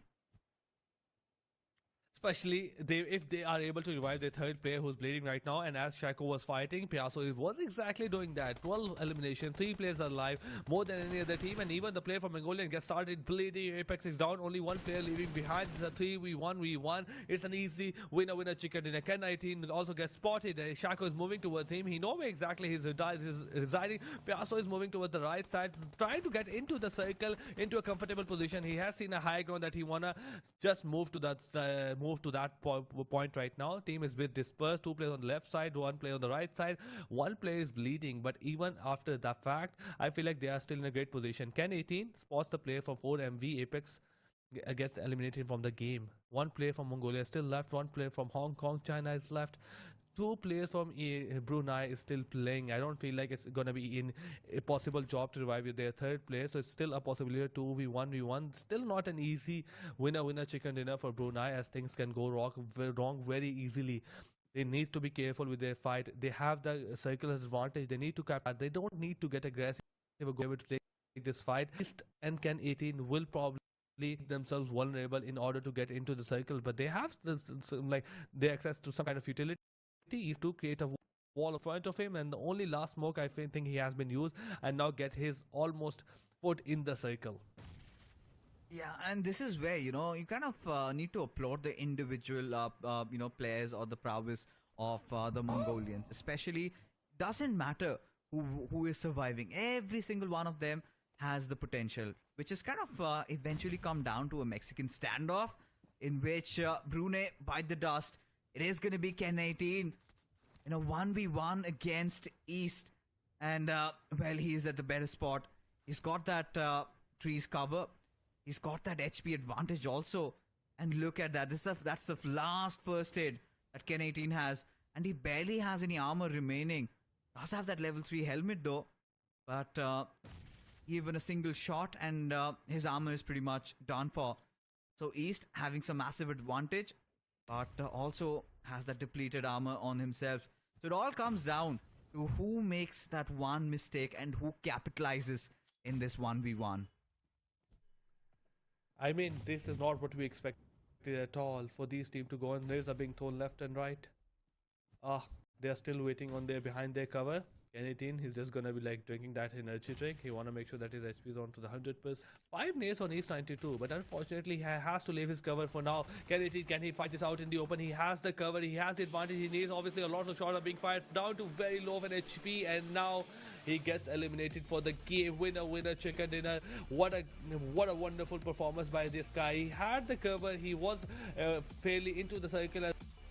East had to come out of his way. Even he had the nades, he had a good amount of weapon, a level 3 helmet as well, but unfortunately he didn't have any cover to play with, making it very easy for Hong Kong China to take that winner chicken dinner. But even that did not expect Hong Kong China to get the winner chicken dinner. Well, boys from Mongolia were looking super good. Even the team from Brunei were looking super good. Hong Kong China was never ever a very strong contender for a winner chicken dinner in this game. Yeah, and this is where you kind of start pondering. This could have been easily the Mongolians, right, had they not just overextended. But that is a kind of a luxury they can really afford at this point, because they kind of are just running rampant, right? 12 eliminations, 13 eliminations. We know they've already qualified, so they can take that degree of risk. Something that maybe Brunei, maybe Nepal or Vietnam cannot afford, right? And that is where you kind of see that fear settling in these teams, right? Where they kind of doubt themselves. It all comes down to how you're gonna hold on to your horses when you are being pushed over. How are you gonna deal with that? Because this is still such a good game for the team from Brunei, right? They managed to get quite a lot of eliminations. They still managed to get a top 3 in a game where I felt like they could have also gotten a chicken dinner, because they had 3 of their players alive and suddenly 2 of the players just got taken down, and it did come down to a 1v1, and the player that we least expected to come out through did and clutched it out. And this is what happens, because it kind of comes down to the RNGs during those final games, right? You kind of get to see results from the teams you least expect from RC. And obviously, I feel like this was all in all a great performance for Brunei. They got their hands on a great amount of elimination points. Definitely a couple of survival points as well. So a good game for them. Possibility of just like now ending up and at number 2 in overall ranking. Other than that, this was a game. It should have been a chicken dinner by all means, where it should everything was working for themselves. They got the elimination by just getting some easy elimination throughout the whole game.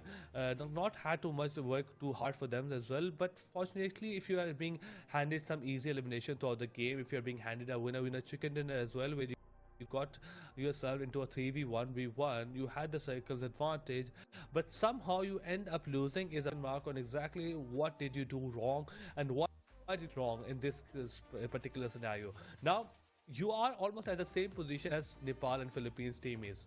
You could have been in a much better position than right now, obviously, with some amount of lead in a comfortable position and not let it get to you. Obviously the pressure is still there, but less of a pressure if you have some amount of lead. Now it depends on the next game or the game after that. So this is far from over. This is just getting fixed, and I hope they are ready for these next 2 games, because I feel like DRS and Team Vietnamese, they are just they want to get back at everyone who just eliminated from them this game.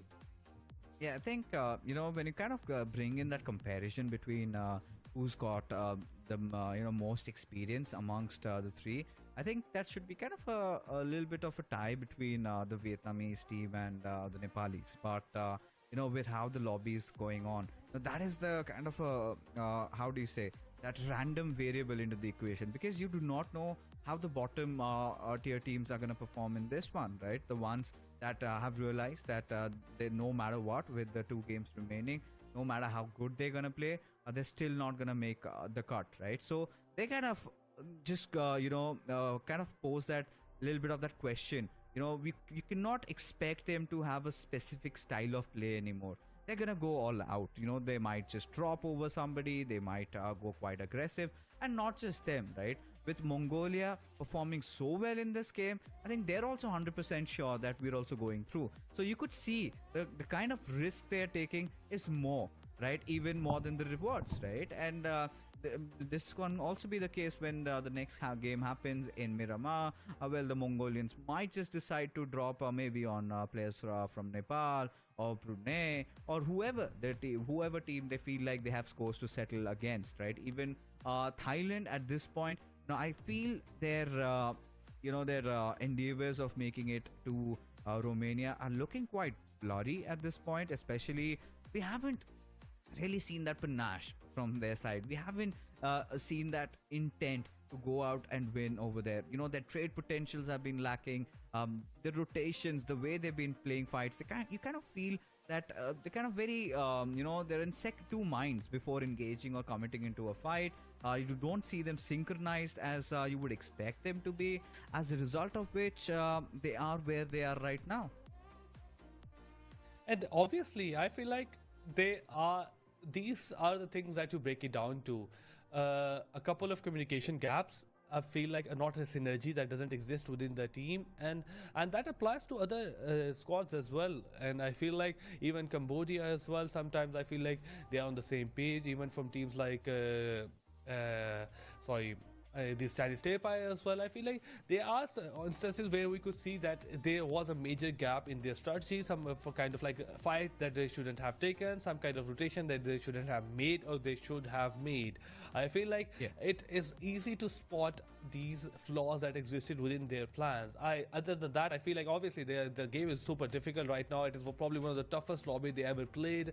But other than that, that still doesn't mean you forget the basics that you need to do. You need to stick to the basics, the things that you know what is going to happen, like the things that you know that they are going to work, that you got you at this position. They will work after that as well. You just need to believe in yourself. But other than that, I feel like it's going to be very interesting. I was a bit sure that we might just be getting done with this potential top 3 within the last 3 games as well, maybe within the second last game. I feel like it will definitely come to Sandhawk. We are gonna see a big fight happening in Sandhawk. We are gonna see teams still contesting one another, trying to go of 3. But I have a very tiny bit of a gut feeling, and I feel like it's going to happen. While every team is gonna be fighting for that top 3, 4MB will just come out of nowhere and destroy everybody, taking the chance of most of the team and not giving the control to any one of them, leaving it just to themselves to decide who will qualify. And I feel like the last game was just a bit of that depiction. Brunei did come close. 4MB was just about to take it away from all of them, and I feel like that might just happen in the last 2 games as well, since they are on a warpath right now. Oh yeah, I think you kind of brought a really interesting point over here. I think they dictate what is going to happen, or who the other team is gonna make it into the playing 3, the qualifying 3 in fact. And which kind of brings us to another discussion, I think, about Philippines, because Philippines, like Nepal, did not have a good game in this one. So I think considering there's so many teams on the tails, at least so many teams fighting for the top 3, it's kind of getting very interesting to see now that the second spot is also slowly but surely starting to open up. Because the first one, I think it is sealed, like cemented, right? Nobody is gonna take that away from the Mongolians. But seems like there've been a few cracks in the walls of the Filipinos. I think they will have to redeem themselves in the map of Miramar, and especially considering the fact that how they've been approaching, because we've seen mostly we've seen those southern circles, and how our teams approaching is that you've got Vietnam, you've got Thailand, you've got Philippines, and few other teams kind of deciding to cluster around that southwestern area. as a result of which a fight has always broken out, and it hasn't really gotten down well for anybody of them. So, and this is again also comes down to how much ego these players have, right? There are certain players who kind of, no matter what, they just don't back off. It's better that they get eliminated, but they're not gonna back off from a fight because maybe their pride is just too much, or that says no. Because here, if a similar situation arises, Azi, I think Mongolians will benefit massively because they have already qualified, so they are basically under no pressure. They could just ask everybody to kind of go blitzing through and try to take down as many squads as possible. And that is because they probably will have a clear set of mind right now, clear thought process. They don't have any incentive to be pressurized right now. They don't have any incentive to feel overconfident. They are confident in just the right amount. They are skilled at the just right amount. So they have a very strong potential of just destroying the last two games. And that, I feel like the team that we discussed a bit earlier, that is for basically falling on the second half of the overall ranking, basically the second page or in the bottom 8, whatever you want to call it, they are also a very great potential threat to these 4 to 5 teams. Now, definitely the best team will win. This is the greatest turning point for these 4 to 5 teams. You are being pressured by the team on top of you and on the bottom of you as well. You are being sandwiched right now, and that pressure is too much. Obviously, a lot is on the stake. World Esports Championship, 130 countries participating in. You got to represent your country. You got to make a name for yourself as well, and it could be a turning point in your career, just in terms of PUBG Mobile, in terms of your familiarity, in terms of your popularity. Because before this, it was about PUBG Mobile. Before these tournaments, it was about, oh, whether you like the game, whether you love the game. But now it's just about the countries right now and how much you make your country proud. This is the factor. This is like IESF just brought in. So I feel like this is a pressure that might just get to these 4 to 5 teams. But we have the team stats in front of us. It will be in front of us right now, and we gotta see how team from Team Hong Kong performed. I think for Hong Kong, China, who had been having quite a rough time around, where a lot of questions had been raised on if they kind of deserve to be here and make it to the top 3. I think they had not really shown up. And this game, I think, huge props to Ken 80, because this player, I do not know how he survived, but he did. Eventually, towards the end, he held on, right? He had that composure which was needed. And look at the damage being inflicted by this lad, right? That is massive. Doesn't really reflect in terms of the eliminations that he's caught. 792 points. I mean, ideally, you would see somebody with that much amount of damage taking 9 to 10 eliminations, or maybe 7 to 8, if we are going to be honest. But this player, I think he was left to fend for himself for quite a long time, and he's kind of going all over the place, right? But right now, a little bit of a head-to-head between two countries, and it is going to be between Mongolia and Hong Kong, whereas where we can clearly see that demarcation over here. Mongolia had quite a different journey in comparison to Hong Kong, who did not have to move around a lot or playing around a set area, while Mongolia, they were just going throughout the map, you know, searching for their targets, possibly, you know, even in most of the situations also overextending. And that is that raw power that they you know, kind of put on the table, that has been really helping them a lot. Definitely, I feel like that's a help that I want to talk about later as well. But we have player stats comparison in front of us. We have Mongolia on the left side, we have Hong Kong, China, and we have Doc922 from Mongolia, and Ken 18, who was basically responsible. Oh, I want to talk about Ken 18 as well. How great he was throughout the whole game. 4 elimination, 1192 damage dealt, 3 knockouts, 27 minutes 30 seconds survival time. As compared to that, Doc92 got eliminated at 24 minutes of the game. He also had almost the same damage done. 2 more elimination, 3 more knockouts. I feel like Ken 18, the way he took the pressure was impressive, very impressive. He stood there right there and then didn't let anything get to him while multiple teams were getting eliminated. left and right to him, and he got rewarded for it as well. But looking at the match summary, he is right there with the highest damage done. Probably he could have been the highest elimination, but now it's Doc92 and like 3 players from Mongolia, 2 players from Hong Kong, China, just dominating the match summary, and no other team is like could be found nowhere near this like summary in general. Yeah, I think this was quite obvious, right? And the usual suspects really showing up. I wasn't really surprised, but the MVP will be Doc92 this time around, and this is one of those conversations I think RZ, you, I, and Tash have all had, right? Every single player in the Mongolian roster has the capability, has the ability to kind of step up whenever required, even in terms of individual experience also. Because now look at that, Doc now has taken over Apex, was quite the Apex predator even at the start of the day, but now look at him, 25 eliminations, and we also find Delta making his way through. Shaco has been one of the, you can say, the tip of the spear for Brunei in terms of how well he has been playing. Ranked, he started off pretty well even today, but seems like as the day has progressed, he's fallen off in the past 2 games. But have we have the match standings? Despite Mongolia not getting the chicken dinner, they still end at the top spot with 20 points to their name. Definitely, I feel like they got 20 points, then we have Hong Kong, China with 17 right behind them. Right behind them is Brunei as well. 3 teams with like back to back, and that is why look at the like less of a points within the bottom 8. 0, 0, 0, 1, 1, 2, 3 points within the bottom 8 to 9 teams. That is one of the reasons why top 3 teams are like 17, 20 points in general. Most of the elimination, most of the placement point has just been divided among these teams, and the bottom half hasn't been able to do anything. And that is a concern for team Nepal as well.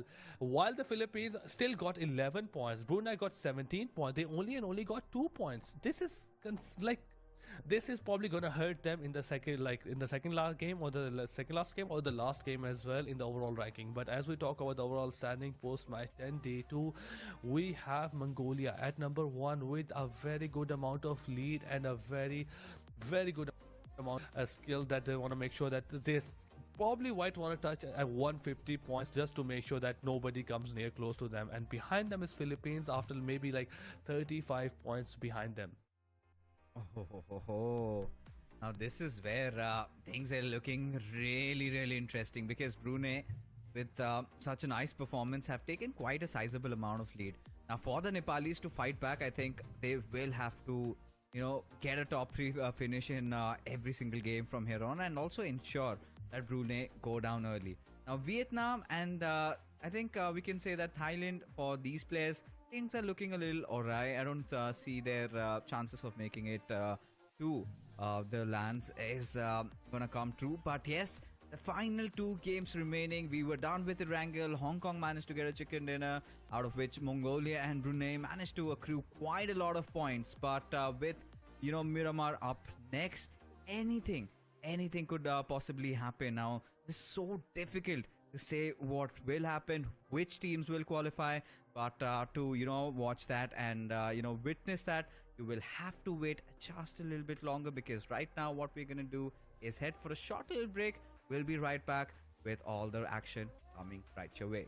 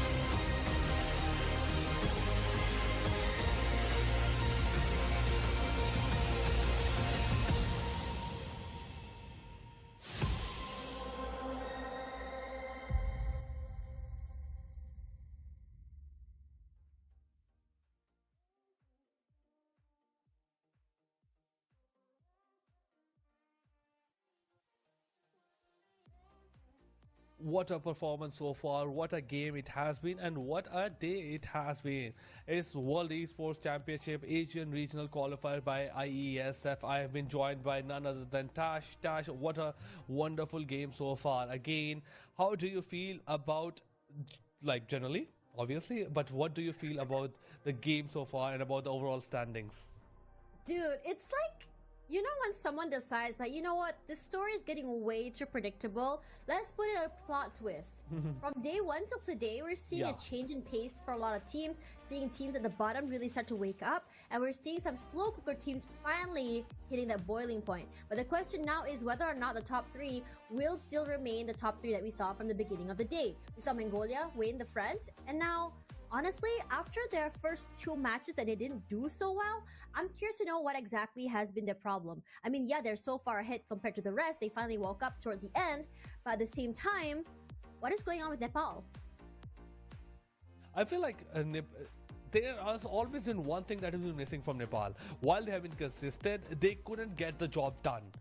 They are good enough. They are terrific. But it's like, okay guys, what is missing is like the final nail in the coffin by Nepal. The last game didn't end very well for them. They got eliminated and they got like sandwiched and they got like caught out during a rotation early in the game. They got only 2 points while Brunei and Philippines performed. But other than that, I feel like in every single game throughout the yesterday and of the game today as well, they come very close. They perform really well, where they got 7 to 8 elimination, 3 to 4 placement point as well, securing themselves 11 to 12 placement points in general. But when you think about Mongolia, when you think about Brunei, when you think about Philippines, these are the teams that like to perform very well. There are times when they can't perform and there are times when they perform like with 20 points or 22 points. Nepal is just missing that one game. If they are able to secure that one game throughout these whole 2 days, I know they would have qualified. And now we have just come down to these two last games. I feel like it's very less of a chance, but this is the game they should be looking for. Not more than any other team. This is a game they should definitely be looking to secure themselves. Yeah, it's really exciting when you talk about Nepal in general, because yesterday consistency was the name of their game. Now, for the first part of the day, I think they really struggled, and you start to see that, and you can see that realization coming to them, especially because they got only 14th placement, and then 8th placement, and then eventually 6th, and they weren't able to secure eliminations as well. They only managed to get a 1 point for 7th round, then 5 eliminations for 8, and then 6 for round number 9, and then 0 for round 10. Only getting those placement points is very rough. Now, let's talk a little bit about this flight path. All the way from the northern side of Torre Al Humada coming down to Valdemar, I would say that this is an all-right sort of flight path. It's not really skewed onto the southern side, like what we saw from yesterday all the way till today. But at the same time, I'm really liking the fact that today we're starting to see these centralized circles. Nothing too, I would say, out of this world, which really allowed a lot of the teams, especially like Maldives, like Hong Kong, China, or Chinese Taipei, to really be able to play around and be able to show their true strength and colors. As we come into today, I mean, Chinese Taipei did show a bit of an improvement. I mean, a lot of improvement. They started the day with a chicken dinner, honestly.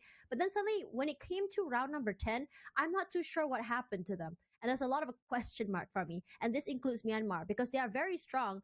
And despite not playing the first match yesterday, and this includes Vietnam as well, they still managed to just chase in terms of points. But there are times where you're just like, that's a little bit too aggressive.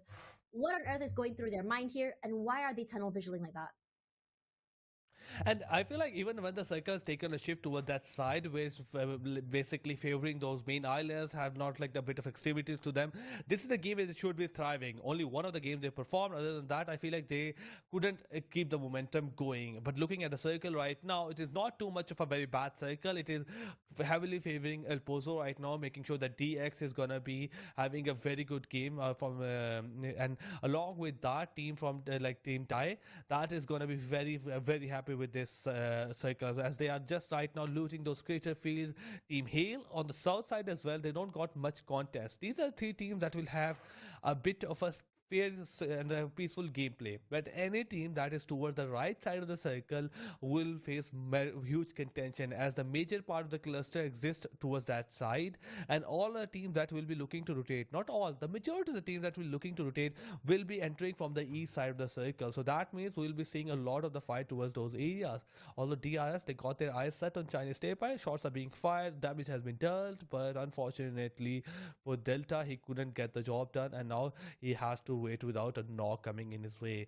But they got their hands on a good weapon as well, and they forced the Chinese Taipei out of the zone, and now they gotta go and regroup with their team. This is a very interesting start in my opinion, because the first Miramar was extremely slow. We didn't see any movement until toward like the 15th minute of the map. Now coming into this map in particular, we're seeing it to be a little bit more competitive, where a lot of teams are a little bit more proactive in not only taking fights early, but also looting as fast as they can. They're not necessarily dropping in places that are super high, I would say, the best hotspot drop spots, what I'm trying to say is. But what they're trying to do here is, if you were to be able to get your weapons fast, what can we do to maximize this, which is to get as many points as we can. And for those who are a little bit too far from the top 3 here, I think their idea is to just kind of climb up the ranks, because it will look good on their, I would say, on their standings coming into the next year. That's number 1.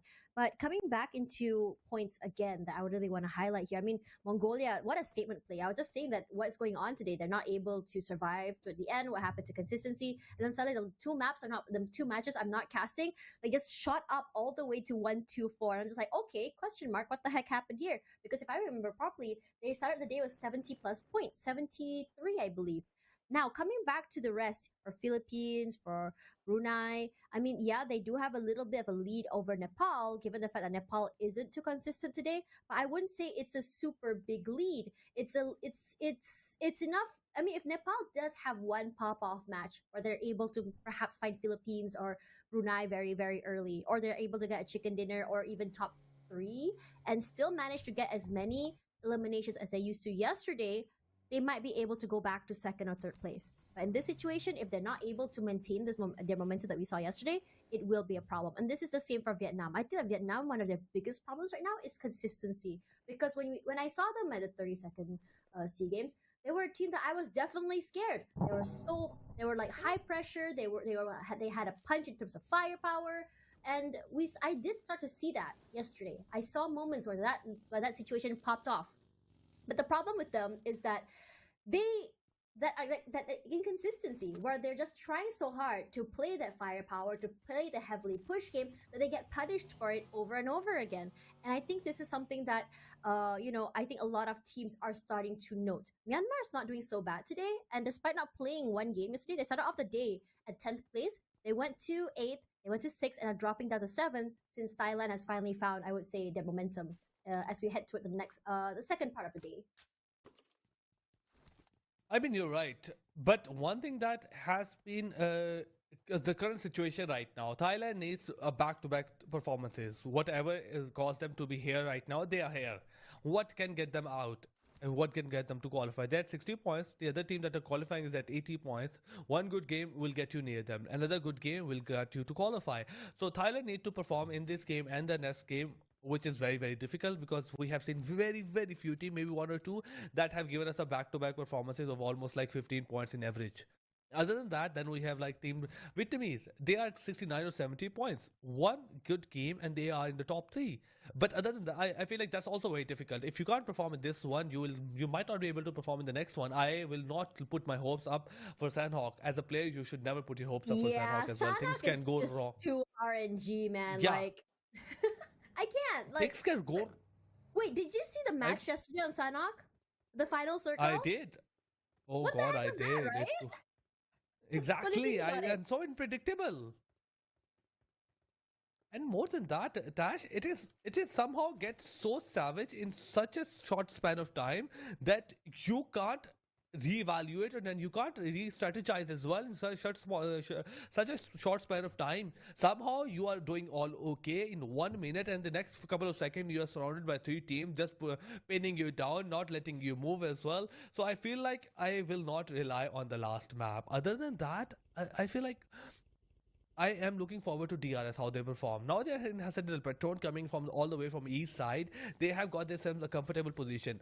But that is just right now a bit of trouble coming their way. Look at GL, look at TP, EP, ISSL as well. I feel like they will be surrounded by a multitude of teams and a multitude of problems as well. They need to be up on their feet. They need to be in a good, better communication strategy as well. Don't need to like if they disperse at one particular moment, they will be punished for it, as they are possibility of a points of entry into the circle. And now on the other side, look at DX. Nobody's going to be bothering them from the left side. GE is in the center comfortably. They might just be getting the spotlight as well. ESB on the other side as well need to be careful, as they are surrounded by DRS and GL coming from the bottom side. 4MV has a great comfortable rotation as they're coming from the south of the side, and they can make their way almost to the center. Not exactly center as GE is there, but yeah, they have an easy rotation coming in from their side. Malaysia is right now on a high ground. Yeah, I wanted to ask you, what do you think of Team Malaysia so far? I mean, this is our first day seeing them today. What do you think? I feel like they have the big guns. They came in the third game. They came in a Sandhawk, and the way they got the winner chicken dinner was impressive. They played in a very passive way, and in the end they got themselves 7 elimination. So one thing is, I was definitely intrigued, and in a very good way, I must say.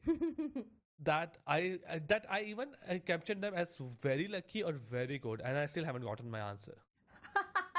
I mean, it is Sanhok, right? I mean, it's hard to really predict. And for some reason, I had a feeling Malaysia would be coming back onto Sanhok. But I don't know. The way that Sanhok is played, at least for me, it suits Malaysia's playstyle. Regardless, hold that thought just now, because you did see one player knocked down by Brunei. It's going to be Indonesia that knocked down Brunei. And it's going to be an answer back here from Indonesia as well. Newbies will be rushing out forward. He wants to try and go for that revive. Piasau close by. Gonna give at least a little bit of space for his teammates, becoming the distraction coming forward. I can't believe this! Piasau rushed out to distract everyone, still got a knock.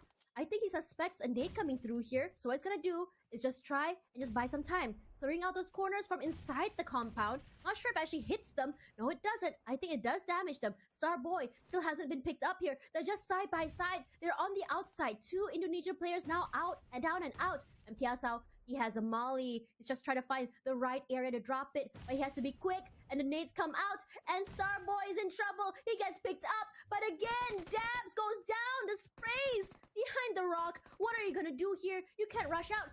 Ezreal gonna have to just bleed to death, and Jax, found behind the rock, immediately sent to the lobby, and just like that, Indonesia will be at 14th place and only 1 elimination in the bag. But DRS, they are also in a bit of a trouble with a Gennady goes down, and also another player goes down. The team Thailand is just looking super good right now. 2 eliminations in their bag. It's a 3v2 coming in from behind. He got a place for it. Shots are being fired. Just got a couple of damage done. Delta goes down at the hand of Tiger, and it's a 1v3. 1 by 1. DRS goes get eliminated at the hand of a Thailand, and this could be just it. They didn't make it to the game. Like the later part of the game, they only had like zero elimination point, 0 placement, or 1 elimination point, 0 placement point. This couldn't be worse for DRS right now. This was the game they were looking forward to. This was the game they were looking to make a dent in overall ranking. But Thailand just came in from right and left and just eliminated them from the game. Unfortunate for them. Oh man, so soon for Nepal, and this was supposed to be their comeback game to make it up there into the top 3. And because they were out so very early and not getting a single elimination, at this point, they're gonna have to make a miracle happen in Sanhok. And honestly, I wouldn't put any of my hopes on that particular map. Hold that thought though, because Mongolia once again facing off against Thailand. I feel like these 2 teams they have quite similar rotations on this map in particular, because this is the second time they're meeting on this map very, very early. Just now, Mongolia, they did manage to run away from Thailand, who just decided to turtle shell in their compound. But this time around, let's see how this is going to be changing in terms of how exactly the dynamics are going to go for the game. Thailand's going to be very happy because they already have 4 eliminations in the bag. So, like, if I were them, just refresh and leave the area. You don't have to take any more fights if you don't want to. It's best to go for a better positioning. But with Tiger coming out of the compound, no one's shooting at them quite yet. Oh, you know, hold that thought, because it's gonna be C-Sky only that's gonna be hit out first, and already straight to the lobby with 2 members already down and out. I don't know if Thailand's gonna be able to come back to this, but we have seen miracles happen, especially from Mongolia. This might be a whole different story. But speaking of that, Mongolia in a whole different league of their own. What's the damage to the other members of Thailand? I don't think Thailand has an answer quite yet. Going to play a little bit more passive. And this is what I feel like could go wrong for both teams. While DRS, we know what went wrong. But for Thailand, they lost one of their players to even DRS, and now they lost the other player to 4MV. And now they're in a position where they can't get much. Thailand was looking to secure at least 11 to 12 points in this game. Now they are only left with 2 players with 4 kills in their hand. And if they make their way all the way to the top 4 or 5, maybe that's a place where I can see them getting more and more points. But 4MV just stripped them off of a very good potential game. This is what we talked about a bit earlier. 4MV is gonna be a very brute force that will be a very huge like a point of issue for a lot of those teams, especially for those teams that are looking to end up in top 3, looking like Philippines team, like Brunei, the Vietnamese team, Thailand team, and DRS, because 4MV is obviously in a league of their own and they have no pressure and all the confidence they need to make it work. And this might just be what is happening right now. Chairperson has a really nice high ground to work with. It's not the more aggressive Vietnam that we've seen, but definitely a Vietnam that I saw toward the end of the 32nd seagames, where they played a more passive style gameplay, more about being quick into the circle and getting their placement first and just letting those eliminations fall onto their lap. In this situation, them on this high ground gives them a lot of value in terms of gathering information. And I think that with teams that prioritize getting information, it gives them a lot of value in terms of how exactly you want to move to your next location in terms of your rotations. And just like that, we already see a little bit of damage put into Apex as he was trying to go for that peak. But at the same time, I was talking about this with Fixes. How long are you going to be holding down that area, and what value are you going to be getting through that hold? Now, if it's for Vietnam, I think they're okay to hold this and take a while to do this. But now as the circle shifts, this is when they have to decide how exactly they're going to approach the idea of rotating into the circle. Yes, they are at the very edge. They can become the gatekeepers. In this situation, I would really like it for them to stay here, because look at that, Brunei and Mongolia on the outside. If they were to actually pick up those 2 teams and also get them not only as elimination points, but at the same time taking them out, it gives them so much space to really climb up the ranks of the ladder of this league and make it to top 3. Chairperson takes a bit of a damage to the body, goes back into the cover, and now he has to pull off of like those band-aids and first aid kits, but now he's just going for those bandages as well. Teams are surrounding just beneath him. He can't do much as well. He's like ngàn cơn đau giữa các em bình yên. Thailand boys. Tiger takes a bit of damage. He's very low on HP. Hello anh em nhé. Hello các bạn. Xin chào anh em. Chúc anh em buổi tối vui vẻ. Đè, không được trăm like luôn. Quá chán. Tôi quá chán. Dog 92 is very low on HP, but now the rest of the 2 has also joined. Tiger with his hand on a shotgun. He's trying to make sure he gets just one shot connected. Ghe cút rồi á, phải lâu rồi. Thôi, không xem giải nữa đâu các bạn ơi. Nghỉ đi. Xem gì nữa tầm này. Nói đùa ấy.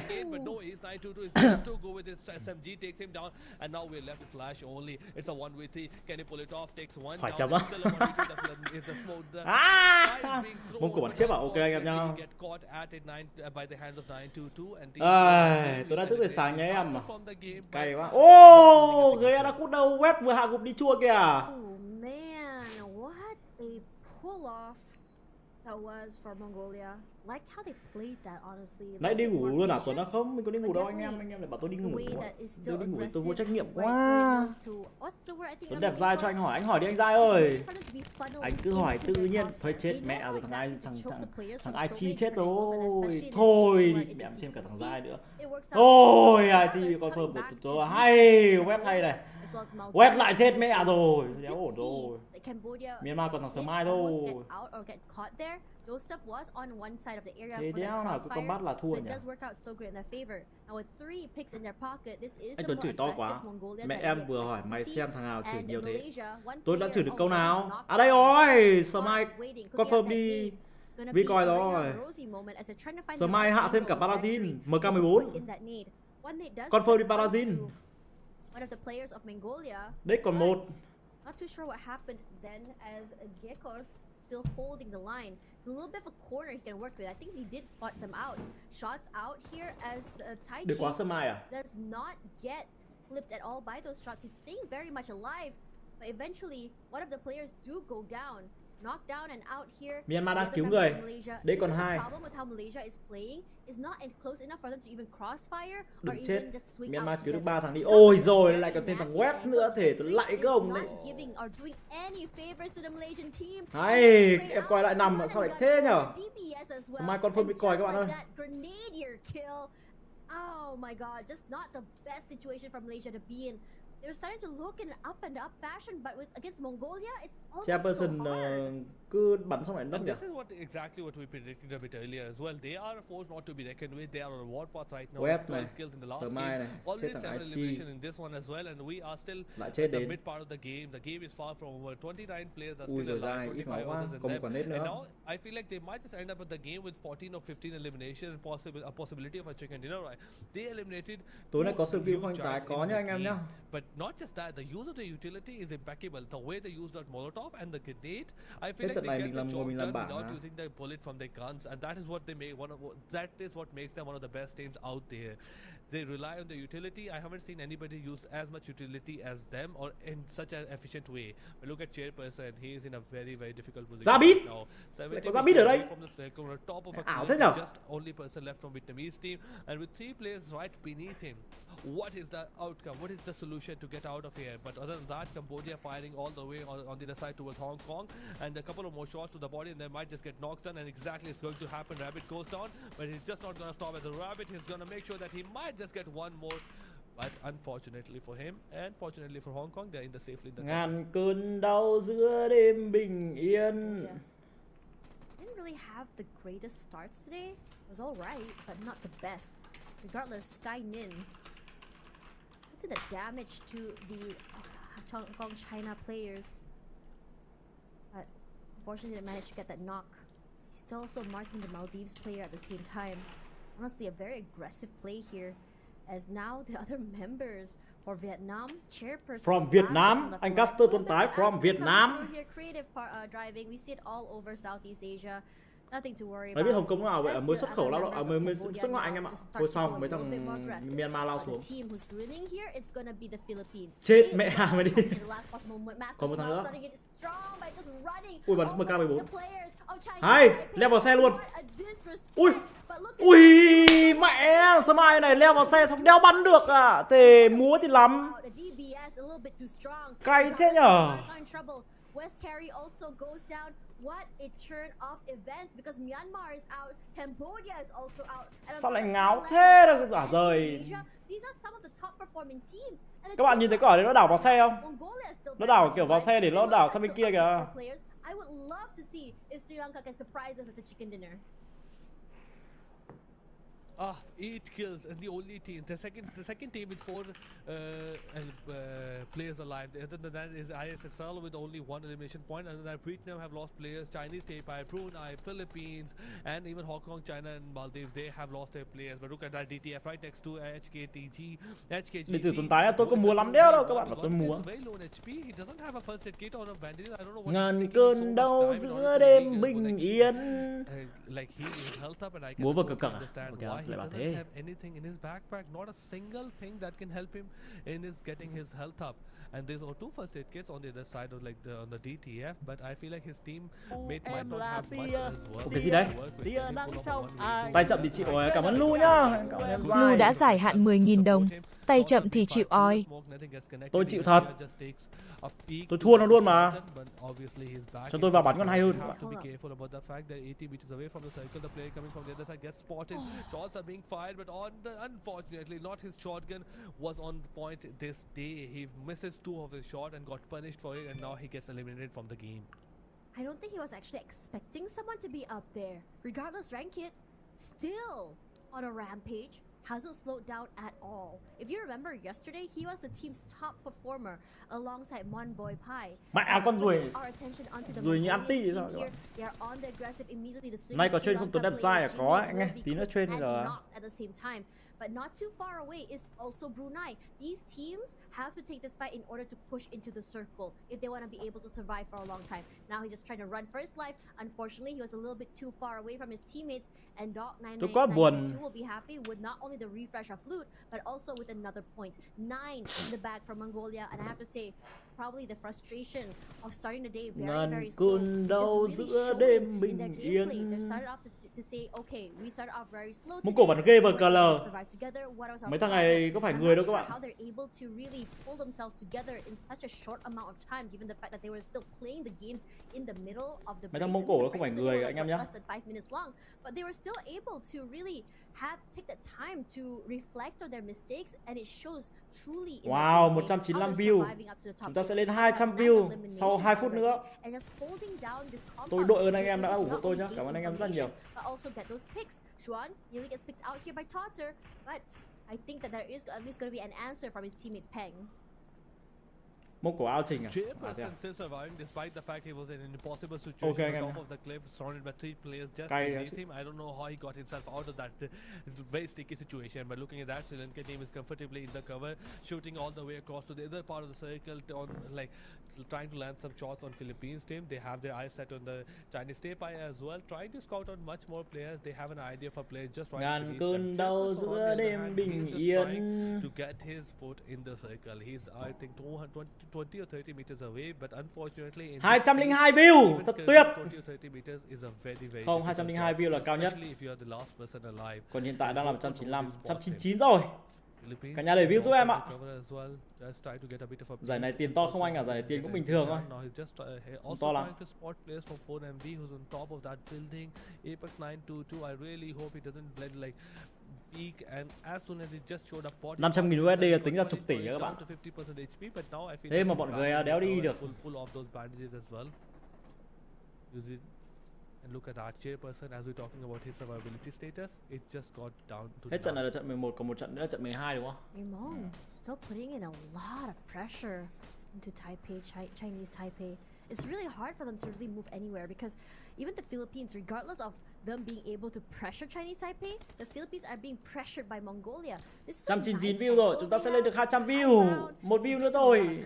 Ông nào đang xem livestream ấy nhở? They can mark so many different players and angles, entering and exiting the circle, but the circle is gonna pull a little bit more to the southern side. So like it or not, they're gonna have to leave the area very soon, and leaving that area, because it's such a high area, it's gonna be so. Giờ có 500.000 USD anh có cưới vợ luôn không? Không. 500.000 USD bây giờ mình có ấy, thực sự để mà chia sẻ thật ấy, thì mình sẽ donate cho 200 anh em ở trên kênh chat, mỗi anh em 5 triệu. Hợp lý. Tiền không mua được lòng người các bạn ạ, nhưng nhiều tiền khoảng 5 củ là được nhá. Mõm là mõm thế nào? Tôi nói thật là các bạn, một tôi mõm. Tuấn có biết sao anh bò không bắn không mà tôi cái này tôi chịu anh em. Bò chắc lần này ốm. 500.000 thì đánh đề à? Sao lại 500.000 thì đánh đề 500.000 đô cơ mà. 500.000 đô là hơi bị nhiều tiền đấy các bạn dẫn ngoài. Giờ này tôi học được câu dẫn ngoài. Tôi có skill không anh? Có chứ anh em. Không có tôi ngồi đây làm gì?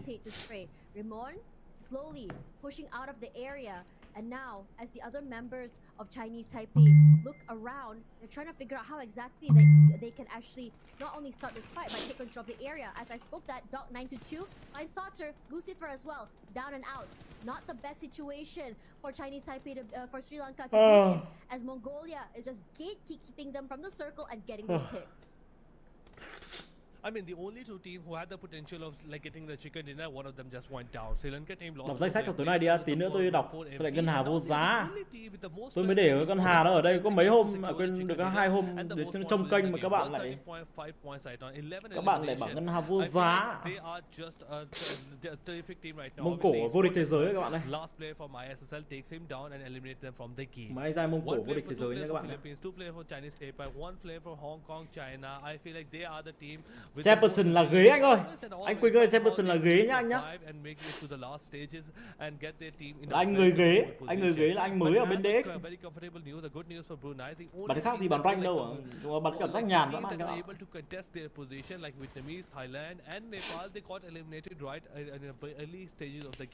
So nothing concerning for them even if they get eliminated number 6 with only 4 points and they're comfortable in the top 3. They have to be concerned about the last game, but looking at that, the second last player from China's Taipei goes down, only one left behind. 4MV is slowly and steadily Hảo tiếng Anh cái gì hả các bạn? The enemy players, they are not doing too much. Tôi dịch ra là đúng còn gì nữa, làm gì sai đâu các bạn, háo tiếng Anh. Che nó chả là ghế thì là cái gì? Person thì là người. Che person thì chả là người ghế. They have a very huge advantage. They are like getting a 1v2. No, it's just those knocks coming in from these really far distances and those players from these players from 4MV. Mấy thằng Mông Cổ này bật kinh đấy nhở? Bọn này điên à? Bọn này điên rồi. Very quiet all around. It's gonna be very difficult. Such an open area, but Apex are grenadiers. Giải gì đây em à? Anh đọc giúp phần comment vậy. Ở phần game ấy, giải IESF có DX tham gia nha, anh ơi nha. Anh thi nha. Giải này là giải kiểu như là seagames thôi. Nhưng mà cảm giác như là trông có vẻ là khó hơn cả seagames. Có mấy ông Mông Cổ này bắn kinh quá à. Dẫn ngoài.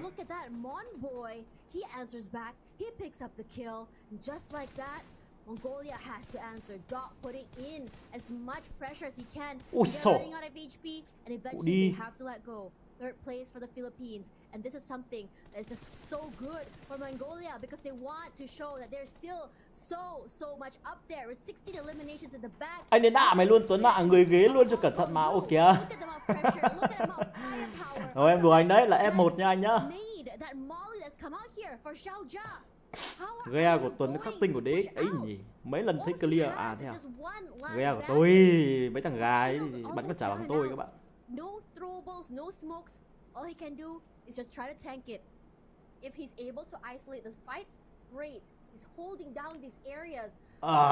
East is just slowly making his way forward, proning. He can go for the backstab if he wants to. The idea here is to get 4MV tầm cỡ 3 bông cổ thôi, chưa phải những cái tên nổi bật nhất quen thuộc vô đây ao trình luôn à. Thì những cái tên quen thuộc nhất thì nó ao trình bố hết từ lâu rồi các bạn. Như bọn Stonewall hay các bạn, nó vào bắn Scream Việt Nam, nó bắn như bắn các con thì các bạn bắn 20 mấy kill thì bố tôi không chịu nổi. 26 kill, 4 thằng nó bắn 26 kill mà trong đó là Scream của Việt Nam. Ai sai thật tuyệt. But he still will play for cover. But Zhao Jia eventually does keep the nade, and Mongolia takes another chicken dinner for tonight. I mean, it did make look a bit difficult right in the end, but the way these played, they didn't make themselves vulnerable. They tried slowly and steadily. Toán với cả Hà là rep comment fanpage cho anh nhỉ? Anh bảo anh check phát nhá. With a good nade coming in where the player couldn't move left and right as well, and even if he saw the nade coming in, if he ran away from it, he would have left his cover, making sure that he's got his like he's get his. Ai ta bảo rep comment nhá chứ không phải là thả team comment nhá anh em nhá. Anh em đừng nhầm. But this is exactly what we feared for all the other teams that were looking to end up in top 3. Was 17 eliminations from their side, 27 overall ranking. Obviously, they have done like 3,000 damage, and other than that, they will be definitely ending up with 150 points in this game, or maybe 147 or 148 points. But that is not a point of discussion right now. The point of discussion is they have taken away the potential of being in the top 3 from a lot of teams. Vietnamese team, Thailand, especially Nepal. Nepal obviously they got eliminated by the hands of team Thailand. Thailand was the team that got eliminated at the hands of team 4MV, and 4MV was responsible for taking Brunei out as well. 4MV was responsible for taking Chinese Taipei out, along with that ISSL out as well. Làm bảng đấy các bạn ơi. Ngồi làm bảng một tí nhá. Ngàn cơn đau giữa đêm bình yên.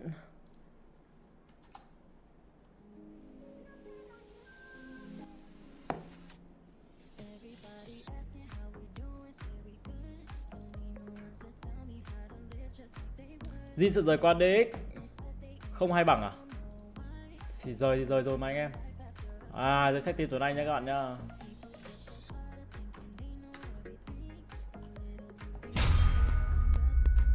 Hát bài đi em mà. Thôi anh ơi, em làm bảng đã. Tối nay là chúng ta sẽ không có bóc game minh. Chúng ta có 2i. Đâu ta? Rồi có 2i, chúng ta có DX. DX đâu? Anh cảm ơn Lu nhá, càng nhìn ngày xưa tóc Lu phút đã nhìn giải bảnh hạn VL. 10.000 đồng. Nhìn hình ngày xưa tóc phút nhìn bảnh VL. Kìa thế giờ chả bảnh, giờ chẳng em như thằng trộm chó, em lại bảo anh thế. Giờ vẫn bảnh mà. Tối nay có Villa Gaming, có 2i, có DX, có Bảo Nam, có V Gaming, có Eagle không?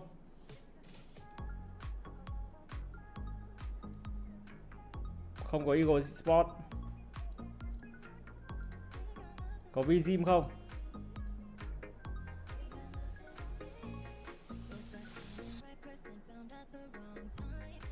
Không có Vizim.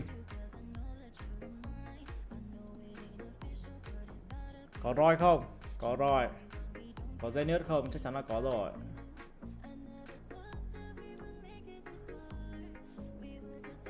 Mẹ mày rơi vào giữa tao cái. À, ở đây rồi. Đấy, sao? Có Unicorn không? Unicorn. Không có Unicorn rồi. Có ranking không? Có ranking.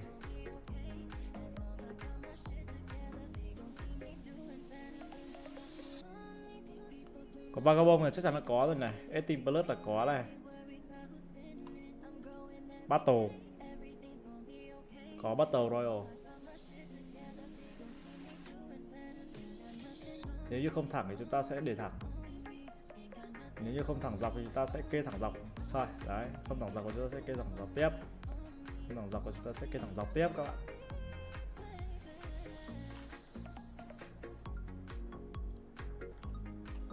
Có Đăng Khoa.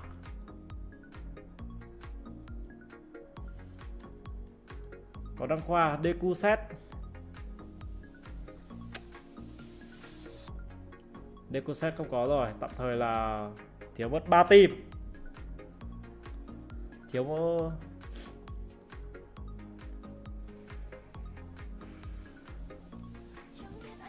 có không mà có anh em nhá. Team Plus này, team bông sinh là team nào?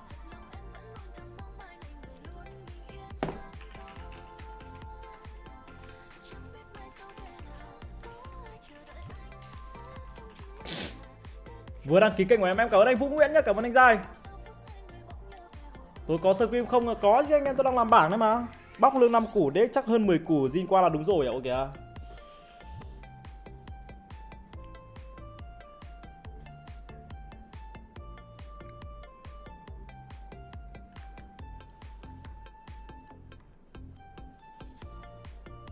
Bọn này chưa sâu bằng điểm nhỉ?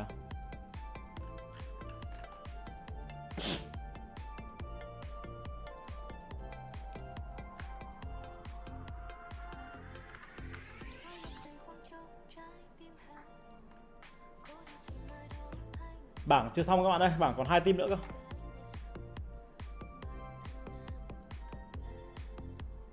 Bảng còn 2 team nữa cơ. Bóc lại không train là chán vậy à? Giàu rồi cần gì train nữa các bạn. Tôi giàu rồi là tôi cũng nghỉ cát à?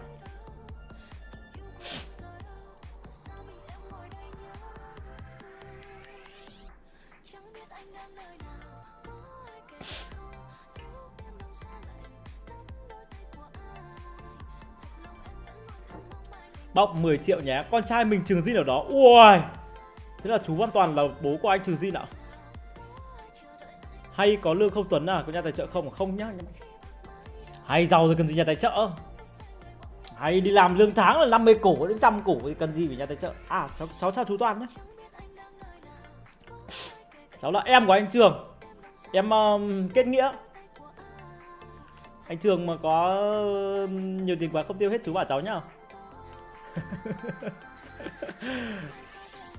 Scream có tiền thưởng không anh nhỉ? Tạm thời là không, nhưng mà mình cũng đang cố gắng tìm một kiểu nhà tài trợ để tài trợ Scream, ít nhất là có thêm tí tiền thưởng thì nó sẽ rất là ok.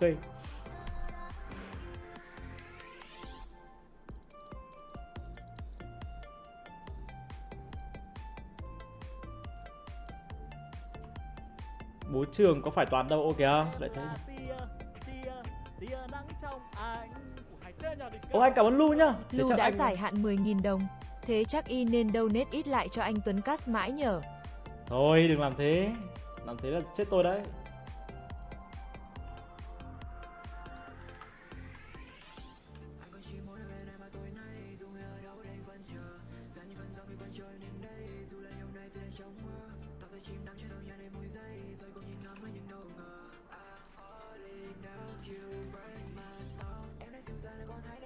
Đây nha, tôi lại chỉ cho các bạn cách xử lý đấy nha. Hiện tại đây là team bông sinh đúng không?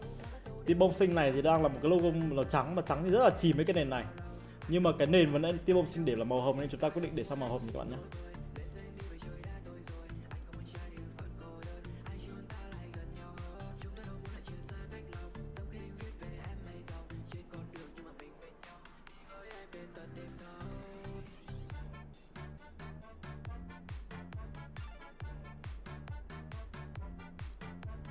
Màu hồng này là màu hồng như nào nhỉ? Màu hồng chắc là như này thôi.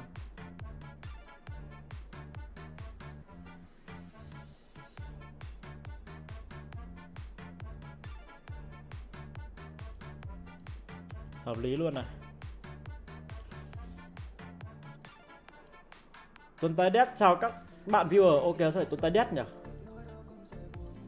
Ra biết lương các team chuyên nghiệp 10 củ cũng ok phết. Do hồi SWAT bóc có 5 củ à? Ok anh em nha. Đã biết giàu lo gì lương à? À thế à? Ok. Khoe với anh em thế à? Ông Hoàng Photoshop à? Đỉnh cao các bạn. Quá đỉnh cao luôn.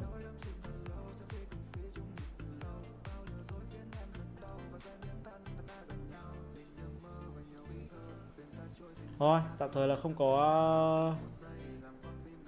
có những team còn lại thì tôi sẽ phải kiếm một cái gì tôi đè vào thôi. Hoặc là các team còn lại chưa kịp đăng ký tôi sẽ lấy cái gì tôi đè vào thôi các bạn. Tôi sẽ đè cái gì vào được nhỉ?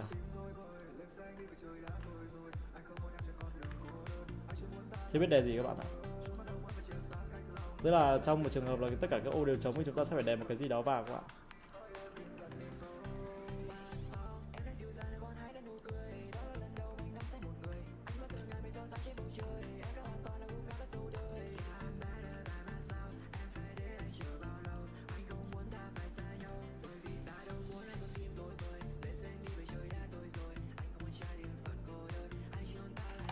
Ok chưa? Hợp lý đây. Mã màu à? Thì sao bạn Mi Fan mới biết cả mã màu nhỉ? Đâu để tôi xem lại.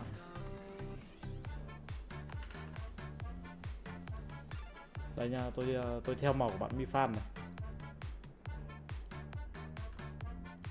Nhưng màu này nhạt quá, màu này chìm. Màu này bị chìm anh em ạ. Thế thôi tôi để màu đậm nhá. Màu đấy chìm. Anh chào Thỏ Tá nhá, hello em nhá. Em qua Photoshop không em?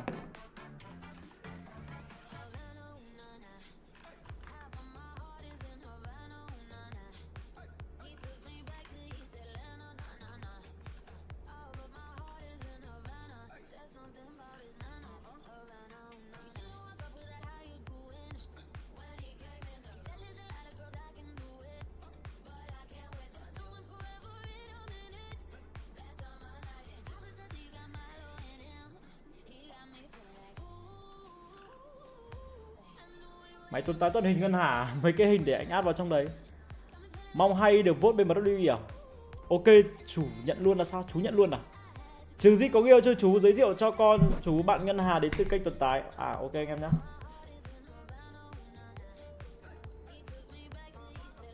Em chào anh Hữu Nghĩa nhá, hello anh. Logo team Villa đâu anh à? Logo team Villa đứng cạnh hay với Bảo Nam đấy các bạn. Này ít team chuyên vậy à? Người ta giàu rồi, chủ nhật người ta đi chơi các bạn. Hồng hợp với bông sinh à? Ok anh em nha, bây giờ tôi sẽ ghi cáp như thế nào mới hợp lý đây này.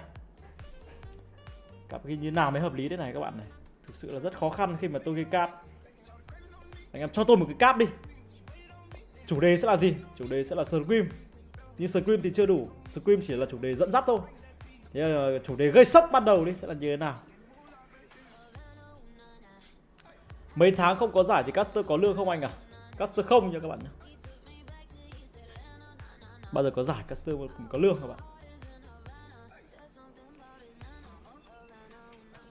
Bố Jin chịu Hà làm người yêu Jin rồi kìa, anh em chúc mừng đây à? Ok anh em ơi, thế thì tôi sẽ mở một bài cưới em nha. Để chúc mừng cho Hà nhé các bạn nhé.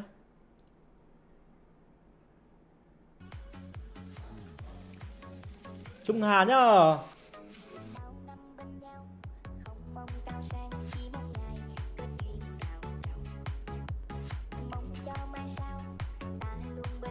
Ăn mừng. Thôi, khi bố anh trừ Jin thì không được.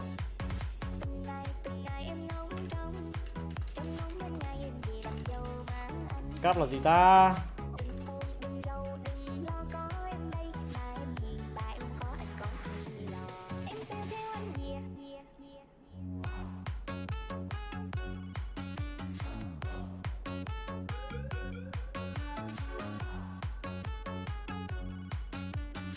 Nhớ biết comment gì ạ các bạn ạ? Ghi mẹ không biết. Ghi cáp như nào? Tôi đau đầu lắm rồi.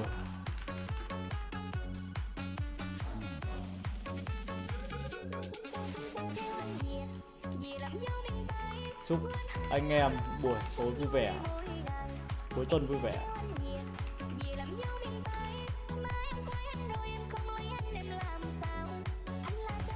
Thế rồi nhanh.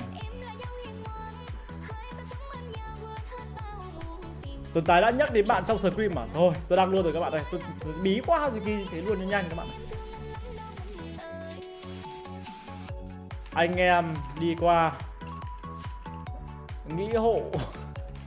Tôi cái bẩn đéo chịu được thể cái cáp ngày mai. Cho ngày mai nhé.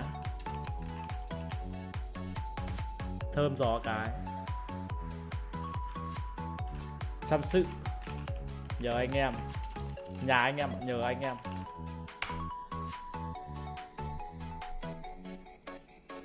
Cưới không, đốt nha. Yêu đương cho lắm rồi cũng chia tay à. Gặp đã là duyên, thôi mình sẽ cái phần. Bên nhau tuổi trẻ đến già không hối hận. Anh yêu em, bao nhiêu dễ hẹn ai nói mà không được. Như anh nè, lấy anh không chồng đó anh đưa tới dặn hỏi em về rồi chọn. Ok rồi anh em ơi, thế là có bài rồi đấy. Nhà đón mừng cô dâu mới nào là rượu hồng. Đây là nhẫn cưới, gói gọn tình mình chân thành tuổi đôi mươi cầm tấm thiệp hồng xe duyên kết lối. Tên chúng mình có cả ngày thành đôi vòng cưới hoa vàng gặp dàn cho ngày cưới chỉ chờ anh trước nè. Đây top 5. Cách 25 91 trừ 74. Cách 23 điểm.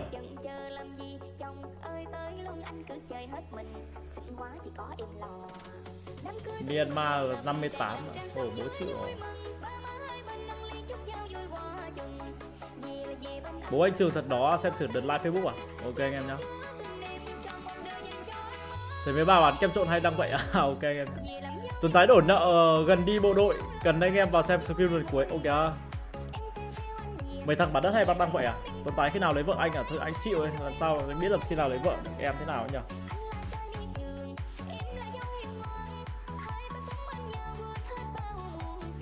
Chín giờ rồi.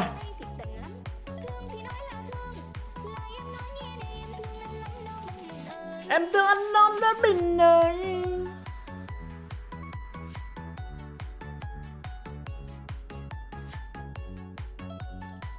Rồi, nhạc gì? Để lại nhạc cũ đây. Chúc mừng Hà nhá, chúc mừng Ngân Hà. Chúc mừng Ngân Hà được bố anh Trường Jin nhận là con dâu nhá. Thế phải tôi là con trai đây, tôi có bao giờ được bố anh Trường Jin nhận làm con dâu đâu các bạn. Đấy, thế là có mỗi Ngân Hà được làm con dâu của bố anh Trường Jin thôi. Ngân Hà thực là đỉnh. Từ mai là anh sẽ quên đi Ngân Hà và anh sẽ để một bạn khác lên để có thể mà trông kênh cho anh. Còn YouTube tên Văn Toán á? À YouTube anh tên Văn Toán à? À thế là chủ tên Toán ạ, không phải là tên Toàn ạ.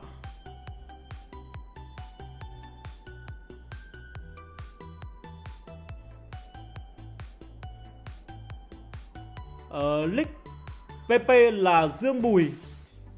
Sao lại là Dương Bùi nhỉ? Chú tên Toàn mà nhỉ? Sao lại là... Hay chú tên Toán mà nhỉ? Sao lại là Dương Bùi nhỉ? Tên thật Nick Dương Bùi. Chú có người con gái mắt lòng mắt dạ, thật sự chơi game gì cũng đỉnh. Cháu fan từ đợt người con mắt cháu fan từ đợt live Facebook à? Cháu cảm ơn chú nhá. Đâu để cháu thử tìm app của chú nhá chú nhá.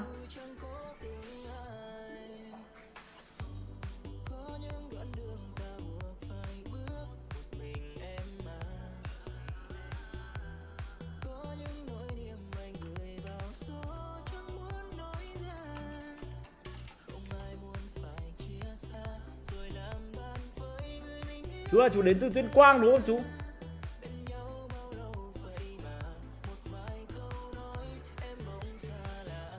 À không, như là dễ đây.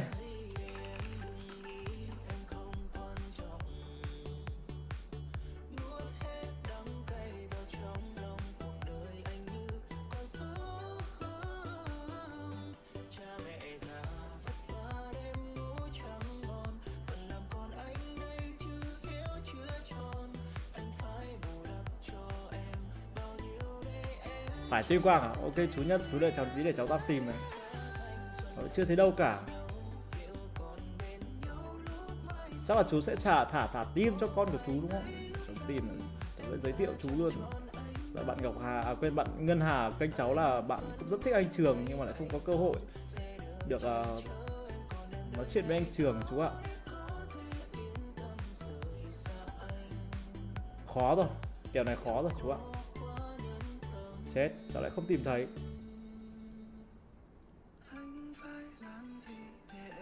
Thôi xong rồi. Ok à, chú không kết bạn với anh Trường à chú?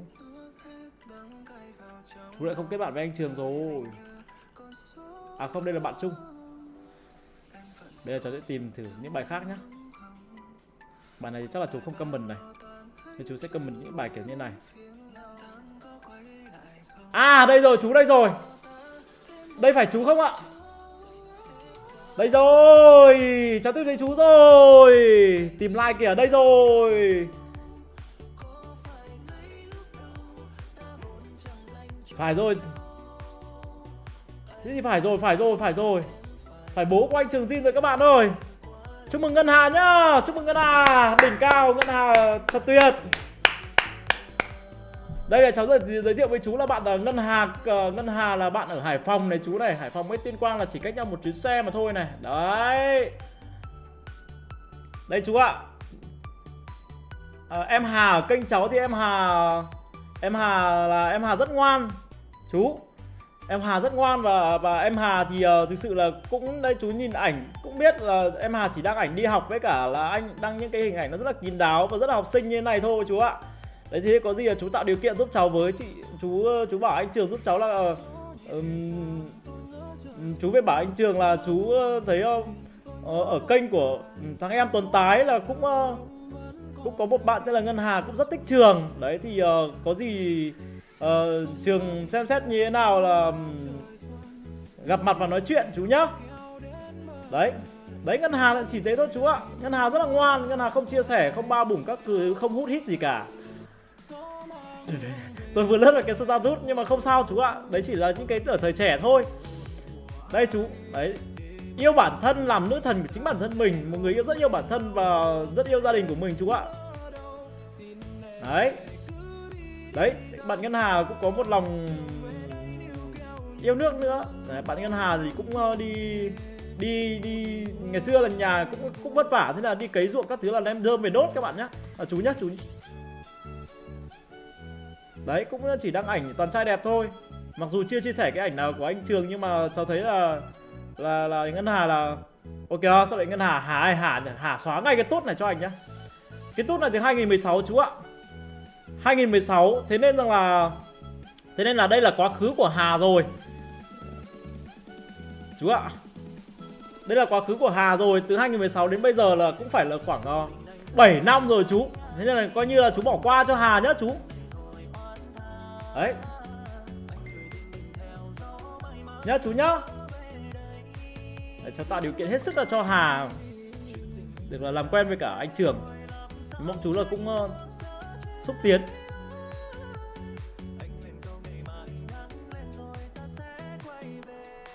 Nhà trường giàu lắm à? Không, giàu nghèo không quan trọng. Giàu nghèo không quan trọng.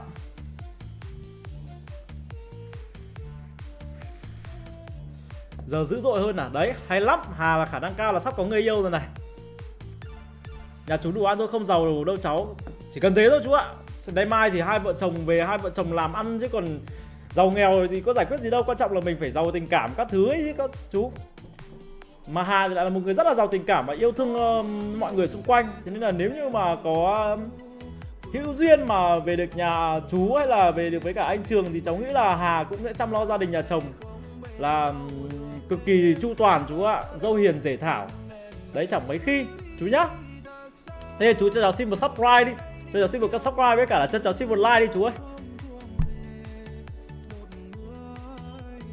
Đấy nhá, có khoảng 150 anh em ở đây, chúc mừng cho Hà nhá anh em nhá.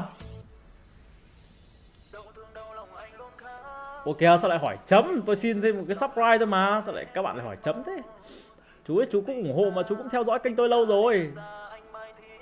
Đấy Hà nhá, Hà có gì là Hà nhắn tin với cả anh Trường đi nhá. Cung hỉ đấy các bạn. Tôi rất vui khi mà được làm ông Tơ, khi mà kết nối được người nọ với cả người kia. Cảm ơn các bạn rất là nhiều. Hôm nay là một ngày vui cho cá nhân tôi và cả ngày vui cho cá nhân Hà. Chốt à? Chốt luôn chứ còn gì nữa. Chốt luôn.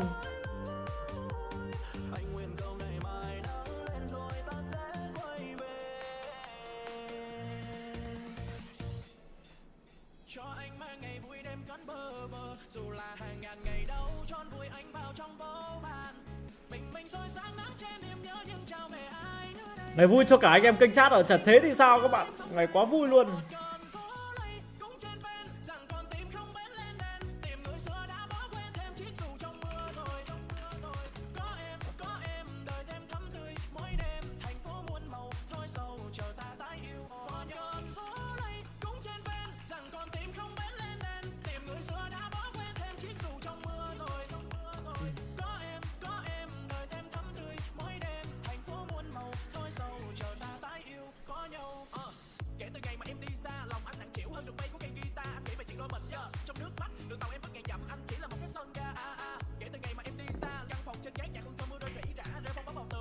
Chị Hà ơi kìa, anh em chúc mừng cho Hà đi. Anh em ở cung hỉ chúc mừng cho Hà.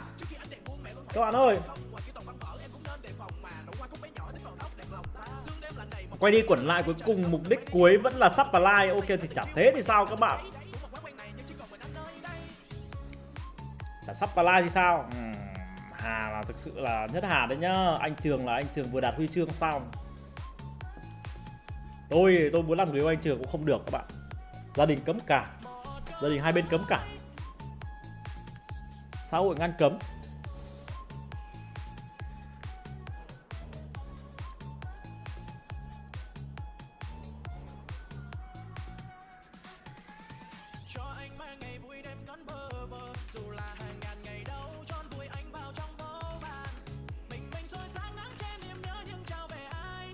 Anh yêu luôn anh Trường đi. Sao anh làm sao yêu được? Tôi bảo là gia đình tôi cấm cản mà. Gia đình tôi có cho yêu con trai đâu.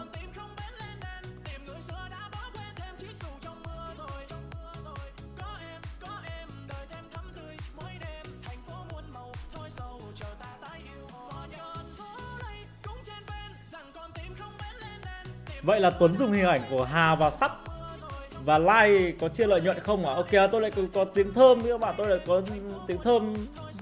Các bạn, tức là ví dụ như Hà mà có lỡ đến được với cả anh Trường thì tôi lại có tiếng thơm là người tạo điều kiện cho huy chương seagames như các bạn.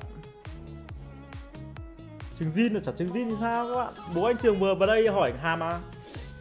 Tuyệt vời.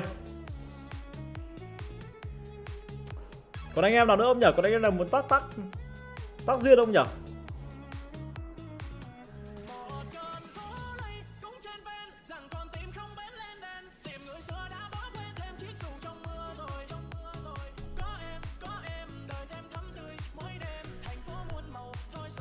Tạo điều kiện đến giờ có người yêu đéo đâu. Ok, thì chịu đi các bạn. Giới thiệu mốt đi, anh em cũng chưa có người yêu. Mày thì thôi, mày cái ế mẹ thì chục năm nữa đi em. Anh chịu.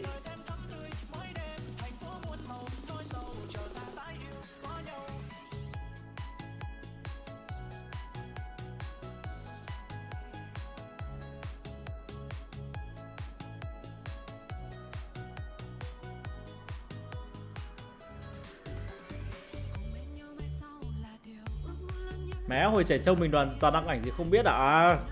Không ai để cái quá khứ đấy đâu, quá khứ từ lâu rồi hả. Quan trọng là bây giờ thôi, chứ còn quan trọng gì cái thời trẻ trâu hả. Em sinh viên năm cuối đại học giao thông vận tải, quê Bắc Giang, bản PUBG ngu. Đáng ra mày không có cái từ bản PUBG ngu thì không ai nói gì đâu. Có cái từ bản PUBG ngu là thực sự là người ta nhìn người ta không muốn yêu đấy. Cũng đi ngàn năm. Ok xem nhá, anh em xem đi nhá, tôi sang live với cái TikTok tôi kéo tương tác một tí, sau đó thì tí nữa tôi quay lại nha anh em ơi.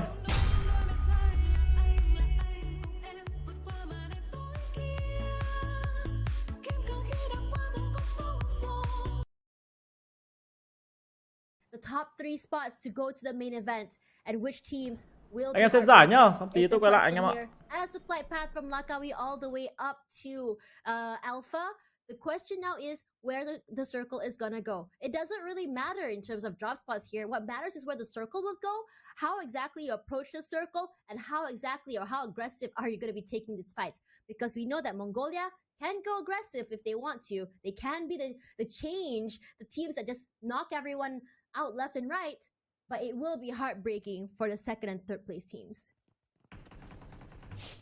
Maldives, they are right next to the team right now. Shots are being fired. Rifa is very low on HP, but they got the team from they got Amazal as well as he goes down. Hades gets his hand on Xiang as well. Now they have got 2 knockouts. Kara got knocked down at the enemy team, but I feel like he might be just able to get revived. Cambodia is not looking so good right now with the DTF losing 1 player and Cambodia losing 2 players. A 3v2 fight. Rifa is very low on HP, doesn't have any ammo, any weapon, any gun. And now what will he do in a very sticky situation? It is going inside. Kara is also bleeding. Rifa is low on HP. Just fall down to 2 soon. How can you exactly make sure that your team survive? But no, Rifa is just like, oh, while I am down, I want to make sure that I secure those 2 knocks as well. Now he's just going to try to revive as his players as much as he can.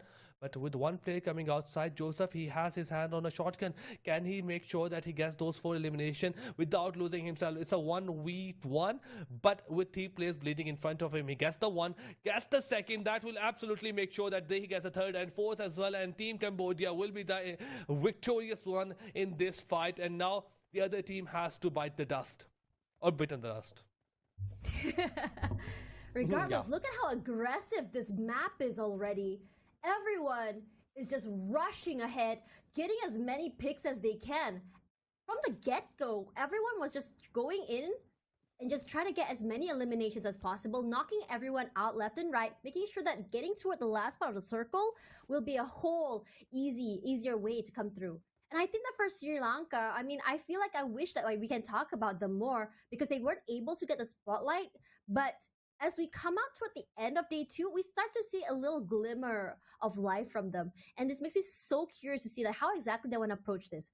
And with Brunei losing 1 player so very early, I'm not saying they're out for the count, but it does make it a little bit more hard to attain that dream of getting that chicken dinner so that they dearly want. That extra 10 points plus the elimination points way better. And to make it even worse, Chewy was knocked out of the game not only so early, they weren't able to get a trade for that. It's going to be very quiet here from Piasao as they wait out the other members of the team to just rotate out of the way. Now, with this circle playing in the area between all 3 islands, this is where people have to question. Should we be at Alpha Island or should we be at Bravo Island or should we go to the southern side? And immediately, oh man, Brunei in trouble. Mongolia, just call him the dream killer at this point. 1 knock already, just like that, and they are rushing forward. I can see that his teammate is trying so hard to go for that revive, but it looks like for Apex, nah, son. There's a reason why I'm called Apex, and it's probably because I'm an Apex predator. They are going to be trying to choke the other members from around the area, and this is why it's so difficult to play this particular circle, because everyone is just so packed in between these 2 islands.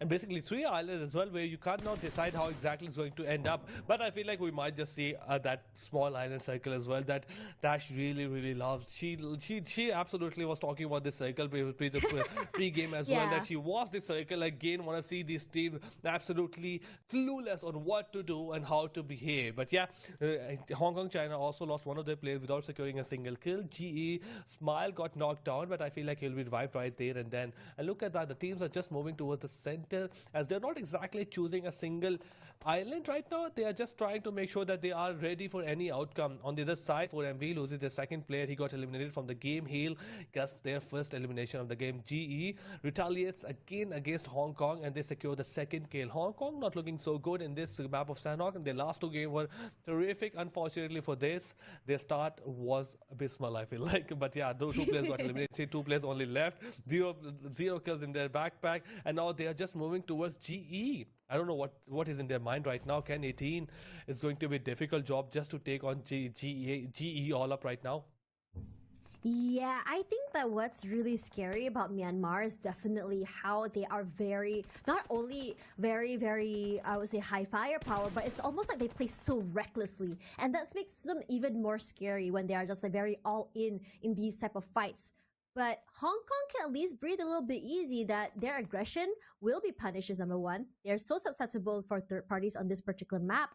But you can already see that for Rabbit and the other members of Hong Kong China, perhaps survivability would be a better way of approaching this. But scary, shoots out, no answer quite yet as Zai gonna rush forward. But look at how Mongolia is already on a killing spree. There is gonna be an answer. We can see that against Thailand. But coming back to Mongolia again, they do want to take this fight. And immediately, Ken 18 sprays out, finds one, Smile with a zigzag, dancing away from those bullets.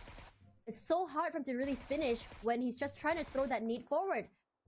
The tree saves him, gives him a little of a breathing space, and Master Ichi, a little bit more aggressive. He's going for that long rotation. He's trying to cut off Rabbit from being able to assist his teammate. Regardless, this is a very open area, and he doesn't really have cover. Bar that tree, bar a few houses, but have to be careful. Ken 18 does go down. Rabbit still holding down the line. Zai as well, he did rush down, gets a reset, has been picked up, but as he is the last member left alive and marked by Ichi, what is he gonna do here? What's his play? For Hong Kong, coming in at 10th place, is it an acceptable place for them? It's already looking so out of the way to be able to make it to the top 2.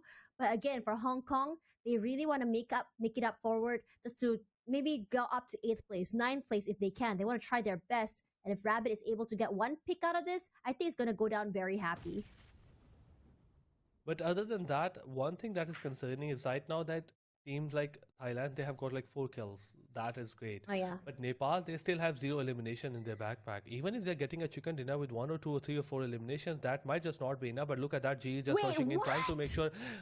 Yeah, GE just got in. They made sure that Rabbit doesn't survive for so long. They were just absolutely stalling it for no reason. And when they realized that this is just one player holding that whole proper compound, they shouldn't be let in. But look at that, DRS. This is not what they expected at all. And opposite of that, a vehicle elimination coming in, and Israel is just here to seal the deal. He's like the death angel, maybe whatever. But yes, for now, DRS is on a back foot. What an opposite of what they wanted.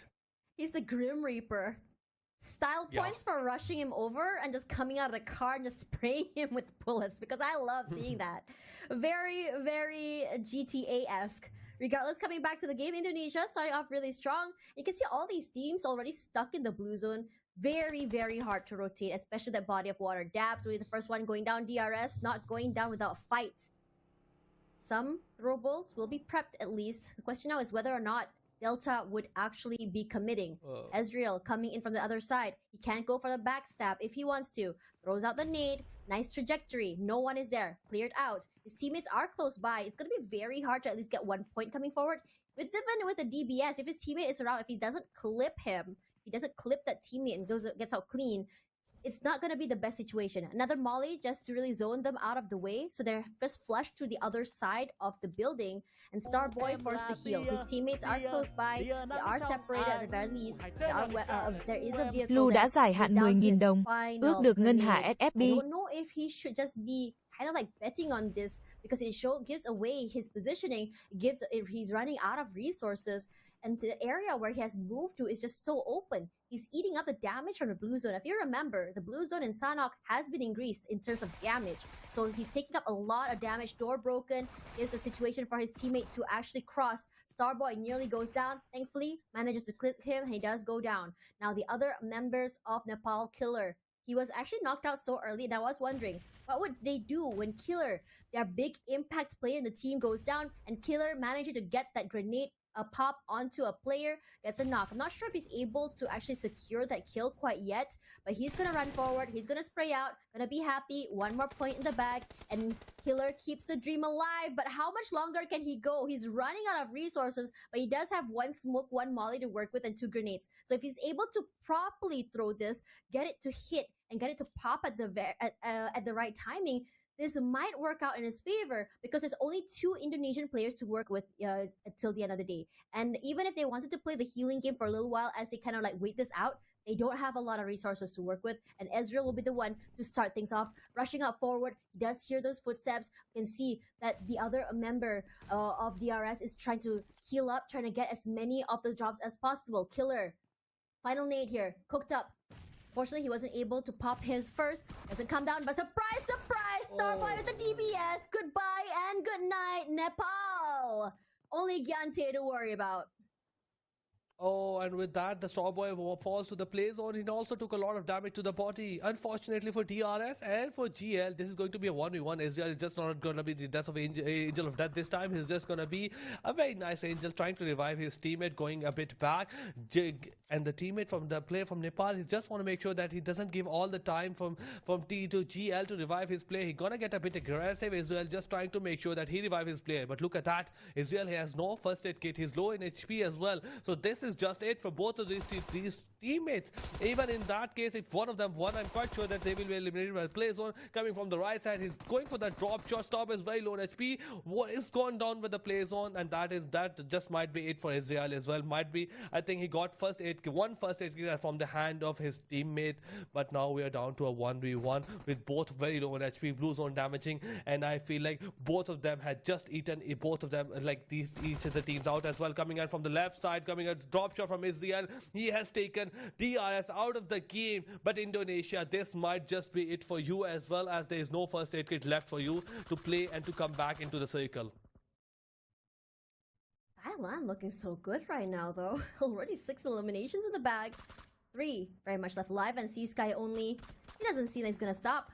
The team that they have marked right now is Vietnam. So Vietnam still alive with 4 players, and I was just talking about a change in the mindset of Vietnam, and this time around it's a little bit more passive, not as aggressive as I thought it would be. And I think this approach might have been better if they were to take it a little bit more earlier coming into the game. Regardless, our circles, especially on day 1, has been very difficult to work with. Juan, spotting out the members of Sri Lanka, Mamata has been one of the players to get knocked out so very early for the team, given the fact that he likes to play a little bit more close, rushing forward in a lot of those fights. But it is enough for his teammates to sometimes just trade out. But in this situation, you want to be able to survive as 4. No one clipped quite yet. That's good trigger discipline from Get Slow. They don't want to reveal where he is, as his teammates have. Tiger did get clipped there, but it's not enough to really take him down. But for the other players from Sri Lanka, getting into boot camp is going to be a big problem. But Lucifer is playing it very smart with these roofs because he didn't even get clipped once. The one who was taking damage was just Tiger. But look at that in the live ranking. Team Vietnamese team, like on 78 points, they need 13 more points to cross Brunei. Brunei is still surviving, so that's 2 factors. They need to eliminate Brunei whilst making sure that they at least get 13 points to qualify for into the championship, into the LAN event. But for now, Sri Lankan team is also looking really good. They have 4 of their players alive. They have 1 elimination, surviving all the way from boot camp. They have the high ground as well, making sure they have access to a lot of information into exactly where everybody is residing. One of the players looking the flank angle. Unfortunately, he won't be finding anybody on that side since his back is completely empty, and all the players are like exactly situated in front of it with the team Hale and situated in the boot camp, and I feel like not just that's not it. ESP is also outside the boot camp team, and oh, look at the circle. It has taken a shift away from the boot camp, and still holding that small island. It might be just the circle that we were looking for. I don't know why, but when I used to talk to my casters from Malaysia, they always say, look at where the airdrop is. You might have an idea where the circle might be. Yeah, so maybe to the northern side of boot camp might not be the island, but I wouldn't count that area just out yet. But I think that Thailand so far is having such a good run. They're surviving for so long. They're playing a little bit more turtle shell, and with a team like Mongolia out for the count already so very early, it gives them a little bit more breathing space. If you remember, Thailand tends to get clipped by the Mongolian and Cambodian team, I believe, and also Myanmar, who are a little bit more aggressive. And I think the biggest weakness for Thailand is that once they are their, I would say, defenses, like one player gets knocked down, suddenly all of their structure gets knocked down as well. So if they're able to play as a team and survive, it works out so well in their favor. But boot camp right now, so many people want this prime piece of real estate. And with Chinese Taipei inside of the area, they're going to be neighbors for a little while, at least for a little while. But look at who's going to be proning inside. We saw Cambodia still live, 2 players left, trying to be very quiet. We can already see Sri Lanka saying, give us a piece of that land. We deserve to live in the boot camp too. And the sprays are out. Indonesian team goes and spray and just rushes through. I love this aggressive and just quick stance of just forcing themselves inside. Big bolt play by Ezreal. And on top of that, not answered quite yet, because if Thailand tries to chase, immediately Sri Lanka is the one to answer back.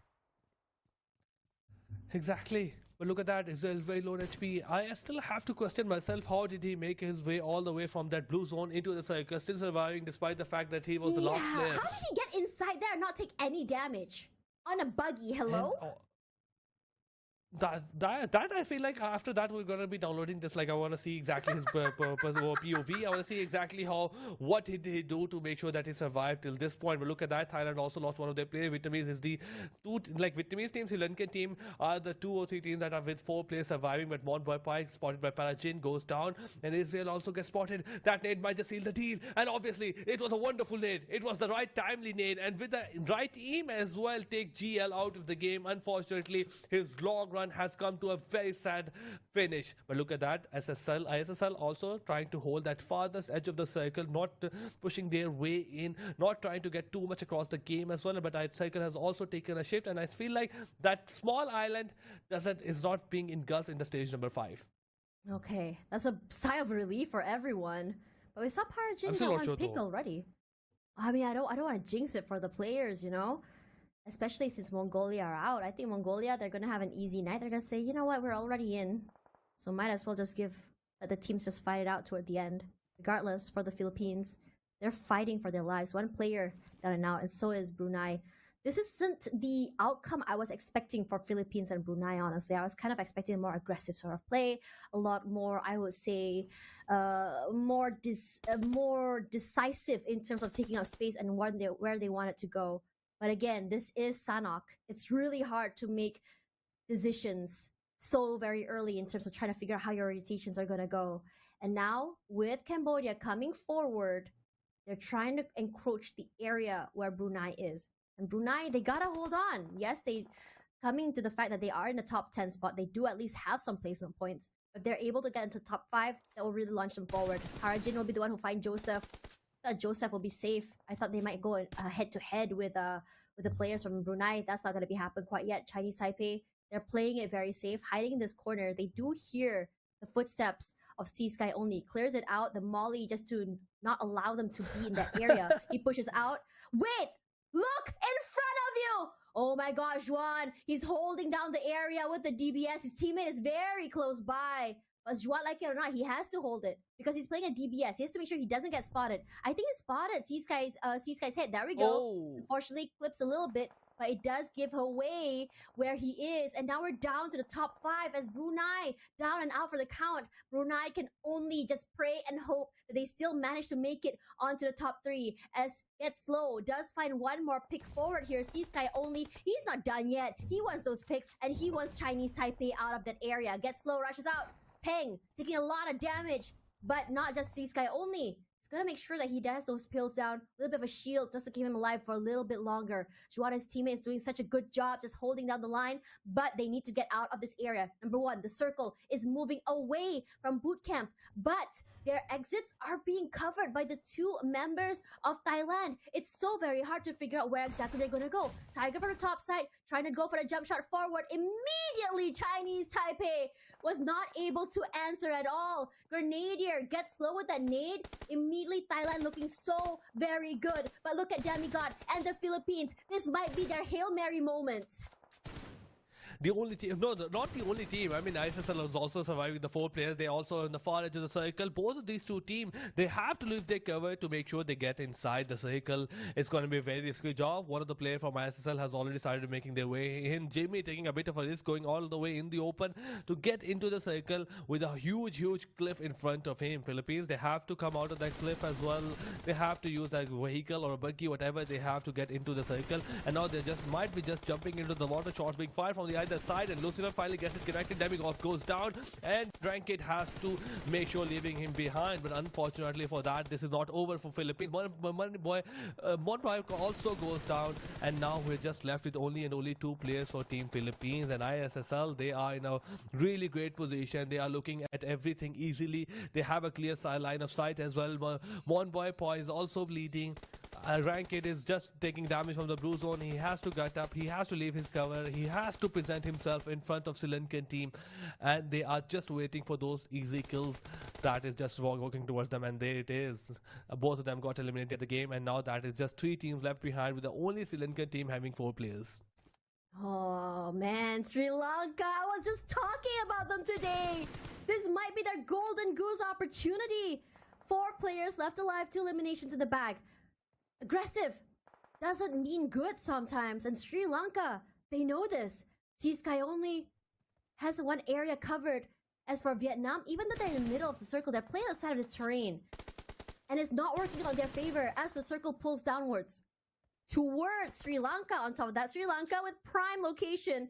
They have the cliffs to work with, they have these rocks, and now for Vietnam, what they're gonna do, they're gonna jump into the water, they're gonna go swimming. And this is why things get very complicated, because when it comes to water, getting out of the water is gonna be the issue. As soon as they surface out, they're gonna get fished out one by one. But Thailand is playing this very, very smart. They're sandwiching the Sri Lankan teams. I don't think they know this, because all of the players don't have their eyes on the prize. But right now, look at that. The aggressive firepower is already coming through. Get slow with the opening, finds Mamata, and Lucifer does answer back onto chairperson. Gets slow as well, finds Razor. 2 down already for Sri Lanka. But then Vietnam, they try to answer, but Lucifer is holding down the line. He sprays, he gets 1 more point in the bag. This is Sri Lanka's best game, but Jimmy is getting fired down by Get Slow. It's a very nasty angle Get Slow is playing with, and he puts in the damage, he puts in the hurt, he goes into prone, and he's gonna heal up. But Tiger will be the one rush out. A DBS play, beautifully done. He heals up, he gets a reset, he gets a pickup, and Tiger unfortunately not able to hold on just yet.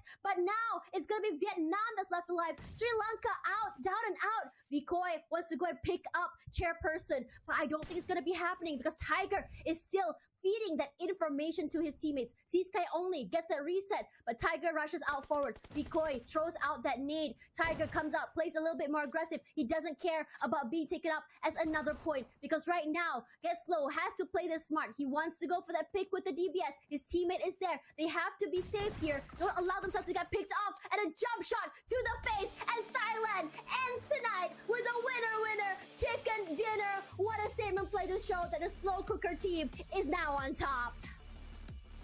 17 eliminations for this team, 27 total points, and 8 points for Get Slow. That wasn't for him to get slow. That wasn't mean he was the one who was slow. That means that everybody was around him was getting slow, because he was just too good at what he does. He was just too fast at what he does. And now he took the fight to Sri Lankan team. He took the fight to the Vietnamese team, and he was responsible for eliminating the most bunch of the players from the game as well. And probably the MVP of the last match.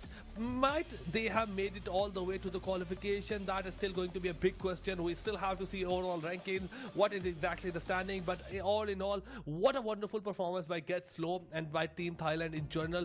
The way they have taken this fight, in the way they were being punished, and in that last moment, the way they Get Slow revived his teammate Sea Sky only to make sure to like not go into this fight alone. Other than that, the way Tiger was giving information by baiting himself, obviously the Vietnamese team didn't have the time to take the Tiger out and then be part of the fight. They had to take fight, and they had to be careful about the fact that Get Slow and Sea Sky only was rushing in towards them, and this was a wonderful performance by Team Thailand. But the bigger question is it enough to get them into the finals, into the championship?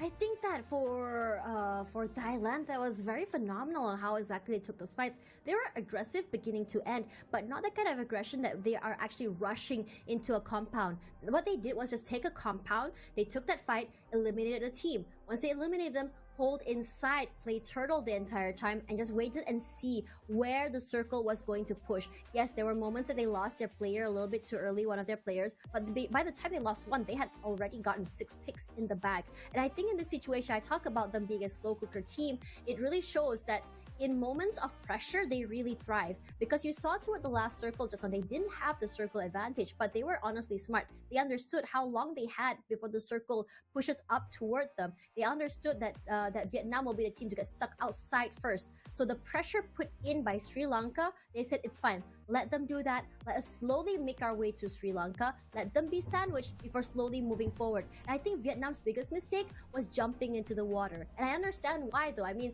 they didn't have any more places to go. If they were to climb up, they would get shot out because they'll be up in the open. If they were to move forward as well, they would run out of cover. So the only option, run into the water. And by the time they came...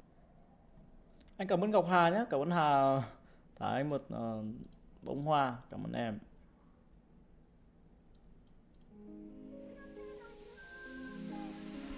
Mấy giờ stream mà các bạn ơi? Hiện tại thì mình đang live ở trên top nên là nếu như mà hỏi stream ngày hôm nay thì các bạn đọc phần comment game giúp tôi nhé, là hôm nay không có stream anh em ạ.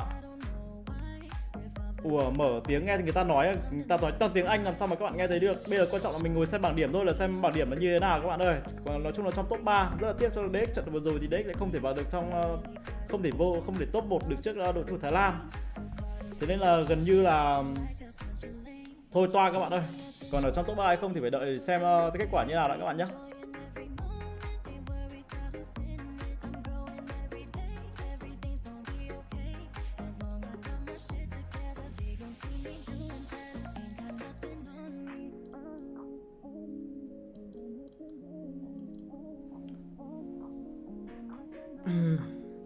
Đích toang rồi các bạn ạ. Anh cảm ơn Coca, cảm ơn Ngọc Hà nhé. Bảng này top 1 đến 3 đúng không? Bảng này là top 1 đến top 3 thôi. Toàn nói gì về phần trình diễn của DX. Phần trình diễn của DX là rất là cố gắng thôi các bạn ơi. Gió đen thôi các bạn. Thế nên về nhì tận 3 trận thì tôi nhớ không nhầm. Anh thấy thành của tố chất đấy về hay cho đỡ căng thẳng. Về hay cũng được anh em ạ, không vấn đề gì cả. Chả qua là chưa có captain bò ra trận thôi ạ. Ok. Đợi nhau đã các bạn, đợi để xem đã.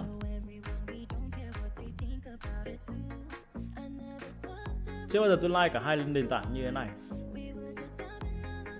Chung kết bắn ở nước nào không hiểu luôn, là bắn ở Roman anh em ơi. Thi đấu thiếu một trận ở hôm qua nhỉ? Đúng rồi, thiếu một trận ngày hôm qua. GE bọn tôi cũng thiếu một trận ngày hôm qua. Cay. Đây có player gì lạ quá, có người ghế anh em ơi.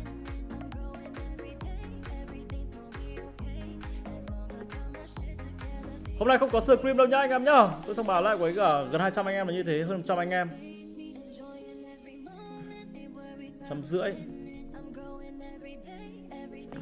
Hôm nay không có stream đâu các bạn ạ.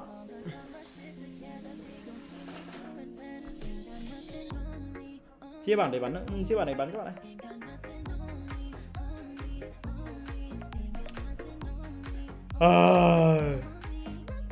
Mai có không anh ạ? Mai có nhá em nhá.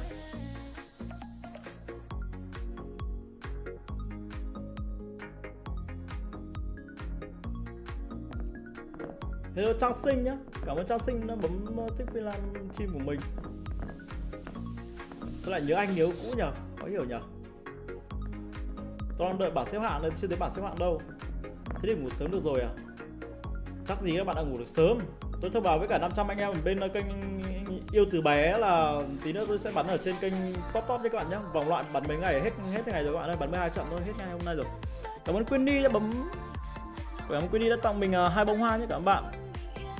Cảm ơn Trang Sinh đã follow kênh mình các bạn nhé. Cảm ơn Queenie, cảm ơn bạn nhá.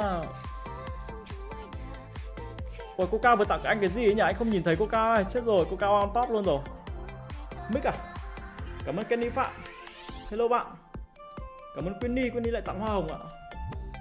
Deck được vào không mà deck được vào không, được vào hay không thì phải đợi các bạn ơi. Đợi khoảng tôi nghĩ là 1 phút nữa đi.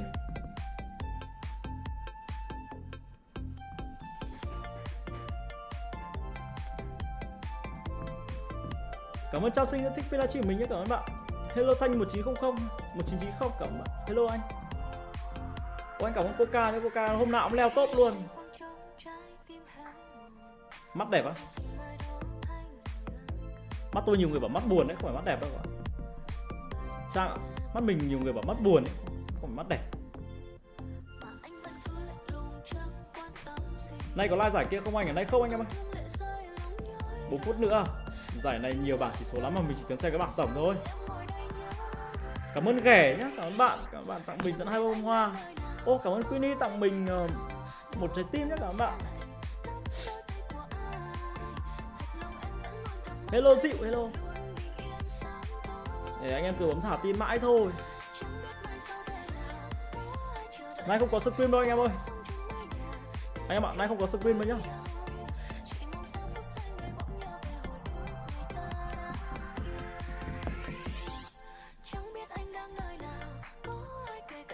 Quá buồn, không có screen quá buồn. Vẫn 150 anh em vẫn đang ngồi đây để đợi.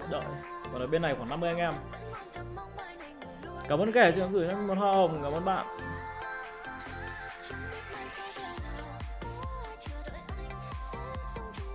Anh em muốn nghe nhạc không? Tôi mở nhạc cho anh em nghe nhạc. Tôi đang bị một cái mụn đấy, tôi không biết che cái gì. Tôi che như nào nhỉ? Che như này. Anh còn like ở đâu nữa vậy à?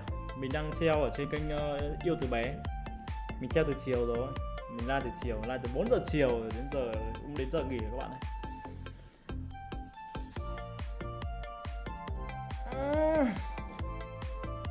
Làm tí nhạc xếp đi anh à? Từ từ đã. Nhạc xếp thì phải đợi hết kênh yêu từ bé đã các bạn ơi. Cho mình mới mở được. Cho mình xin 2 phút cảm ơn Coca nhé. À đâu? Coca vừa mới tham gia, Coca vừa đi đâu một vòng. Anh có bị hôi nách không? Mình không dùng lan nách mà. Bởi vì mình không bị hôi nách. Còn live game ở đâu à? Mình sẽ live tí nữa, mình live top luôn các bạn.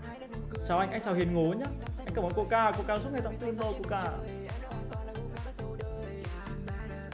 Anh đi vào, anh bước vào tiệm giày rồi biết ra thì không đôi nào để bằng đôi ta. Coi mình mới học được.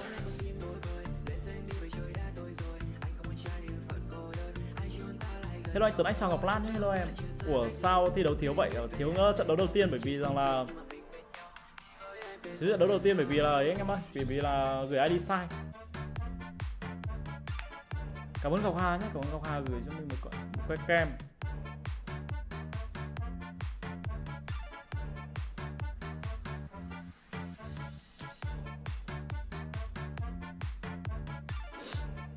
Anh 2k3, mình 2k.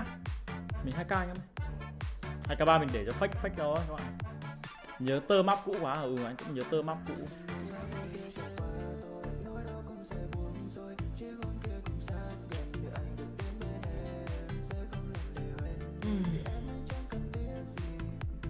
Tôi đang đợi để mở nhạc hay tôi không mở được anh em ạ. Hỏi đây chỉ có phải là kia đâu mà trả lời vô duyên thôi kìa. Sao lại thế các bạn lại chửi nhau ở trên kênh yêu từ bé á. Đừng chửi nhau nữa anh em ơi. Chửi nhau tầm này là mệt lắm. Tôi cũng đang cùng 150 anh em ngồi đợi bảng điểm đây. Chưa thấy bảng điểm mà ban tổ chức làm ăn thì những cái đặc cầu cay thế nhở. Cảm ơn Queenie gửi mình một cấu trúc. Queenie leo top ở Queenie.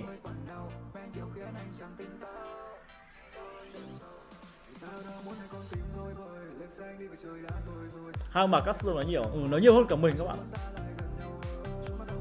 Bữa nay không chuyển, nay không anh em ơi, nay lịch off, các player đi nhậu. Anh Tuấn tình cảm ơi cho em vay 5 triệu.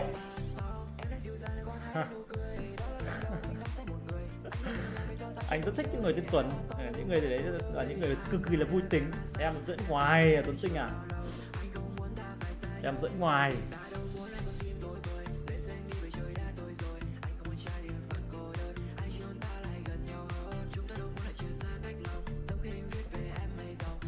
Dạ không ạ, em thấy xinh quá nên không ngừng tặng được ý. Ok, anh cảm ơn Queenie nhá. Ôi, Queenie lên top 1 luôn rồi. Check Queenie lên top 1 khi mà Coca không có mặt ở đây. Cảm ơn Queenie nhá, cảm ơn bạn rất là nhiều. Tôi quá mệt mỏi rồi. Ô, cảm ơn Queenie đã tặng mình một trái tim nhá. Cảm ơn Queenie.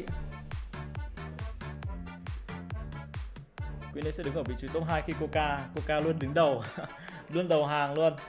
Lại top à, mình vẫn đang ở bên top anh em ạ. Nhưng mà mình đang đợi mình ở bên yêu từ bé.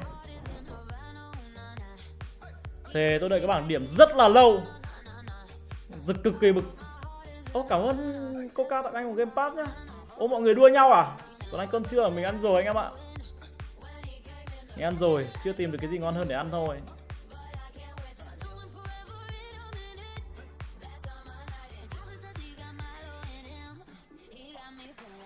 Ngân Hà ơi, đi ăn bánh đao cua đi hiểu kìa chiến thần. Chiến thần Hàng Hải. Mấy bạn này leo top, tôi không hiểu sao như mọi người định leo top hay sao ấy.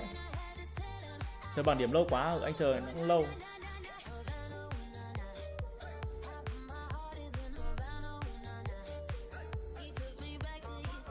Thì có cho vay không anh à? Không, ai cho vay được. Tính lãi nhá. Cảm ơn Coca nhé, rồi em gửi anh cây que bốc quế.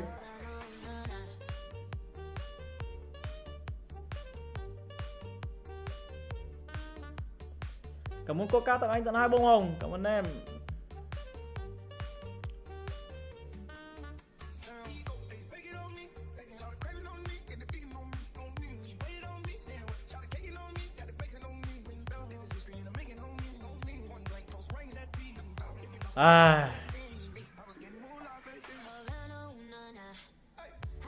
Mông Cổ top 1, Philip top 2, Brunei top 3, Thái top 4, Việt Nam top 5, Nepal top 6, Myanmar top 7. Ôi, team của tôi top 7 à? Thôi cũng được, tạm được mà.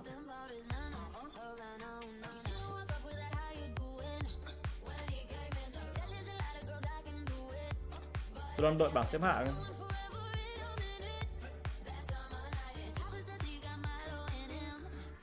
Ai có infocaster nữ không à? Infocaster nữ kênh tên là Ngân Hà nhá anh em nhé. Infocaster nữ tên là Ngân Hà nhá. Infocaster nữ này thì tôi chịu.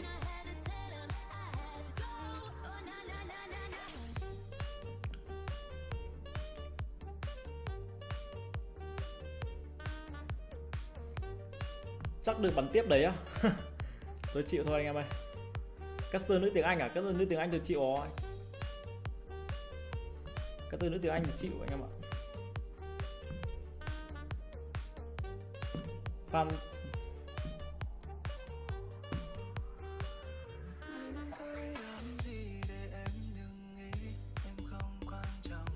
sau này đổi tóc giả thì kia tóc của tôi mà, tóc giả nào anh em? Tóc của tôi, tóc giả nào? Tóc của tôi làm thì các bạn là tóc giả cay thế nhỉ? Chuyên like ở top à Tuấn là không? Hôm nay không có trend anh em ơi, hôm nay nghỉ stream nhá anh em nhé. Tí tôi đăng một bài lên fanpage bây giờ à. Thì nữa tôi sẽ báo một cái thông tin là như này, có nghĩa là những anh em đang ở top thì sẽ không biết được là chúng ta sẽ nghỉ, hay là top hay là kênh YouTube sẽ không biết được chúng ta nghỉ stream. Sẽ biết, thế nên tôi sẽ thông báo cho những anh em ở trên fanpage là tối nay nhà tôi mất điện nên nghỉ stream anh em nhé. Hợp lý này. Tôi sẽ phải lên tôi tìm một cái ảnh mất điện.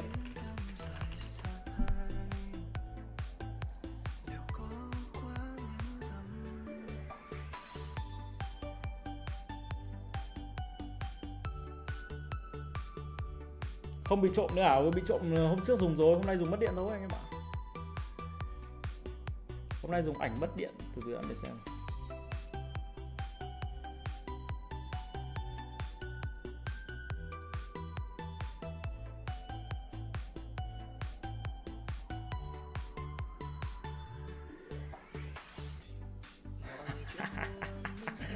Thấy rồi nhá. Tôi thấy rồi nhá, anh em cho tôi 2 phút đi. Không có ảnh nào ok ấy nhở.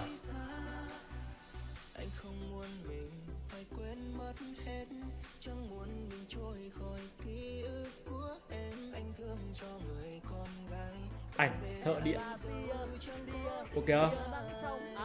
Lương anh Tuấn, anh cảm ơn Lu nhá, cảm ơn Lu donate cho. Lu đã giải hạn 10.000 đồng. Chịu VL mất điện lươn anh Tuấn.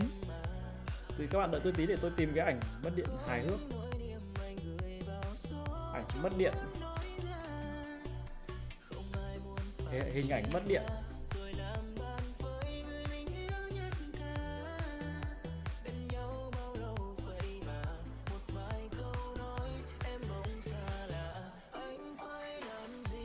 Ảnh mất điện. Thì không tìm thấy cái ảnh nào kiểu cảm giác kiểu ưng nhờ.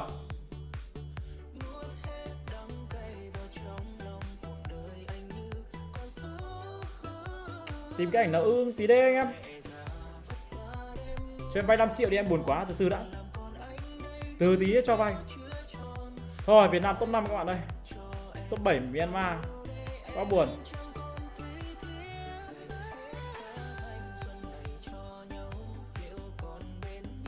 Ảnh, hình ảnh thợ điện. Sửa điện, hình ảnh thợ sửa điện. Toàn ban ngày thôi, buổi tối thì sao? Buổi tối. Đây rồi.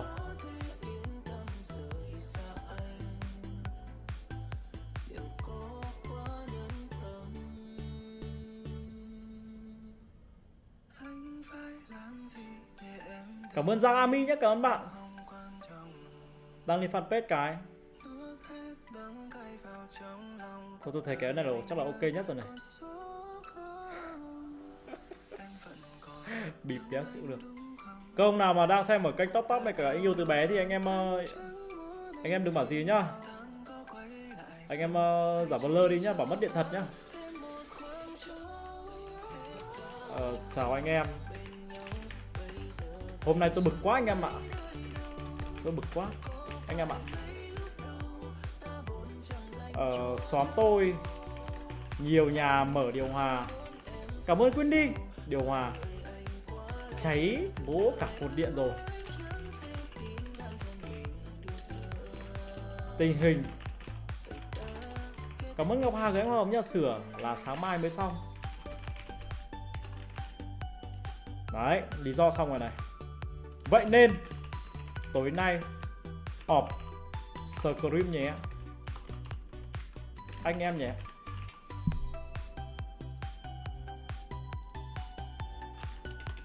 Anh cảm ơn Giang Ami nhá. Ôi Giang muốn cướp tóc vào Giang. Chúc anh em ngủ ngon, mơ đẹp. Thơm gái.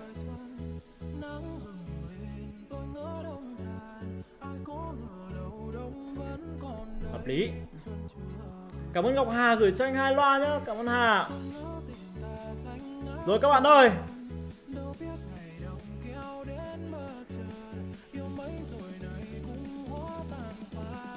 ôi rồi ôi, thế là không có team nào Việt Nam đi, quá buồn. Các anh em nó ở bên này không donate player đua thì ủng hộ tí á. Ok, cảm ơn Giang Ami nhá. Thôi anh em top đợi tôi một tí nhá.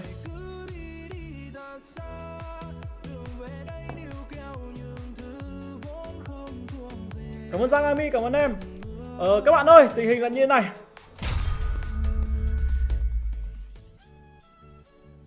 Tình hình là hôm nay hôm nay không có stream anh em ơi. Do nhà tôi bị mất điện thế nên là tôi không livestream được nữa. Nên là mong rằng là hẹn anh em vào ngày mai nhé. Hẹn anh em vào khung giờ quen thuộc ngày mai, đó chính là lúc bao nhiêu nhỉ? Lúc 10 giờ tối ngày mai nhá. Hẹn gặp lại anh em. Cảm ơn anh em rất là nhiều. Bye bye anh em. Anh em nhớ like và subscribe cho kênh của mình nhé. Bye bye mọi người. Bye bye. Bye bye. Chúc anh em ngủ ngon.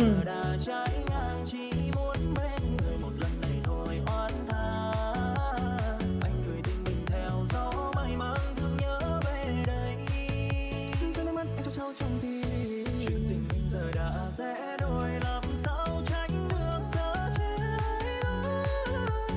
Anh lên câu ngày mai nắng lên rồi ta sẽ quay về.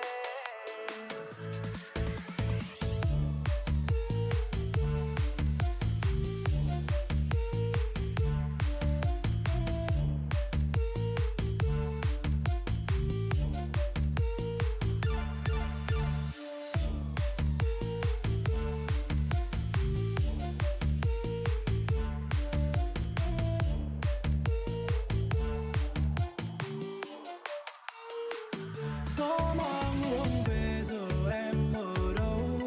Vương trên môi nụ hôn của ai?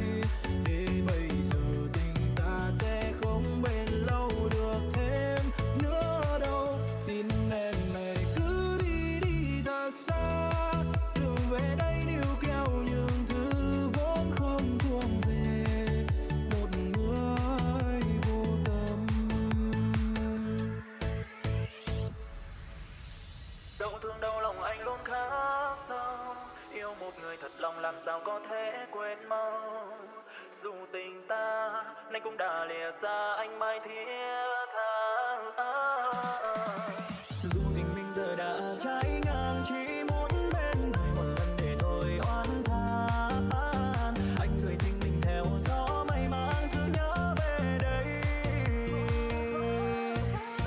Chuyện tình mình giờ đã sẽ đôi, làm sao trái ngược giờ chia lối. Anh nguyện cầu ngày mai nắng lên rồi ta sẽ quay về. Cho anh mang ngày vui đêm cắn bơ vơ, dù là hàng ngàn ngày đau tròn vùi anh vào trong vô vàn. Mình soi sáng nắng trên